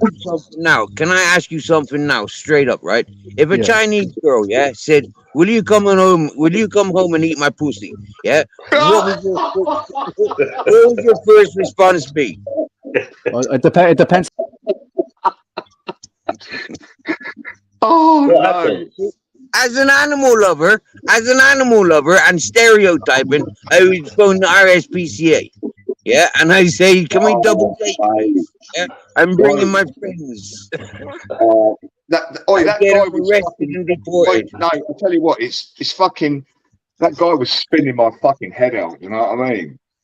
We was having a laugh, and he's throwing like serious topic at us, and it's like, come on, mate, you know, fucking hell. Yeah, no, but Ultra. That's because you're so used to the bullshit channels, right? That when serious straight edge and people that want serious conversations for education purposes or for possible portfolio purposes for the better of the human situations. Yeah, I mean, like you shut down. I mean, what's wrong with you, bro? Where's your diversity? Where's your I ability? thought he was a good guest. Mate. He's fucking man. I think that's fucking proper. A random opportunity like this, I think that's fucking proper, guest. Where's he gone? I have always said this, man. I've started noticing that these channels have become a little bit of a closed clique, and that's not good, man. I've always new faces. I think we should be a bit more welcoming to them. Not that we ain't welcoming to you, gangster, but yeah, I think everyone should bring. I like new guests. Try and size them out, what they're about. Yeah, Mark, they call it fresh blood, but you know what the community's like at the moment, and it's very toxic, and a lot of people are steering away from it. Ultra. And what it is, gangster. Sorry to say this as well, gangster. Steve, stop fucking trying to go in on me. I'll just leave your fucking panel, mate. I don't care. Stop being a dickhead. If you've got a point, say your point, get it off your fucking chest, you clown. But right? Ultra, you Say keep what saying, you've got to fucking say. But Ultra, you keep talking about your community. I'm not part of your... Listen, what is it? Do you want me to put 10 quid in your PayPal and you'll be a fucking happy lad for a fucking day? Shut the fuck up. Ultra. Lads, calm it down, fuck's sake, calm it down. Listen. He's been sniping all fucking night. And do you know what he'll do in a minute, Mark? He'll boot. Right. He gave me the invitation. Right. So, Ultra, I will say what I'm trying to say. Yeah. You keep interrupting what everybody's saying with what? Rewind. Have a listen to yourself and go back to every time you've been on my panel, dude. Yeah. When me and you were having a conversation, I give you 110% fucking attention. You're sound. As soon as your idols like Mark Kelly comes up on panel, you're a fucking prick. He's not, mate. He doesn't idolise me, Steve. Don't say that. He doesn't. Well, from my perspective, Mark, maybe not yours, yeah, because you've got other people so far up your arse that you wouldn't recognize another. Yeah, right. Seriously now. Yeah, no. I've always got on with Ultra, so he's not one who fucking idolises me. I know he'd give it to me same way as he'd give it to anyone else. That's how he is. Anyway. Well, yeah. I mean, I feel like, you know, maybe we should let him give his perspective, you know, because I thought you were being fair, like, you know, but like he said you would just boot him. But yeah, let's just give him his chance to, you know, share his insight. Yo, Ultra, you there? Oh, Mark, I heard that, mate. Big up, mate. I tell you what, you get where I'm coming from, don't you? Yeah, he doesn't idolise me, Steve, mate. Say, listen, I don't idolise you. I think you're an all right geezer, mate, and that's it. Do you know what I mean? Yeah, and at some point we'll probably have a blaze up, but who knows? Who gives a fuck? You know what I mean? I'm not going to cry about anything. Same as Steve, same as anyone on these panels. The thing is, there would be no reason for me and you to have a blaze up. If me and you were to have a blaze up, I'd be talking about something you've got higher knowledge on, and I would say something, and you say you're full of fucking shit. So if I don't know what you're talking about or don't understand it, I'm not going to comment. Yeah, do you get what cool. Yeah, it's knowledge in different areas. You know, I'm not going to tell exactly you. Right. What you're a music man. I mean, I know your knowledge in music must be second to none. So, you know. Yeah. I like a lot of art as well, Mark. You know what I mean? I like a lot of things. You know what I mean? But when it comes down to politics and that, I'm a little bit. How can I put it? I take a back seat on it all. Yeah. Right. Well, yeah. I was just trying to like bring up some topics in case, you know, you wanted to discuss. Like, I didn't mean to like interrupt your, you know, banter and all that. Like, but no, gangster, you've been all right, mate. In my opinion, you've come up. You've been polite. You've been all right. Are you a vegan, by the way? Are you a vegan? I take it. Yeah, I am. Yeah. Cool, mate. Well, yeah, no, I mean, I ain't like, you know, I'm not gonna attack people for not agreeing with me. Like, I just like to get other people's perspectives. I can just see where they come from when they, you know, choose their what they consume in the day, basically, you know. But yeah. I'm generally a man what basically eats what he fancies. Yeah. I'm not one.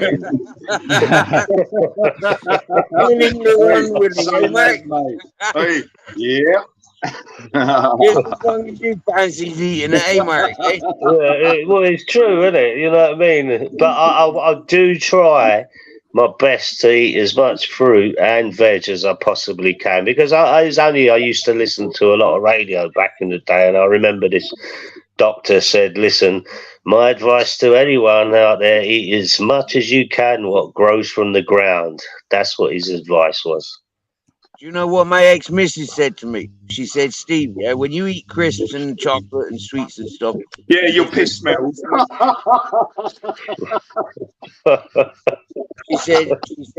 She said, when I'm sucking you, yeah, she said, you know, it tastes sour and stuff like that. She said, but when you're eating meat, fish, fruit and vegetables, she says you taste sweet and you taste good. And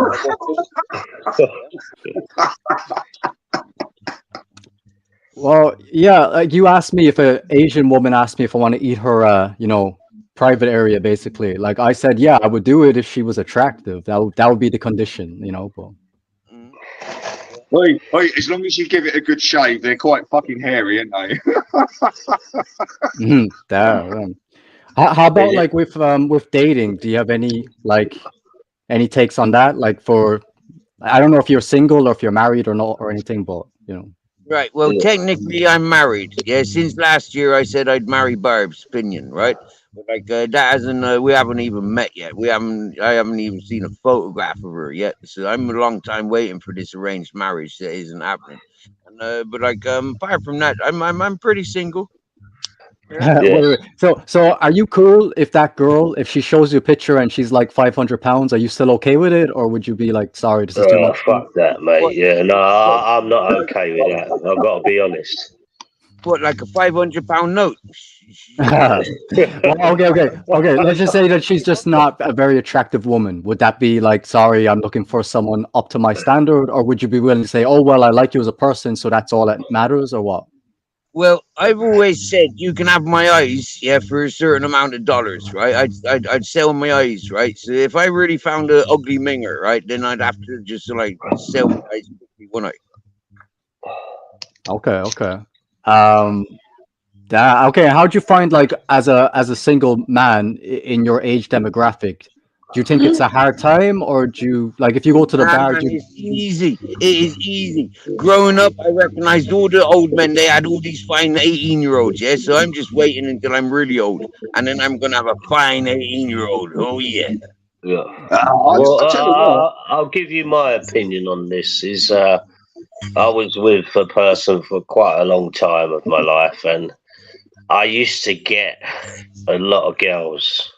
And I'm not being big-headed. Oh, yeah, all right, Mark. Yeah, whatever. No, seriously. Are you a grower, not a grower? Is it when you say No, hang on, let me finish. And obviously I was with a person, so I turned them down. But when it all finished, I noticed that by this time I was getting a bit older now, yeah? So I remember Tinder came out, and I thought, well, let's have a look at Tinder, yeah? So I put myself out on Tinder, and the matches I was getting to, I went, for fuck's sake, is this what it's come to? I used to get fucking good-looking birds. They were all 50-odd and wanted to fucking hell. I thought, look at this lot was wanting me. And what happened? And I realised it was just getting older. I still thought these 25 and 30-year-old girls, because I was with this person for that period, was still, but no, they don't. As you get older, you know, you got to realise, fuck me, that's about what you've got, is what was matching with me in Tinder. So, yeah. Exactly. That's a big problem with a lot of guys now, is because of like these online dating things. There's like, you know, way less girls and way more men on there, and those girls will now get matched with people who are way out of their league. So they're not going to want someone who's in their league, you know. So they're going to see a lot of you're going to see a lot of guys with girls who are like, you know, fat, who are like the man is in good shape. So that's a huge problem. What you just stated there, yeah. Well, look. Go on, Oaks. Do you know what I've noticed, right? I saw it on a documentary years ago, right? It was something about analysing the woman's psyche in social media. I can't actually link you to it because it was years ago. But what it was driven through social media. Like they were like, how can I put it? A Richard Gere movie. Well, no. They were making the ugliest women promote themselves into something they weren't, and in their own minds, their fucking ideal through social media was, I deserve a millionaire. You know, I'm worthy of this, because social media says you're big, you're beautiful, you're all this, and you've got these women out there that ain't fucking nothing, and they want a millionaire, and they're never even going to get anything close to that. And they go on there and they swipe left. He's not a millionaire. He's not a millionaire. It's like that millionaire wouldn't even want you anyway. Yeah, they're brainwashed. That's like a lot of young guys are struggling. Like, there's never been a higher virgin rate under like 30 years old. So the new generation coming up are having a very difficult time interacting with women. Yeah, exactly. And that is actually followed on from what I've just said. What it is, it makes a lot of these, how can I put it, average, I won't say inadequate, but maybe under average guys that just want somebody. Do you know what I mean? Everybody deserves somebody, and they go on these social media things, and they won't even get a fucking. They won't get a date. They will not get nothing because they're not that millionaire. And the girls are programmed. They know. They're like, well, we don't even look at this guy. Yeah, And but saying that, like, I remember, like, you know, being in my 30s and up to 40s and that, and I would walk on the street, and, you know, you'd be looking at lots of beautiful women, and then you'd see other women who maybe weren't so beautiful, and you could see it was almost like they would look and then they'd look down, like they had no confidence because the pressure of looking good as a woman in today's life it must be hard. And I felt like saying to some of these women, for fuck's sake, you can't all look gorgeous, but you're probably a nice person, and there's someone, you know what I mean, and they would feel like oh, there's not enough men looking at me because they wasn't that good looking. Yeah, so what? You just get your personality out. That would be good enough for some guys, and some guys, you know, myself included, you know, I've met a few birds, fucking gorgeous. They weren't that great looking, but their personalities were just made them fucking beautiful people. Yeah, that's it. And there's a saying, what is it? Beauty's in the eye of the beholder. I don't care what your mates think. And these women are, you know, put under so much pressure to look gorgeous all the time. It's not on, really. I remember, listen, when I lived in Germany, I noticed the German women were a little bit different from the British women. You never see them go out in a dressing gown with a cigarette in their mouth, going to get the paper or something on a Sunday. Some of them are well nice looking, though, aren't they? Yeah, they would always be well immaculate, though. They wouldn't just get up and put, you know, a dressing gown and walk to the shop and go and get a newspaper. They would actually be, you know, they'd get up, probably do themselves up a little bit and then go out for, you know, for a walk or whatever. And it was a little bit different to the way a lot of the British girls would present themselves when they're just for a casual walk. You know, they'd have their leggings on and fucking fat arse hanging out, and, you know, I'm not having a go at their fat asses, but I don't know, they just seem to present themselves differently to a lot of British women. Well, but Mark, I know it's generalising, but we've turned into a country of slobs over here, mate. Not all of us, but that's the way it's going. It's been happening for a long time, isn't it? Yeah. Well, like, you see, on my channel, the main thing I talk about is like kind of looks and the dating market. So I have a lot of people in my community that are like, you know, struggling and saying they, you know, they don't have any experience with women and asking for advice. And most times I say, like, yeah, it's down to their looks, because the girls just don't think that they're attractive enough to view them as a desirable partner. So I give them advice on how to like make them facially more aesthetically appealing, if you get what I mean. So a lot of people disagree with that, though. They say, like, oh, women don't care about looks. It's more about, like, you know, people say personality and stuff, but I think that's a load of garbage, you know. But well, look, gangster. Yeah. The woman I dated in some aspects. A woman I dated for a little while, about a year ago, I met her on one of these demonstration things. She called them get-togethers. Beautiful looking bird she was. She was what was she? She was 50, but she was really, really in good shape. 50 is a fucking good age if a woman looks after herself. That's a nice. Listen, Ultra. She was a doctor. She had plenty of money, and she was really nice looking. I've still got her in my thing now. I could contact her now if I wanted to. I'm sure I could. Unless she's found someone else. But you know what put me off her is we went out and she got a bit drunk, and then she started really going a bit crazy, and I thought, oh, fuck this, man. I've just, you know, I went through that shit for about 10 years. I'm not having another fucking bird what gets drunk and goes off her fucking head. Anyway, I thought for that it must have been a one-off. She said, oh, she hardly drinks, and then the next time she done the same again, and I thought, nah, I don't want this, mate. If this is going to continue, so I ended up sort of just not really answering back to Oh, her. mate, I bet you was gutted because I bet when you went out, I bet you thought, oh, she's well all right, but then she showed her dark side too fucking early. Do you know what I mean? I bet you thought, oh, fucking hell. Yeah, I was actually. I mean, she was a doctor. She owned her own house. She was single. She had no kids. She had it all. She had money, all sorts of, the whole what, Mark, if she would have had a good personality, it would have been good if she was the kind of woman that, wouldn't have worried that you would have been the lower earner out of you two. Obviously, it wasn't about securing herself, but obviously she was a bit of a nutter. Yeah, that's exactly what it was. I've just, I had all that twice now from, fucking mad women getting drunk Jesus Christ. I've met a couple of rich birds, mate, and it's ended up the fucking same way as what you're fucking saying. Yeah, and listen, a decent woman, it just wasn't to be because of the psychotic drunkenness. I thought, fuck that, mate. I don't need that at my time.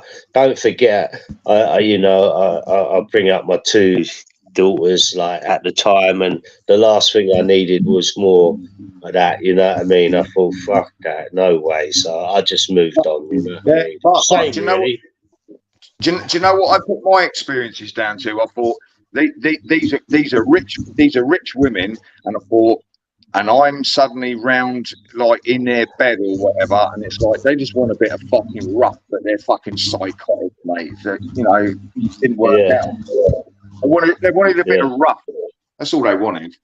Yeah, look, Barb's has put a drunk doctor with a smile. She wasn't a drunk as I'm saying she was an alkie or nothing, but I went out with her 3 times, and twice she got pissed up. And then started getting really fucking aggressive and emotionally charged and crying and all that. And I thought, I don't need this, man. Oh, all the crying shit and all that. And then getting aggressive with the bar staff she was. But I in a way, maybe I was wrong because, she's a doctor. She can't be drunk all the time, can she? I mean, when you go on a date, what are you going to do? You're going to go to a bar, aren't you? You're going to go for something to eat where there's alcohol involved. And that's probably, maybe just alcohol didn't agree with her. Yeah, but Mark, you do know it's well known that doctors do their own drugs in their fucking surgeries. You know that, don't you? Yeah. I know that, mate. Yeah.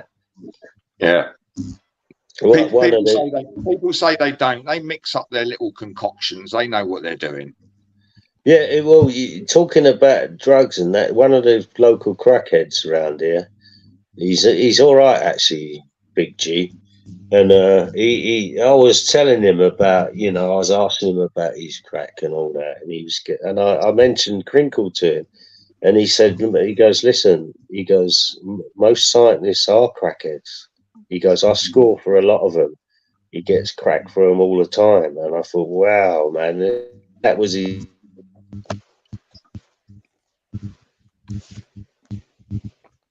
Yeah, that crack's a fucking weird one, mate. I tried it about 30 fucking years ago for about 2 nights, and I thought, this is bollocks. Only because it was free. It was a freebie, and I thought, yeah, fuck it. And do you know what? I thought it tastes like burning plastic, and I got a hit for about 5 minutes, and I thought, this stuff's fucking bollocks, mate. You know what I mean? Yeah. What they were trying to do was get you addicted to it. They gave it to you for free. No, but what it was, Mark, I was seeing this a stripper that lived up in fucking Tooting Beck, and I used to go out there with my mate. And she used to get the crack pipe out, and we was all smoking spliffs and just getting fucking pissed, listening to rave music and all that. It's a big house up there. I don't know how she fucking had it. I didn't ask her to. I know Tooting Beck well. Yeah, it was rough as fuck, mate. Rough as fuck. Yeah, it is rough. big fucking houses though. Big fucking houses. Yeah. I've done a lot of work in the houses. Yeah, and we was up there, and it was like, yeah, here, I'll have some of this, and I knew what it fucking was, mate. I'm like, yeah, mate, Yeah. I ain't paying a fucking penny, and I thought it's fucking shite. Do you know what I mean? And they was all losing it by the end of the night, and my mate goes, "Oh, come on, let's go," and we drove back home. he was driving. You know what I mean? Oh, he was pissed off out of his fucking head. And drove all the way back to fucking Tooting Beck, you know what I mean? What a cunt. Yeah. How about this, Ultra? How about this? Is the crackhead recently gave me a tenner. And you know why he gave it to me? What? Is I know him from where, I go and put a bet on. I put these play spots on and a football bet on a Saturday, and he said to me, I walked in this betting shop, and the betting shop was absolutely buzzing. I thought, what's going on in here? And he come up to me and said, yeah, we've done this thing and they fucked up. They give us all 4 or 5. So all these crackers have been given about 400 to 500 quid on this bet they'd done, yeah? So I said, well, fair play to you, G. And the next minute he went out and he put a tenner in my hand. I went, oh, don't be silly. And he goes, no. He goes, since I've known you, you've never said no to me, ever. And that means when he asked me for £1 or 2 quid or to borrow my phone, to ring someone, I went, look, I don't really want you ringing crack dealers with my phone, you know what I mean? Say whatever. But he said, no, you've never said no to me. And I just thought, and he's never really asked that much, Ultra. He's not one of them, them junkies that are always go, you got £1, mate. He's not one like that. And I just thought, you know what? That meant a lot. That I thought, you know what? You're all right, G. You give me a tenner out of your money. But all I can say is the 2 or 3 of them won that money. They must have been in a mess the next day. Fucking hell. They must have been smoking all night. Yeah, fucking bad, isn't it? You said that you did the football betting. So who'd you follow? I follow Chelsea, but I never bet on Chelsea because I look at Smart it as man. if you bet on your own team. If you bet on your own team, you're losing twice, aren't you? You're not only losing your money, that your team's lost as well. Not that I'm that much into football, no, do much now. Well, especially if you bet this season, the way Chelsea are performing, right? Yeah, you're right. Yeah.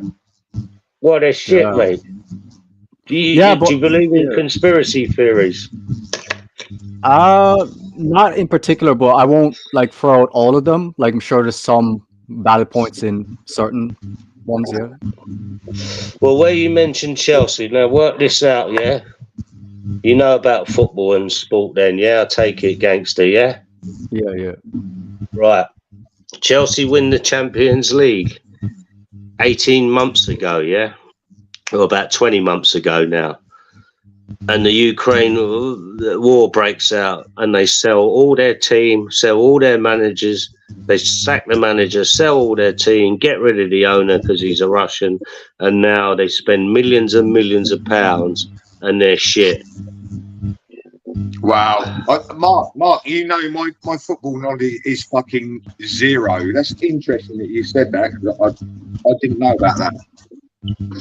Yeah, as soon as that Ukraine war broke out, Chelsea have gone from the most successful team in the country to Well, yeah, exactly. Because Mark, I think you're breaking up, mate. £100 million, and no one's even heard of them. It's not like Ronaldo or Rooney or big names. No one's even heard of them. They're shit. They're crap, mate. There's no fight in them. They're just shit. Yeah, I feel like because they're banking on these young players who had 1 or 2 good seasons, but haven't really built up the credibility to be worth that price tag. So it's just they're not very bad. They're mediocre at the best. You know what? I don't think actually sport is actually. I'm not into a lot of sports, right?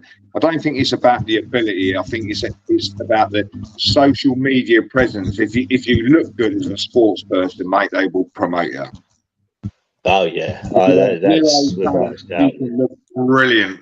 You know what I mean? Yeah. And all the young girls, and they will fall into that category, and you will be, how can I put it, supported, won't you? And that will make you a star. Well, look, take David Beckham for instance. Yeah, exactly. David Beckham. You remember him back in the day, Mark? He was everywhere, wasn't he? Yeah, and you know what? I've always been into football, Ultra, and I grew up with football. I played football. I've watched football throughout Europe and the world. He wouldn't get in my top 100 players, David Beckham. He wouldn't get in my team if they said pick your best 100 players. He would not get in my team. Yet he is the biggest name probably ever to come out of England. Yeah, Mark. As I said, my football knowledge is zero. What was it? Was he Man United or something? Man United, yeah. Yeah, and the thing is, Scholes was a better player than David Beckham. Yeah, he got big, and he I don't know what happened. He went over to that fucking foreign team. What were they fucking called?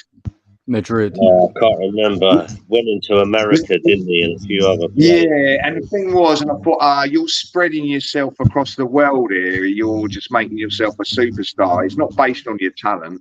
And he was suddenly GQ best dressed man, and it's like, mate, I can see where this is going. And I saw it fucking 20 years ago, mate. And his bird. What's his bird's name? Oh, what, Victoria? Oh, she's a fucking minger, mate. She is. Yeah, I would make Jerry Halliwell, mate. Oh, Jerry Halliwell for me. Oh, Jerry Halliwell, different league to Posh, wasn't she? What? Do you like Jerry then? Yeah, but Jerry, I liked all of them, but I thought she was the worst out of the four. What? Are you serious? You thought Victoria Spice was the worst? Victoria was worst. I think Sporty's second worst. Jerry Halliwell the best. Yeah, and what was the sporty one called? Fucking Sporty. What was it? Mel fucking C, wasn't it? Yeah. No, Mark, to be fair, right, after she left the Spice Girls, I don't know what happened, but she actually looked quite fucking fit later on. I was like, oh, okay.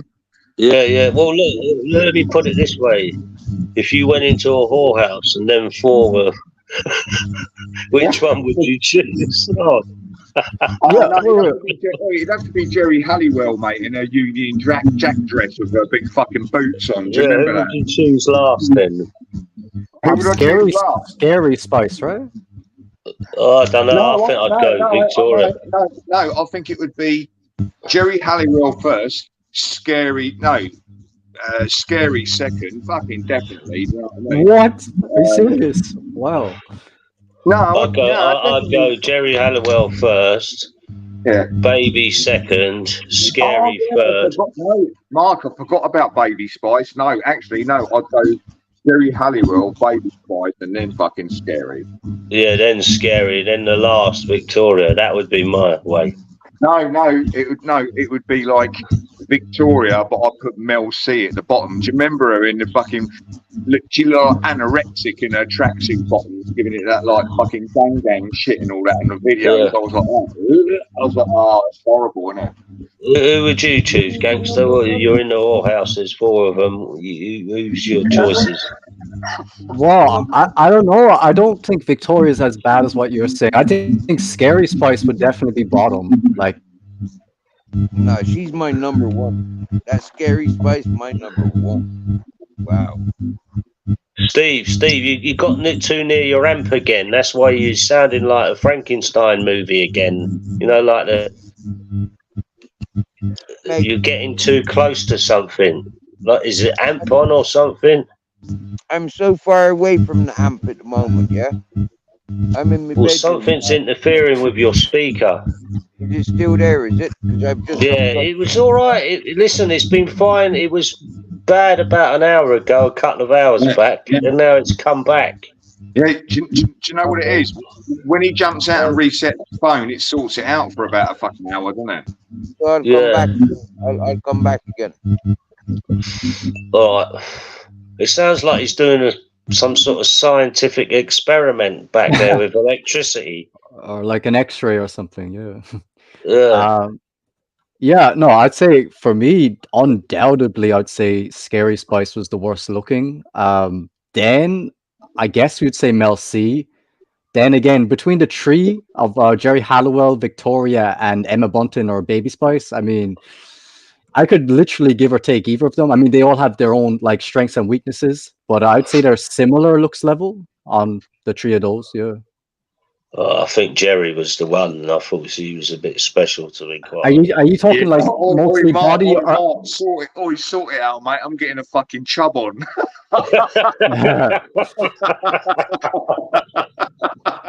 But when you're with the girls, are you like focusing on like the body or mostly the face? What's like the most appealing factor for you? What about Jerry? No, about all the girls when you're like ranking them. Are you taking into account their bodies or more facially? Come on, man. No, with Jerry, it was just something. She immediately just like took my eye, and I was like, "That's the one I like." And it was always from day one. It was everything about her. Sorry, I was just trying to get the cat in. It just tap the window, and then all of a sudden it doesn't want to come in. Hey, Mark, people are going to rinse me and go, Ultra likes fucking Jerry Halliwell. And it's like, yeah, fucking damn fucking Skippy. Do you know what I mean? Yeah, I'm agreement with you on that one. Jerry was my favourite out of the four. Yeah. Yeah, I would say like I wouldn't like question it. Like, I'd say I think the top three are pretty close to one another. I admit Victoria, when she like cut her hair short and all that, she didn't look very attractive. But in her prime, I would say, yeah, like, I mean, she definitely was a lot of guys' favorite. Like, why did David Beckham choose her? Like, but yeah, I'd say they're pretty close in looks level. She was a bit too skinny for me. I'm not really into skinny birds. Yeah. That's why I was asking if you were like focusing on body or. It's a little bit of like roundness, Mark, isn't it? Yeah, a bit of is it the hourglass figure they call it? Yeah. Yeah, I think I mostly focus on like facial beauty, so I try not to like include the body too much. But yeah, I get if you're not into like slim, skinny kind of girls, then that makes sense. Yeah. Bit like the Renaissance woman, what you used to see in them. Yeah. Well, how about like in terms of like movie stars and stuff? Who would be like your top picks like for women that you found most attractive in your time? Wow, that is a good question. That is. Yeah, that is a good question. Yeah, it is a good question. Really is. Yeah. I think. What about like Denise Richards? What would you think of her? Do you know the one in Wild Things? Have you seen that? Or yeah, I've seen it. I don't overly rate her, to be honest. Oh yeah. Wow. No. I'll tell you, I forgot her name, but she was in quite a good few movies, and she's not really renowned as a beauty, a Hollywood beauty, but I've always found her attractive. She was in Dusk Till Dawn. She was the daughter of the preacher. Do you remember her? You seen that movie? Oh, that's fucking. I know the one. She's been in all the Tarantino ones. That's Yeah, she was in Cape Fear as well. Yeah, Julia. She's got a kind of. She's quite like kind of boyish looking, but she is cute though, in a weird fucking way.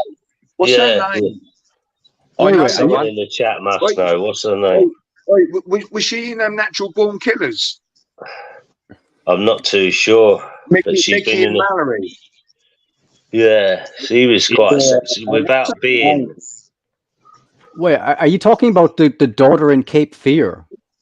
Yes. You put her up there, like really?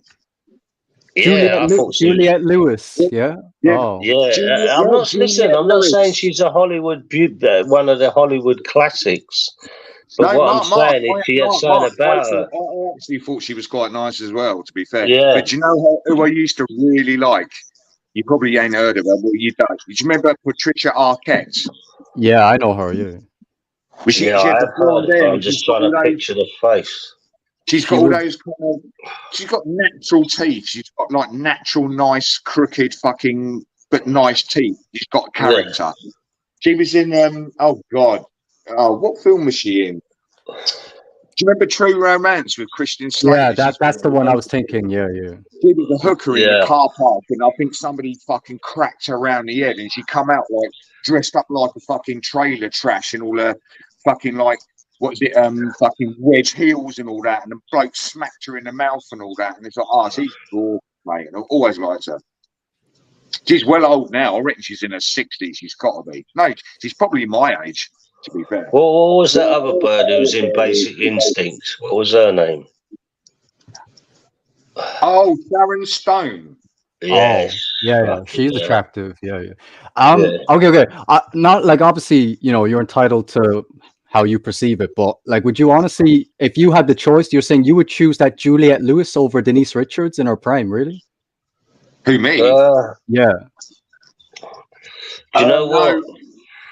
I would Or actually Patricia choose Arquette. Denise Richards over Juliette Lewis, but to be fair, I'm not that interested in any of them. Do you know what I mean? They're not the ones I go, wow, they're amazing. They're not. Yeah. They're not for me. Do you know what I mean? Mark likes Juliette Lewis. That's cool. I think she's quite cute. Yeah. Okay. Also, going back to that movie, the what was it? I called it The Dust Till Dawn. Do you remember the bird who got up and done the strip with the snake? Oh yeah. Yeah, man. Wow. Wow. Wow. What was her name, Ultra? Salma Hayek. She's fucking Oh, beautiful. You know Salma what I Hayek, say? yeah. When I watched that movie, that was the bit I was like, wow, that is I was. fantastic. She is beautiful. And when she wrapped the snake around herself and all that, Yeah. it's like, And she- when I looked her up on the internet in the early days, it's like, yeah, she's from Mexico. She was like a new star, wasn't she? Yeah, she listen, I when I saw that film, I was with a girlfriend at the time, and I was watching it, and without thinking, I went, man, she's the perfect woman. And my girlfriend goes, what the fuck are you talking about? What's wrong with me? And I went, no, you're perfect as well. What about that really fit bird? Mark is Wait. mad, isn't he? Yeah. What about that really fit bird in the crying game? Oh, damn, what's her name again? I can't recall. Oh, the crying game was about fucking. That was a fucking tranny. Yeah. I think that's what Steve's saying. Otherwise, love. Oh, yeah. Well, screw that. Forget that then. Wow. That's why I went quiet. I thought, wasn't that the one with Yeah. Oh, yeah. We tranny? clicked on there, didn't we? Eh?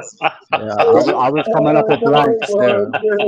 Is to know about the crying game. Yeah, you know that the snake woman in. Mark, I saw that in the pictures when it first came out. I thought it was fucking brilliant. Seriously. Oh my God. You poor boy. You poor boy, Ultra. No. Steve, you're a fool, brother. It's a fucking, how can I put it? A well-made fucking movie. Fucking brilliant. Oi, but I didn't, I didn't rate Brokeback Mountain. I had to watch that. People were saying, watch Brokeback Mountain. And I was like, I don't know. Oh, fucking hell, mate. Did I have to? Oh, wow. Well, honestly, it sounds like you have quite a broad knowledge of movies. Don't tell me like your favorites, but would you suggest some like top ones you'd suggest for me to check out just in case? Because obviously I'm younger than you, so maybe I haven't like seen as much as you know what I mean? Yeah. There's a movie I seen many years ago, and it's called Bliss. Bliss. And it's got that fella from fucking Buffy the Vampire, the old dude. Oh, Giles, or sorry, that's his name in Buffy, but yeah. I think it's him, or it looks like him. Okay, was that recent or? Oh no, you said an old film, yeah. As well, I don't know. When I typed it in, it only came up was a 2021 film, so that's obviously the wrong one. Do you have any idea if it was like in the 70s or 80s or? I think it was in the 90s. Okay, let me see. I think I've heard of it. I haven't. I've definitely not seen it. I've heard It of it says though. 1997, perhaps. Let me see if I can get any more knowledge. Yeah, on it. maybe. Yeah. Yeah, maybe. Yeah. I'll ask you this one, guys. What's the best film you've seen in the cinema? I know what mine was because we were like, "Fuck!" At the time, it was just groundbreaking. I know what mine was, Mark. Go on. Star Wars in 1977 opening day. Yeah, that was. I didn't. It was a little bit before me, that one, Ultra. But I'll be honest with you. I watched a few of the Star Wars. I liked them, but I wasn't really a star. You know, like some people are proper Star Wars crazy. Aren't they? No, Mark. Actually, I tell a lie. I sneaked in and I saw fucking Jaws. Jaws, that was a classic, mate. I still watch that today. No, Mark. When the head popped out of the boat, it fucked my head up. I was fucking young. I was like, what the fuck? And I walked out of that cinema and I thought, that was fucking amazing. But looking back, it's shit, innit? No, you're kidding, man. Jaws is a top movie to this day, mate. It's a top movie to this day. Fantastic. Yeah. I'll tell you two films I saw going back in the day. The first one, what we watched, I thought, fuck, what a top film. We watched The Predator in the cinema. That was brilliant. Yeah, I saw that in the cinema, yeah. Yeah, and Trading Places I watched in the cinema. Yeah. Mark, the Jamie Lee Curtis scene when she gets a fucking... what the fuck? I'll tell you what, everybody went quiet in the cinema, didn't they? And then everybody, all the girlfriends was looking at their boyfriends, and the boyfriends was looking like little awkward. You know what I mean? There was so many classics in that, classic comedy things in that film. Though it was brilliant. What else? There was there was a film. I watched it, and I'm going, but I don't know how long ago. But I thought, fuck it, I had nothing to do this day. I thought, let me just go and see what's on in the cinema. And I walked in, I just thought, well, that'll do. And I thought, fucking hell, what a movie. And I watched it in the daytime. And when I come out of the cinema, I thought, fucking hell, what have I just watched? And it was that film Apocalypto with the subtitles. The Mel Gibson directed one. Yeah, that is some dark film to watch in the daytime and then walk out into the high street in broad daylight and everyone was doing their business. I just watched heads being chopped off and fucking people, you know what I mean? Oh, fucking hell. No, do you know what, Mark? I've only seen that once, and when I first saw it, I thought that was fucking brilliant. But I'm one of these people, I'm kind of like a bit conflicted. I thought, I'm going to go and check the reviews out and see what they thought of it. And the reviews were very mixed, and I actually thought it was fucking good. Yeah, but you know what? Saying that, I used to... Where I lived, there was a cinema like 200 yards away. So if I had no work on or I didn't have nothing to do, I thought, fuck it, let's just go and watch a movie. And I would never, ever read the reviews. I'd just look up and go, right, that'll do.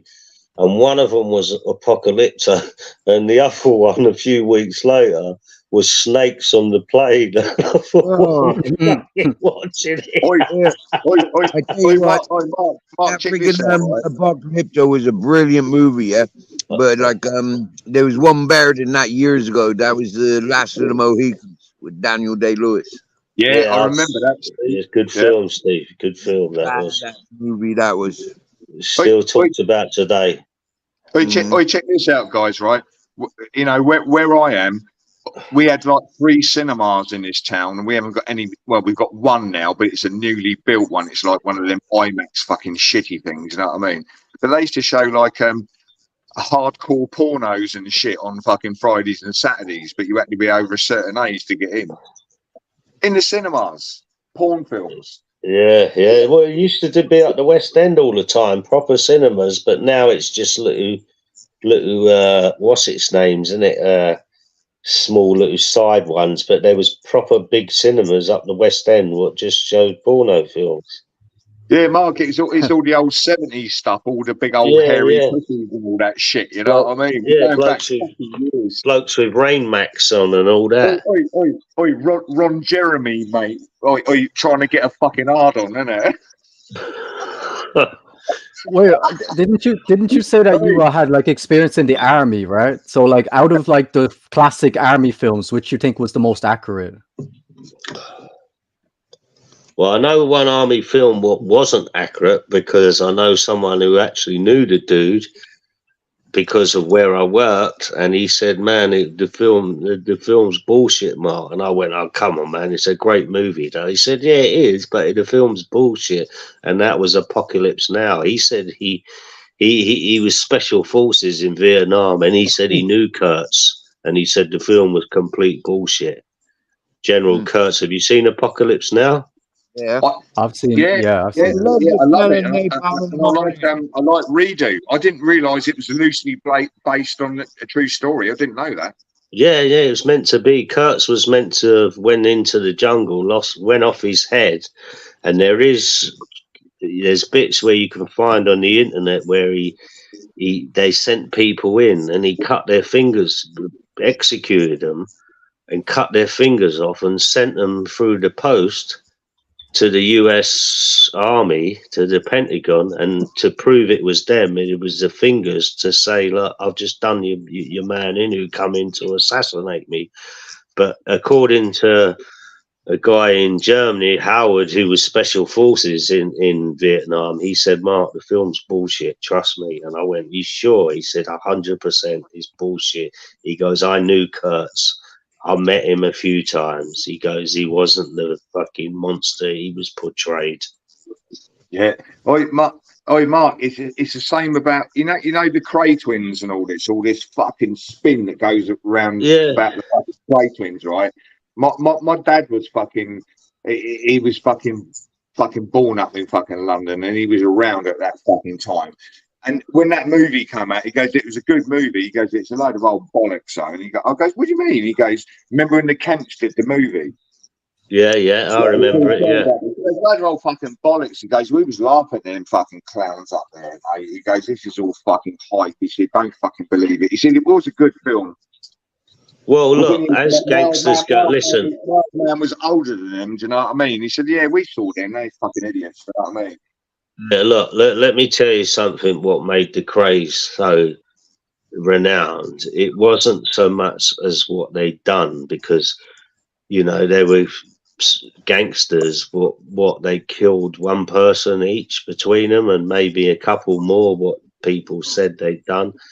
Well, let me tell you this: it was this persona of them. Look at them, two guys with glasses on, with the white shirts. They were the press's gangsters. Yeah. They wanted, you know what I mean? Yeah. They were And you know what it is, mainstream media gangsters. Yeah. They Exactly. fitted the bill. Yeah, it's early. How can I put it? Narrative spin. It's like early fucking hype without like how can you put it? Technology. They were doing it. Of course, it was the mainstream media loved it. Two twins running London, the gangsters, with dark glasses on. You know what I mean? I mean, they did have Paul and Wade. People I knew said, "Yeah, you didn't want to fuck around with them," but they weren't the baddest people out there. There was a lot worse than them. Dad said there was a couple of fucking knobs. You know what I mean? I thought you was going to say a couple of puffs, which they basically He never said that, mate. But he said it was a couple of fucking idiots. You know what I mean? He said, "Don't believe all these fucking shit sons." You know what I mean? He said they're fucking idiots. Yeah. Well, to bring back to the initial question, so if I name out a couple of classic army films, could you just tell me your perspective and how you would rank them? So if I said Full Metal Jacket, The Deer Hunter, Platoon, Born on the 4th of July, Apocalypse Now, Saving Private Ryan, stuff like that. How would you? I'd love to answer that first. I'd love to answer that first. What about Southern Comfort? You've got to put that in there. Yeah, that wasn't really an army film, though, was it? It was more like they were National Guard. They weren't even Army Ultra. It's still a good film, though, Mark. It's a top film. It's a top film, mate. Mark, do you remember Soldier Blue? Sorry, mate. You remember Soldier Blue? No, I've never seen that. What it was, right? It came out. I think it was in the 70s or something, and it came out, and it was a cult movie. But the thing was, it got. I think it got banned. I'm not seen in Soldier Blue when they was chucking these newborn babies up in the air, and the soldiers was fucking shooting them in the fucking sky. Wow. Controversial as fuck, and they cut it out. Do you know what I mean? But search up Soldier Blue, mate. It's well old. Well Yeah, old. yeah. The Fuck. films Gangster mentioned, I would rate. Listen, and the reason I would rate the Saving Private Ryan, the number one out of that, is when I watched that movie and them tanks, German tanks, were coming in, and they were waiting there, and the ground was rumbling. I actually had it on so loud, my heart was beating like I was there. I thought that's fucking a great bit of fucking cinema. And then I would rate probably Apocalypse Now and Platoon, and then the rest a little bit behind that. So there would be my top three. Oh. Okay. So you put the Deer Hunter at the bottom, yeah? And Full Metal Jacket? It's a bit long, the Deer Hunter. I put the Deer Hunter as number one. What, better than Saving Private Ryan? Yeah, can I give my reasons though? Yeah. Yeah, sure. Because what it was, right? It was like two stories rolled, or maybe 2.2 stories rolled into one. It started off, and it was all that. Was it 45 minutes of like the marriage and all that, and Meryl Streep, and it was brilliant. Meryl Streep looked fantastic. I was like, wow, she's gorgeous, isn't she? And all that. It got dark, and by the end, I was fucking with Christopher Walken and all the Russian roulette shit. I was like, fuck. That movie will ruin a lot of people, I think, if you've got any kind of emotion. Well, I would say, like, because the Deer Hunter is like 1975, I think, and then Saving Private Ryan is in the 90s. So, like, obviously the technology was a lot more advanced, so they were able to make certain things look more realistic. But I still feel like those older films have their own kind of appeal, like, you know. So I can see why some people would prefer that, and then other people would say they prefer the newer kind of style. But do you remember a film called Thunderbolt and Lightfoot? Don't recall that. No. What year? It's brilliant. It's Clint Eastwood and Jeff Bridges. Just go and watch it, and you know, if you can handle old cinema, it's old. It's a great film. Go and watch it. And at the end, it's a sad ending, but it's really good. It's a satisfying movie if you can handle older films. 1974, yeah. Damn. Is it 1974? That's what it says, yeah. Yeah, Thunderbolt and Lightfoot, yeah. Yeah, I haven't heard of that one. Might check it out, yeah. Well, if you don't mind Clint Eastwood and if you don't mind Jeff Bridges, go watch it. Yeah, no, I tend to prefer kind of older films. I really can't stand new cinema. I just feel everything is like a propaganda with like you know, politics and what's on the media. So I feel like there's no more like originality in these stories, and they have to be like careful what they say. Do you know what? Listen, let me tell you what you just said there about the propaganda in the movies. Is I went to see recently with my youngster. I think it was Matilda. Oh yeah, I think it was Matilda, and I noticed the left-wing politics coming out of it. I noticed how all the heroes were black and all the anti-heroes were white, and I thought, wow, this is a deliberate tactic. Yeah. Anyway, going back, I missed a bit about you were talking about the Deer Hunter. I forgot how good that movie was actually, because the Christopher Walken bit in that when there was betting, you know, on his life with the headband on, that was a great scene, wasn't it? Yeah, exactly. What did let's ask the chat. You mentioned 6 films there, or 5 army war films, didn't you? Yeah, another one I forgot was When We Were Soldiers. I think that's good because it gives like the perspective of the like Vietnamese, you know, on their side too. So that's also a good one, but it's more newer. I think it's like 2002. But I think that's good to add in as well. So yeah, if the chat, if they want to say what their perspective is, then yeah, that'd be cool to see. Yeah. Get them involved, what they like. Well, so what other category of films you got for us? How about like kind of like American gangster films, like Martin Scorsese kind of directing, or you know, films in that kind of style, like Goodfellas and all that? How would you rank?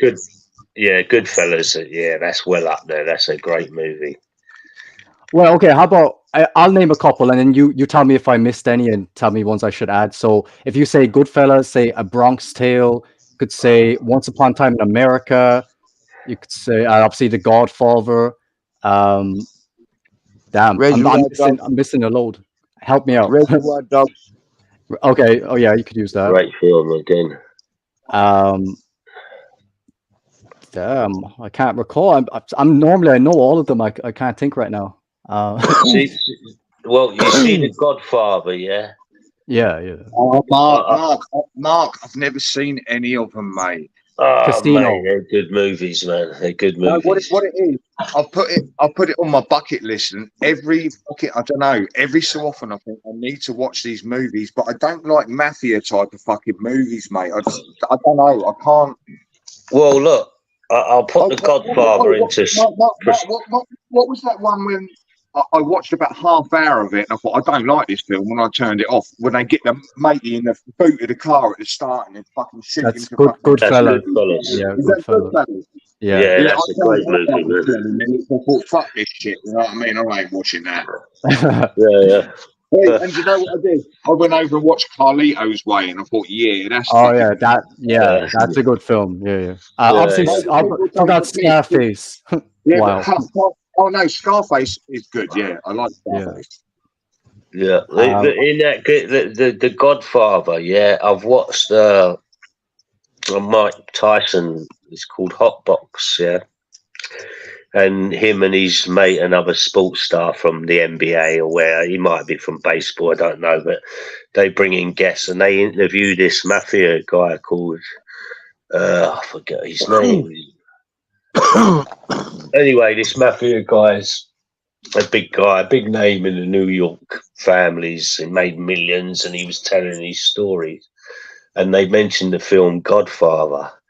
And he said, you know what? He goes, when that film come out, he goes, every Italian gangster in New York was walking and acting differently. They were all walking around with their high suits on.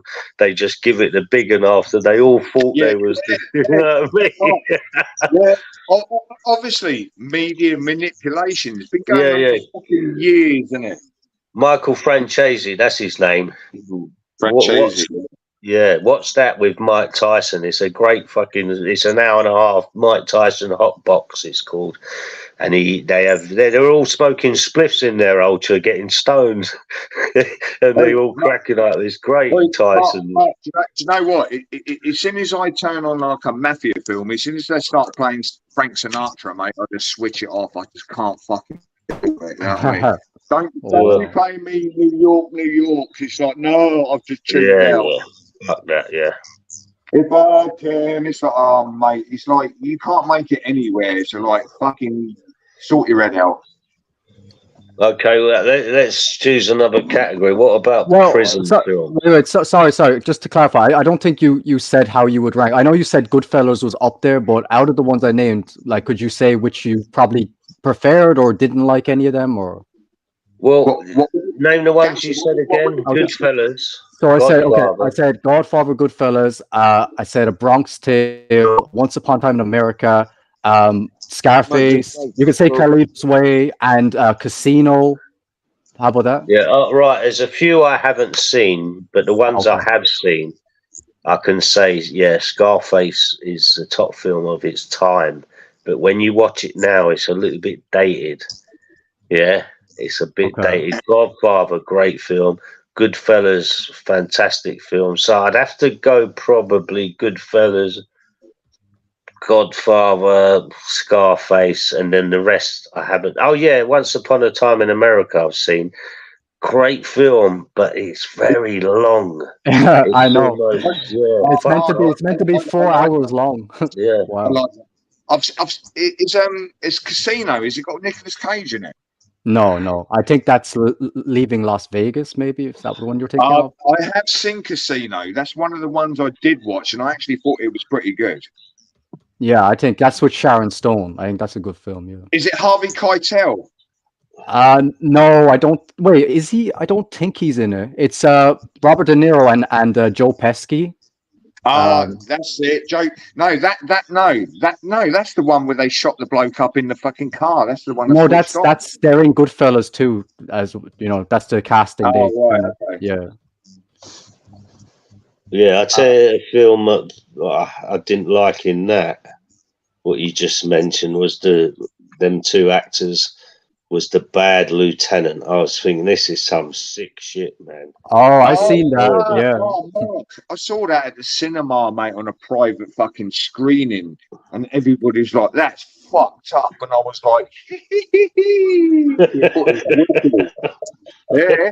Bad Lieutenant Harvey Keitel. That was some fucked up shit, wasn't it? It was, yeah. When he was bribing them girls in the car and all that, and I was thinking, "Oh, you're a nasty cunt." Wait, oh, what's he going? Suck my fucking cock. You know what I want. You know what I want, baby.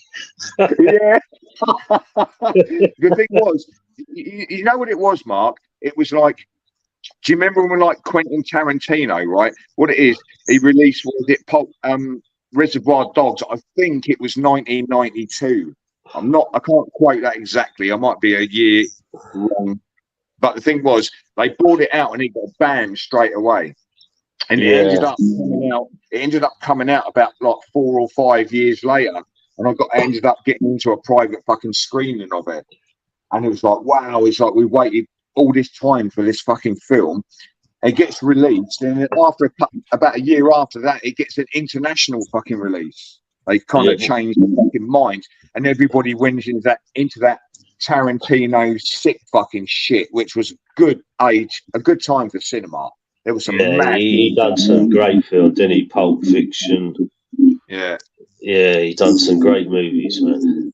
But the thing is, I think he impacted the movie industry all over the world, mate. Because I watch a lot of foreign films, subtitled stuff.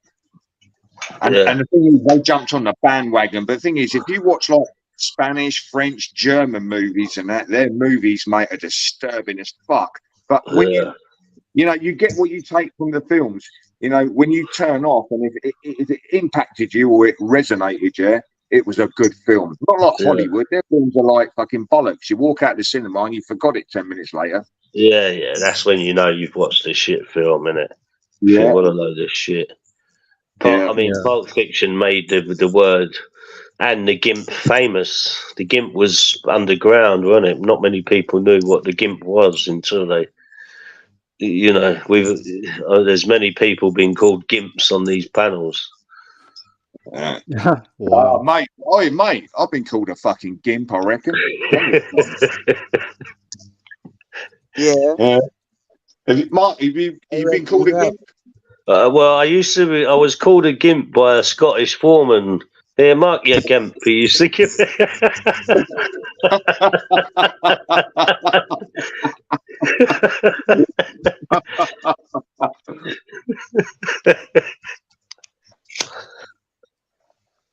How about like any other genres? Like I would actually be curious about, like, because obviously you're a bit older, like how would you take of like older Disney films? Like, did you have any favorites growing up? Or well, Jungle Book, that was pretty good when it was first come out. Damn. Well, I tell you what, to be fair, right, I was never really into cartoons. I don't really like them. And my earlier cinema days, when my mum used to take me in the daytime when it was well cheap back in the fucking day, and I was seeing things like, do you remember Sinbad, Eye of the Tiger, and stuff like that? Classics, mate. They're classics, mate. Yeah, Ray Harryhausen, stop motion animation and all that. And I was watching them in the cinema, and they were blowing my fucking bonce off, Mark. Do you know what I mean? As a little kid. Yeah. Hey, Ultra, what do you think my name? The Ferryman. Yeah, that's where I got it from. Was when these bony. Remember when I think it was one of the Sinbad films or Clash of the Titans. That was it. Where they go over to the island where Medusa is, and they say, "Well, you got to call the ferryman," and they blow the horn, and is it the Titans, or is it the Seven Seas of Sinbad or Sinbad, Eye of the Tiger? But I Yeah, love well, one Sinbad of and them- the Eye of the Tiger. Do you remember Jane Seymour in Oh yeah, fucking hell, yeah, it?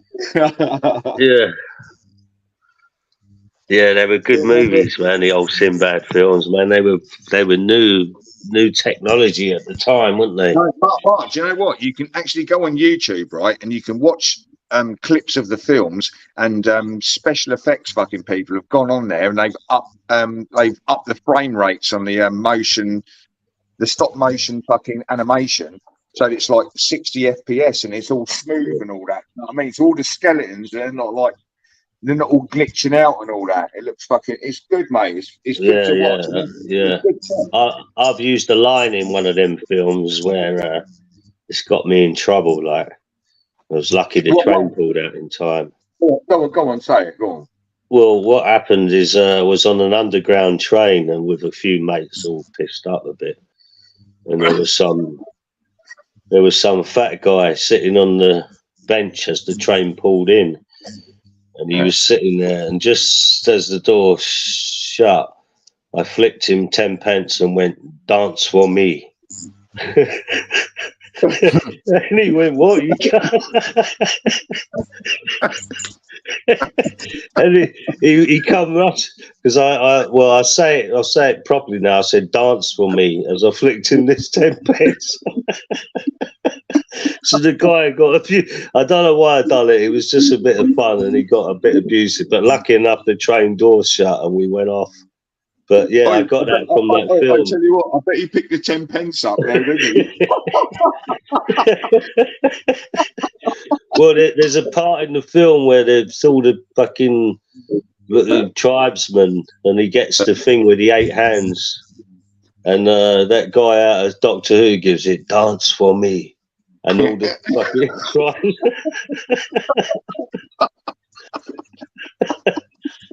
So I remembered that from the film, and that's what I asked this fat dude to do on the bench. Anyway, it's just a crazy story I done when I was in my 20s. You know what I mean? Bit stupid. And we have to rely on like Gangster now. What it is, he's asking us topics, and we're like rolling off of it. So Gangster, the next one, yeah. Favorite sci-fi. Yeah. Favorite science fiction. How about that? I mean, I haven't watched too many sci-fi films. I mean, I've seen like 12 Monkeys. Have you seen that? Or Yeah, brilliant movie. No, I didn't rate it. I thought it was rubbish. well, that's my point. Some people like obviously it's a bit like obscure, so some people will think it's just like stupid, but some people kind of like those kind of like quirky, dynamic films. So yeah, it has to be something that will appeal to you, I guess. Yeah. But it's not. It's not that. Do you remember like have you seen Time Bandits? Oh goodness, that sounds familiar. I can't recall exactly. It's by the same director. He's called Terry Gilliam, right? And the thing is, I've tried to watch Terry Gilliam films, and every one I'm like, oh, I've had enough of this. I can't deal with it. It's just something about how he films it and how he portrays his characters and how he directs. It's like I just don't like it. Do you know what I mean? I don't rate him. Time Bandits, load of rubbish. It's about like load of midgets. Mark, you know Time Bandits. Yeah, it's all right, Time Bandits, but I wouldn't go put it down as a top movie. If you were bored and you had nothing to watch, it's watchable. Mark, do you know what? I don't rate those Monty Python films. I think they're a load of shit, mate. I didn't mind the funny ones, but Life of Brian I thought was funny. The only thing that was good was when they hacked the fucking knight up and he had no leg and he was bouncing around, and that was about it. No, I thought the funny bit when they was all chasing Brian and John Cleese goes to him, "You're nicked, me old beauty." I thought there was some classic moments in Python. I tell you what, Mark, that's actually mad, right? Because the thing is, I don't like Monty Python films, but I said, well, like 40 Towers, mate. Yeah, 40 Towers is a classic. There's so many classic bits in that film. In those series. But the Fast Show is so much better. The Fast Show was good. That was good. I like that. Yeah, it was. The Fast Show was good. I'll tell you what. Can we talk about? What's her fucking name? She's Red Dwarf. I've never seen Red Dwarf. I never watched it. I've seen a few, and I think you got to be in the mood for them. They can be funny. Yeah, oh, Mark, and I'm going to confess this now on a panel. You know, Only Fools and Horses. Yeah. Never watched it, mate. Do you know what? I'll be honest with you. Yeah, I think it was the most overrated stuff I've ever seen. I'll be honest with you. I like the early ones, and then all of a sudden they started getting like family orientated, having kids and wives, and it sort of took this. I don't know the sort of wide boy image out of it, and they sort of went downhill from there for me. Mark, do you know what it was about early BBC stuff? It was all that canned laughter they used to put over the top. It was a filter, wasn't it? People going, and I wasn't falling for that at a young age. But I'll tell you a series I did like, though, and I rated it. Do you remember Shameless? Yeah. Do you know what? My ex Shameless loved was that. fucking banging, wasn't it? Do you know what? No, I never watched it. You know why? I couldn't stand looking at that cunt with the long black hair. I thought he makes me sick. Yeah, but they're all fucking junky nutters, mate. It was funny as fuck. Steve, you know what Shameless was like, don't you? Yeah, it's real life, man. Real life. It was funny. It was funny, Steve, wasn't it? Yeah, and the fucking the Shameless fella, yeah, the main fella, yeah, he's the boss. I've lost you. Program, man. Without him, it wouldn't make any sense. Yeah, Frank. Frank, that's him, yeah. Yeah, that's it. Yeah, he's the one. I never watched it. Never watched it. I'll tell you what. If I tell you my favourite, some people know it, and they say that's fucked up. One of my favourite TV series of all time is fucking Twin Peaks, mate. Another one I never watched. Mine was Ideal. Huh? Mine was Ideal. Oh, Steve, do you remember when the fucking plumber got locked inside the fucking water tank and he was in there starving and he got all anorexic and all that and he went paranoid? Do you remember that? It was fucked up, wasn't it? Don't know. I need to watch that series again because that was good. It's a long time since I see that. But didn't you like my pig mask earlier, mate? That's the one from Ideal. Yeah, I thought so. Yeah. Mark, did you not see my mask earlier? No, I didn't. Mate, I've got a full latex fucking pig mask. It's quite good, mate. It's quite good. Well, I was shocked when one of you mentioned Buffy the Vampire Slayer. I didn't think that would be a show any of you would have seen, but of course, man. I've never seen it, to be quite honest. Do you know what? I wouldn't. I never used to watch. It was either watch Buffy the Vampire, yeah, or watch Sabrina the fucking Witch, yeah. No, Sabrina the Teenage Witch all fucking day. She was gorgeous. She was all day long. She was not better than Buffy, really. No, Sabrina the Teenage Witch any day over fucking Buffy. What are you on about? Right, but hang on a minute. When you had Buffy, yeah, you had a lot more hotter chicks than just Buffy involved, right? Yeah, it was just Sabrina. Like fuck off, yeah. There's more bitches in the world than just Sabrina. Come on, Steve. Who did you prefer, Sabrina or Buffy? Neither of them. They're both blonde. Well, yeah. I don't do blondes. I don't care about hair colour, mate. I like gingers. I like any hair colour. Doesn't matter to me. All right. If you had a gun to your head, who would you pick? Who'd you have to choose? The gun. Woman? Say it again. The gun.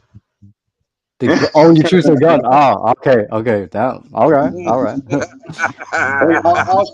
Ask Mark that question. He won't answer it. If a gun was put to your head, who would you take on this earth, Mark? Well, I don't know both of them, but just by their names, I'd probably go for Buffy because what's the other one's name? The teenage Sabrina. Sabrina, the teenage witch. It's the sort of thing Purple Spliff would go for. So Yeah. might go for Puffy. No, Mark. Sabrina the Teenage Witch was about like the same age as me, mate, when she was on TV. She's probably the same age as me. Do you get what? Oh, do you get where right. I'm It was going? just the name. It was just the name, the teenage. You're thinking about Bewitched. You're thinking about Bewitched. You're not fucking Sabrina. Damn. Oi, I tell you what, do you remember I Dream of Jeannie? No, you're going deep underground stuff now. No. Oh, come on, there must be somebody in chat. Oi, go and YouTube I Dream of Jeannie. She's fucking gorgeous, man. From the 1960s, mate. I used to watch it as a kid. You know what I mean? Yeah. I'll look it up. It says 1965. Yeah, damn. Have you seen her? Is she in pink? No, I've never seen it, obviously, but No, have you got any screenshots there? You want images? yeah, I can see. I can't remember her name. It says her name is Barbara Eden. I Dream of Jeannie. Yeah, Mark's like, what the fuck? Mark, I'm only 6 years older than you, mate. Yeah, I know. But listen, when you're a youngster, that makes a big difference, man. It makes a big difference from, like when you're a 15-year-old and, you would have been 15, I would have been 10. So, that makes a big difference to what you would have been watching from a 10-year-old, if you get my meaning. You know what I mean? Yeah, of course. yeah, exactly. Yeah, totally, mate. Yeah, I get that. Wait, so if you... Yeah, sorry, go on. That's all right, mate. Well, I was just saying, because obviously you mentioned like Sabrina and Buffy and stuff, and I was like, I wouldn't have thought you would have seen that. So have you seen like Saved by the Bell as well, or no? No, I've not seen that. Who's that? Saved by the Bell? You've seen that, obviously, yeah? No, but I've Saved seen by the Bell. Twilight Saga. I've heard of it. I'm not sure what it is. Okay. I thought you might have, since you saw the other ones, but it's all right. Do you know what? Twilight Saga. Do you know who I would actually rate as a beautiful Hollywood actress? And she is big. Jennifer Connelly. Oh yeah, definitely, yeah. She's got like dark brown. The film she was in. She was in The Labyrinth. Ah, The Labyrinth. Yeah, she was young in that. She was really young. Yeah, I know. Stunning. She is. I don't know, mate. Wait, was it Mark? Is it Paul Bettany? Do you remember Gangster Number One? Oh, mate, what a film that was, man. Yeah, Evil do you remember bastard. that blonde bloke in there who was Gangster Number One? He's a British bloke, Paul Bettany. He's married to that Jennifer Connelly, mate. He's like, fucking hell, mate, you done all right there, son, didn't you? Yeah, that guy, that British guy who was in that film, there's a scene in it, and I done it to my big black mate, and it done the same reaction. Do you remember when he was changing the wheel hub on the car, and that nutty blonde geezer touched his hair and rubbed and the black guy went, "What the fuck you doing?" And he went, "Oh, nothing." And then it turned out he murdered him, didn't he? Yeah. Anyway, I was playing golf with my mate, big black guy, yeah. And when I've just watched that film a couple of nights beforehand, and we're playing golf, and I'm holding the flag for him, and he putted his ball into the hole, and as he reached down to pick his ball up, I rubbed my hand through his hair, and it was the same reaction. He went, "What the fuck you doing?" And I went, "Nothing." Oh, Mark, Mark, Oi, Mark, are you a real life fucking troll? Yeah.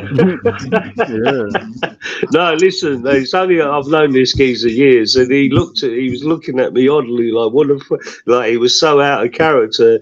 He went, "What the fuck you doing?" And I went, "Nothing." But I was cracking up laughing, and then I told him about the film I'd watched a couple of nights beforehand, and he was playing, and he was still giving me funny looks.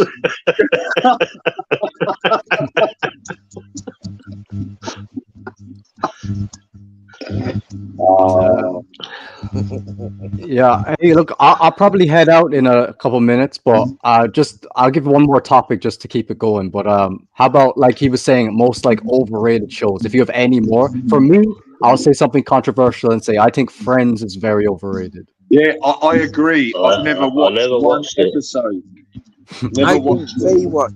I think Baywatch was definitely overrated.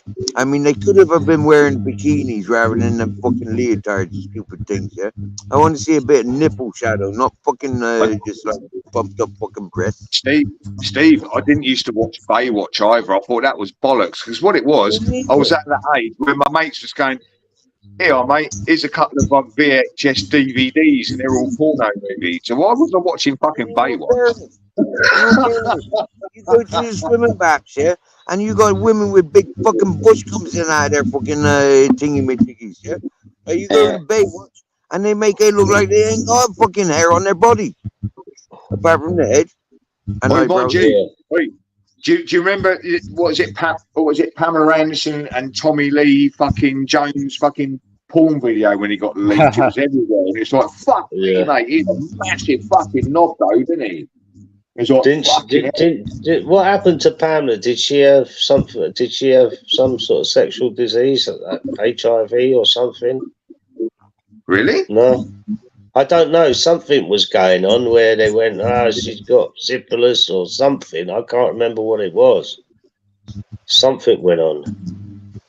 Whether it was all paper talk to destroy her, I don't know. But something went on that they said, right, she's got. Is she still around? Pamela Anderson? Is she still around? Yeah, I think she's alive. Yeah. Yeah, I know something went down that something was wrong with her. Search, get some information from the Wikipedia, find out. I tell you what, I think we went off at a tangent. It was like it went on to like what was it? Movie stars that you like, you know, of the opposite fucking sex, and we never answered the question. I'd say Elizabeth Taylor, mate, and was it Sophia Loren? Yeah, Catwoman. Oh yeah, that's Halle Berry, isn't it? Yeah. Also, I forgot because obviously you're in that age demographic. You must have seen like Charlie's Angels, right? In the like 70s. Yeah, I remember Charlie's Angels. Yeah. How would you rate the girls on that? Who was the best one? It was not Kelly. Who was the like? I didn't like Farrah Fawcett Majors was all right, and then it was like Kelly and Sabrina. Sabrina, I thought was the best one. Yeah, I always went with Kelly because she shared my second name. I don't know who you're on about. So if they're up and ready for it, I'll give them a go on each one of them, and then I'll give you a verdict after. I think like Cheryl Ladd, I think, was one of the better ones. You think so, or?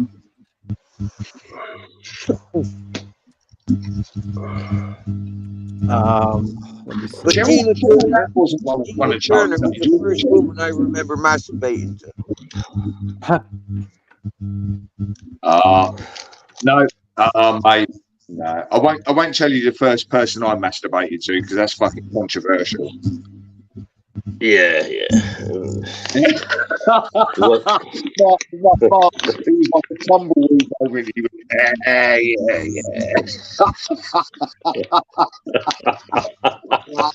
Mark, I'll tell you what, bruv, I like your style, mate. I like your style, you know that. Yeah, I'm not divulging that information. That's a bit too.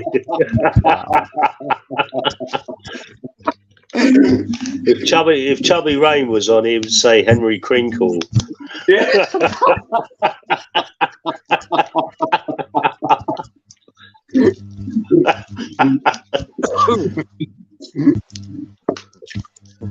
Oh damn! I forgot. Maybe last topic. Favorite Bond films?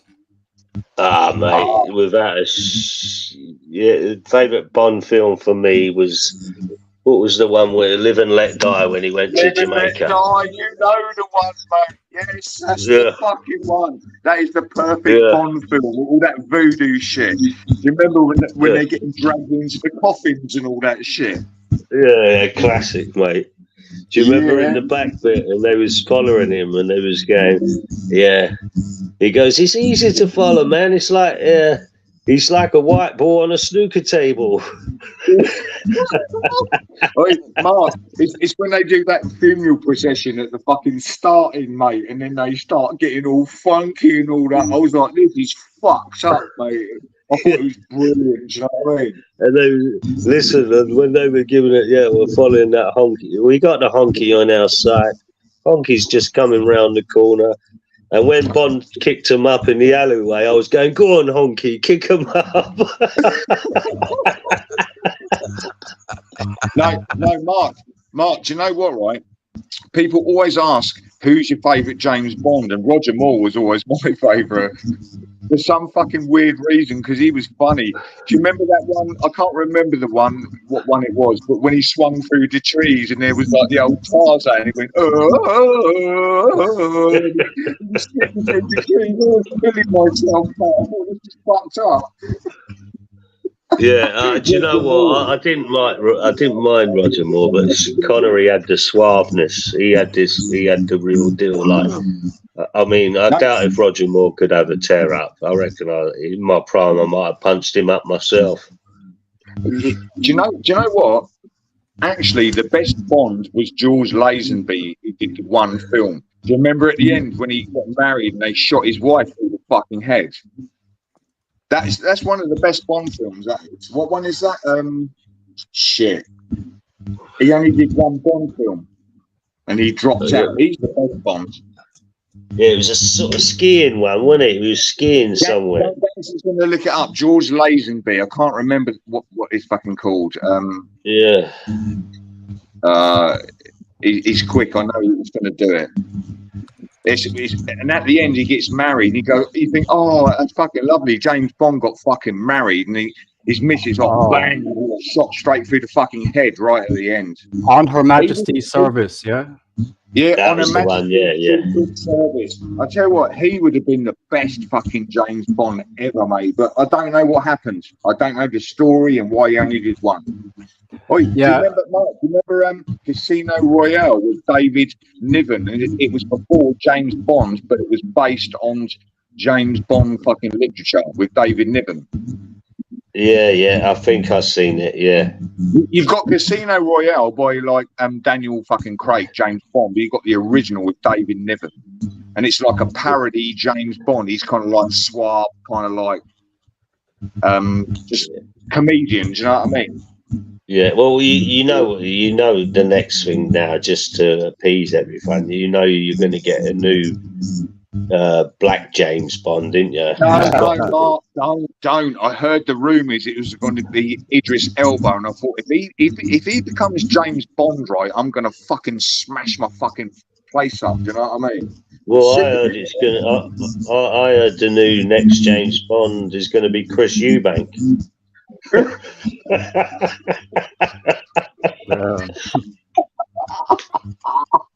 What? What do you have? Taking that third. Tell Nigel Ben. Hey, I tell you what, right? And he'd be doing the car chase, but he'd be in a fucking juggernaut, wouldn't he? Yeah, in his truck, innit? Tell Nigel Ben. The pain was excruciating. What else does he say? Karen, I love you. Karen, I love you. Tell Karen I love her.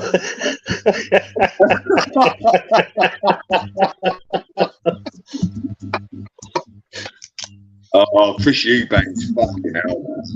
Yeah. I used to love him, mate. I was a fan of Eubanks, man. No, Mark, don't get me wrong. I wouldn't like to get punched by him. He'd fucking kill me, you know what I mean? But at the end of the day, he's a fucking idiot. Yeah, listen, I'll never forget it. Yeah, and this was it was like a glory moment for me. Is Eubank Ben the first fight? Yeah, Eubank had fought no one. Ben had fought all these world champions, and Ambrose Mendy, who was Eubank's trainer, basically got him to fight for his mouth. He went up to Ambrose Mendy and he was going, "Don't, I want your boy. I want your boy." And Ambrose Mendy goes, "Shut the fuck up. Oh, my boy will sort you out and I'll teach you how to speak." Anyway, the fight came and I was with about 8 of my mates and they was all London lot. So they was all, go on, Nige, knock him out. Go on, Nige, the first round. I was the only one supporting Eubank. The second round come and they all went quiet. I thought, they know Eubank's too strong, mate. He's too powerful for Ben. And they all went quiet. So I let, you know where Eubank used to do all the posh boy stuff? I let out the cry in the pub where they was all going, "Go on, Nige, knock him out." I let out the cry, "Now come on, Chris. Come on, Chris, sort him out." And he battered him, mate. He battered Ben. And he was just too strong for him. And you see that Ambrose Mendy, I met him at the airport. He walked past us in a hurry. My mate went, that's fucking Ben. So I shouted down the tunnel at Heathrow Airport. I went, "Yo, Ambrose." And he turned round and I went, "How's it going? You all right?" And he went, "Yeah, I'll catch you soon." He thought I was someone else. Yeah, that was a big time, big days in them days. Yeah, I like Eubank because of that, man. Well, since you mentioned boxing, before I go, I have to ask you your opinions on Tyson Fury. Tyson Fury, man. Do you think he's overrated? Well, I'm starting to think he is. I want to see him get knocked the fuck out. I do. Yeah. But I'm like that. I want to see him get fuck out and see you later. Well, I mean, he definitely lost his last fight. Like, that's no question. But yeah, he got away with it with the boxing politics, you know. But yeah, but listen, see all them YouTube fights, UFC, that's just money stuff, yeah. I don't take no notice of them. They're just money, whatever. But when it comes to these, I mean, I started thinking like AJ and Fury have been meaning to fight for over a decade now, and it still ain't happened. And I started thinking, well, it's AJ all the time pulling out. Now I'm hearing the facts. It's actually Fury pulling out all the time. Now he's pulling out of this fight, and he's meant to fight before. Who's AJ? Is that little fucking Russian bloke or whatever? I can't remember his name. No, AJ's fucking Anthony Joshua, the one who beat fucking Klitschko and all that. He's nothing special neither, but still. Yeah, he seems to. It seems like Fury's avoiding these guys. I can't remember his fucking name. He's fucking.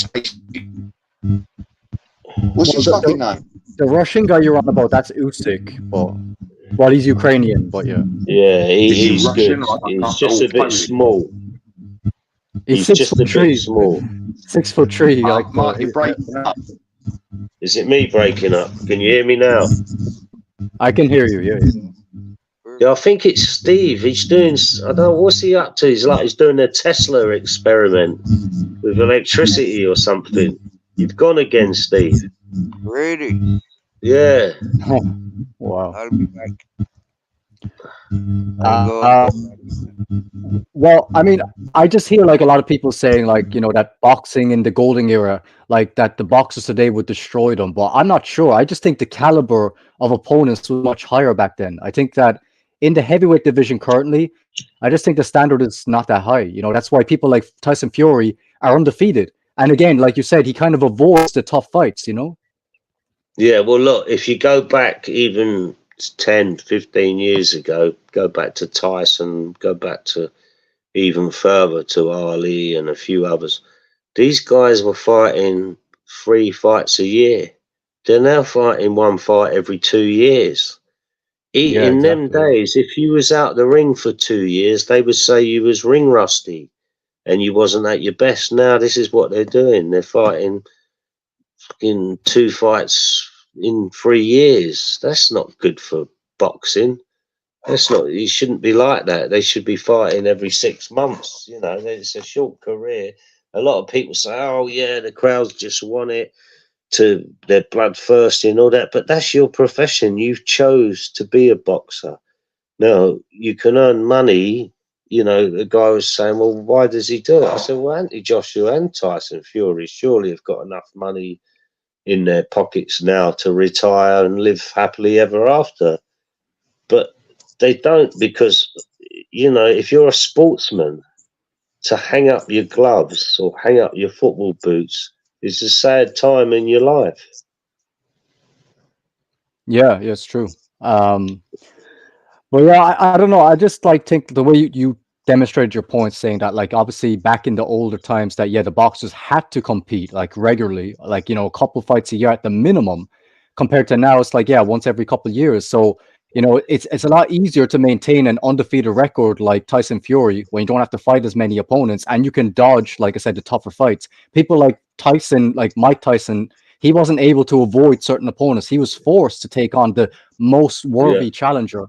And that's why he has some losses to his name once he kind of got out of his prime, you know. But yeah. See, again, when Tyson first come around, he was explosive.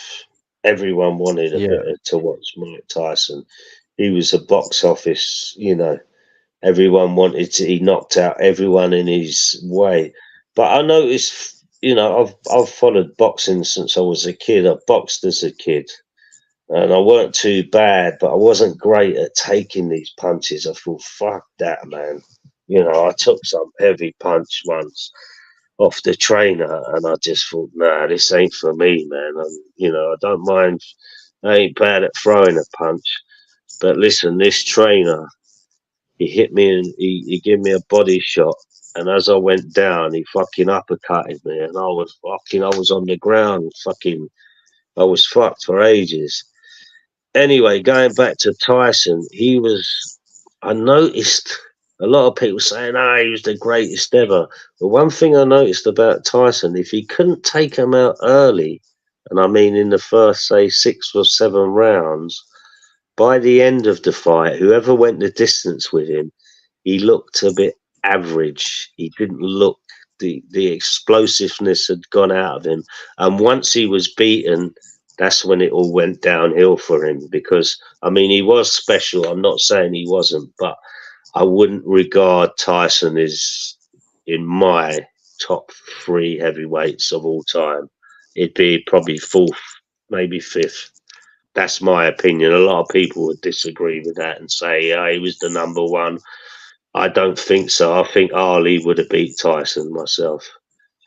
I think that when people say that about Tyson, they're referencing before, like, he went to jail and, like, you know, before his downhill, pretty much, like, you know, because once he was released, he like changed his trainer, and then like you said, people were going the distance and he started like showing some weaknesses. But in those like initial years in his prime, that's what people reference when they say that was like the best boxer they've ever seen. Listen, I think what it is, he was unbeatable at that time. And that's what made him the monster he was and the legend he was. Now, listen, I speak to older people who are into boxing as well when Tyson was around. And they said, listen, when I was going, everyone was raving about Tyson. These older trainers and boxing people I knew said, look, there's been many before him, the same type of boxer, and they've all been beaten. And they've mentioned George Foreman. They said when he come out, everyone thought he was unbeatable. You know, he took people off their feet with single punches. Same as Sonny Liston. Sonny Liston was the same. And Ali done both of them in the end. But at the time, they were considered, like Tyson's, unbeatable. So they're all beatable. Yeah. So you said your top 3. So you said Ali. Who else would be filling that spot? I'm going to go Ali, and this one will surprise you. I'm going to put Evander Holyfield in front of Tyson because of the sheer, he was just a warrior. He was a guy. When it went to toe in the trading of punches, he never took a backward step ever. He got beaten a couple of times, but and don't forget, he was only a cruiserweight, so he had to put weight on to become a heavyweight. And he never ever took a backward step and he seemed to be at his best when the war kicked off. You know, not the boxing skills, just an out and out slugfest. That's when he was at his best, and he never ever backed down. So I'm going to say Holyfield, then Tyson. And remember, Holyfield beat Tyson, so you can say it was past his prime, which is he beat him twice. Yeah, that's true. Because he was an Olympic boxer, like, you know, so he came in with like a really good like fundamental and base foundation. So yeah, when it came to trading and stuff, it's like he had that warrior spirit to keep going and just take the guy up before they took him out. How about Lennox Lewis? Would you put him on the same caliber or no? And I'll tell you why. Because what I just said there about the trading, Lennox Lewis wasn't that trader. He stepped back and hid behind his jab. He wasn't the warrior that Holyfield was. Now, remember, Lewis would have been 3 or 4 stone heavier than Holyfield. And yet, all right, he beat Holyfield. But he wasn't the warrior that Holyfield was, in my opinion. A lot of people would disagree. The same, a lot of people would disagree with what I said about Mike Tyson. But hey, that's sport and that's heavyweight boxing. We all disagree. And now you go back in time, there were some great heavyweights behind them, but because they were a little bit, I mean, it was a different sport in them days. People were lighter, you know, heavyweight in them days. I mean, Marciano was only about 13 stone 10. You know, I think he was nearly just under 14 stone, Marciano. He wouldn't even make a heavyweight today, you know? Yeah. Jack Dempsey, another one. You know, he was that was Tyson's hero, Jack Dempsey. Do you know about Jack Dempsey? I know the name. I haven't watched a lot of his fights, but I know he was definitely competing at the highest level. Yeah. Well, if you get an opportunity, gangster, watch a Jack Dempsey documentary. Yeah, just watch one of him and see how his life was. And basically, he was a fucking hobo, and he used to go from town to town and fight people for money, and then become a boxer. And it's quite an amazing story, but the Jack Dempsey story. So if you ever get a chance, you know, just put his name in and watch one documentary what was made about him. And, you know, an absolute fucking boxing legend. And that's why Tyson loved him. Yeah. As well, like, obviously, in the older times, the boxing background for a lot of these, like, you know, high-level performers was a lot more interesting than today, because most guys now, like, you know, they're just like, oh, yeah, I just joined boxing when I was a child. But these other guys, like you said, are guys who actually fought their whole lives on the streets and all that, and then went into boxing, you know. So they had a lot of, like, life experience with actually having to deal with, like, threats and all that. So, like you said, when it came to, like, trading and all that, these new guys are a lot more privileged. So they probably don't understand what it's like to be in that situation. So, yeah, I find the older boxers have a kind of greater story to tell, if you get what I mean. Yeah. David Fryer says, you remember Dave Boy Green? I do, actually, David. I do remember that name. I remember he was I think he fought, he was a middleweight. He fought people like Minter and all that. I'm not 100%, but I do remember the name. Anyway, listen, I've just realised the time, so I'm going to have to go, man. So, Steve, thanks for having us on. I've had a good chat. And listen, what's my man's name? Gangster, yeah. Gangster, put your link in and sub up. I'll sub up to you, mate, because I'll be doing lives again soon, and you might find them interesting, you might not, but I do get a big crowd in. Well, I used to. Hopefully I can return to that. My channel got taken down. But, yeah, so if you were to come in, I think you brought up some good topics, and it's been interesting. So yeah, sub up and I'll sub to you. What's your channel? Wait, is this your channel or? No, this is Steve's channel. What I'll do is I'll put my someone in the chat will put my channel name down, and you can just sub that way. If someone could put Gangster's channel name down, I'd sub up to that because you've been quite interesting, decent guy. Yeah, no, definitely. I'll subscribe once I get the channel name Yeah, and all that. It's all right. yeah. Yeah, okay. And again, obviously tomorrow, look, if you catch me live on the thing, you know, feel free to join the IQ show. What is it? What time do you normally go live?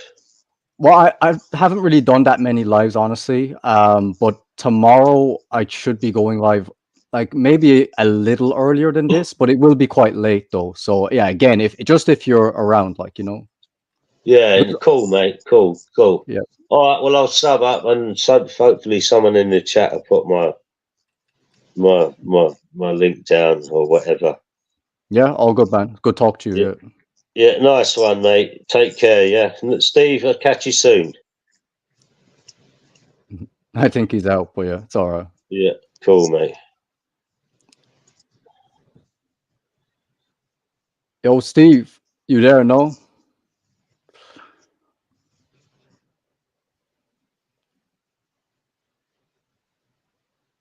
Damn.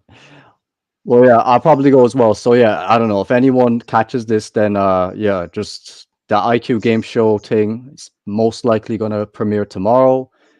Yeah, if you want to come in and you can, it might be teams. So if you have, you know, someone else you want to partner up with, then you know, maybe I'll see you there. So yeah, until next time. All right, bye bye.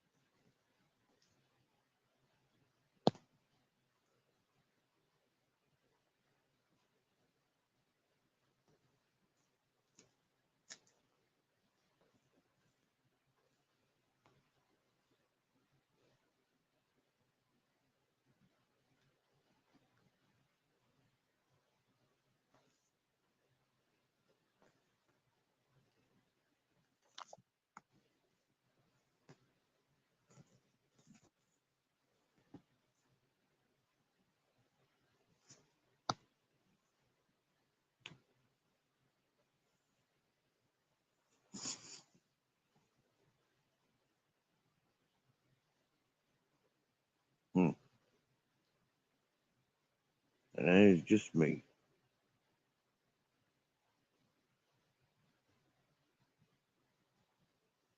I know this time of day as well. Blooming heck.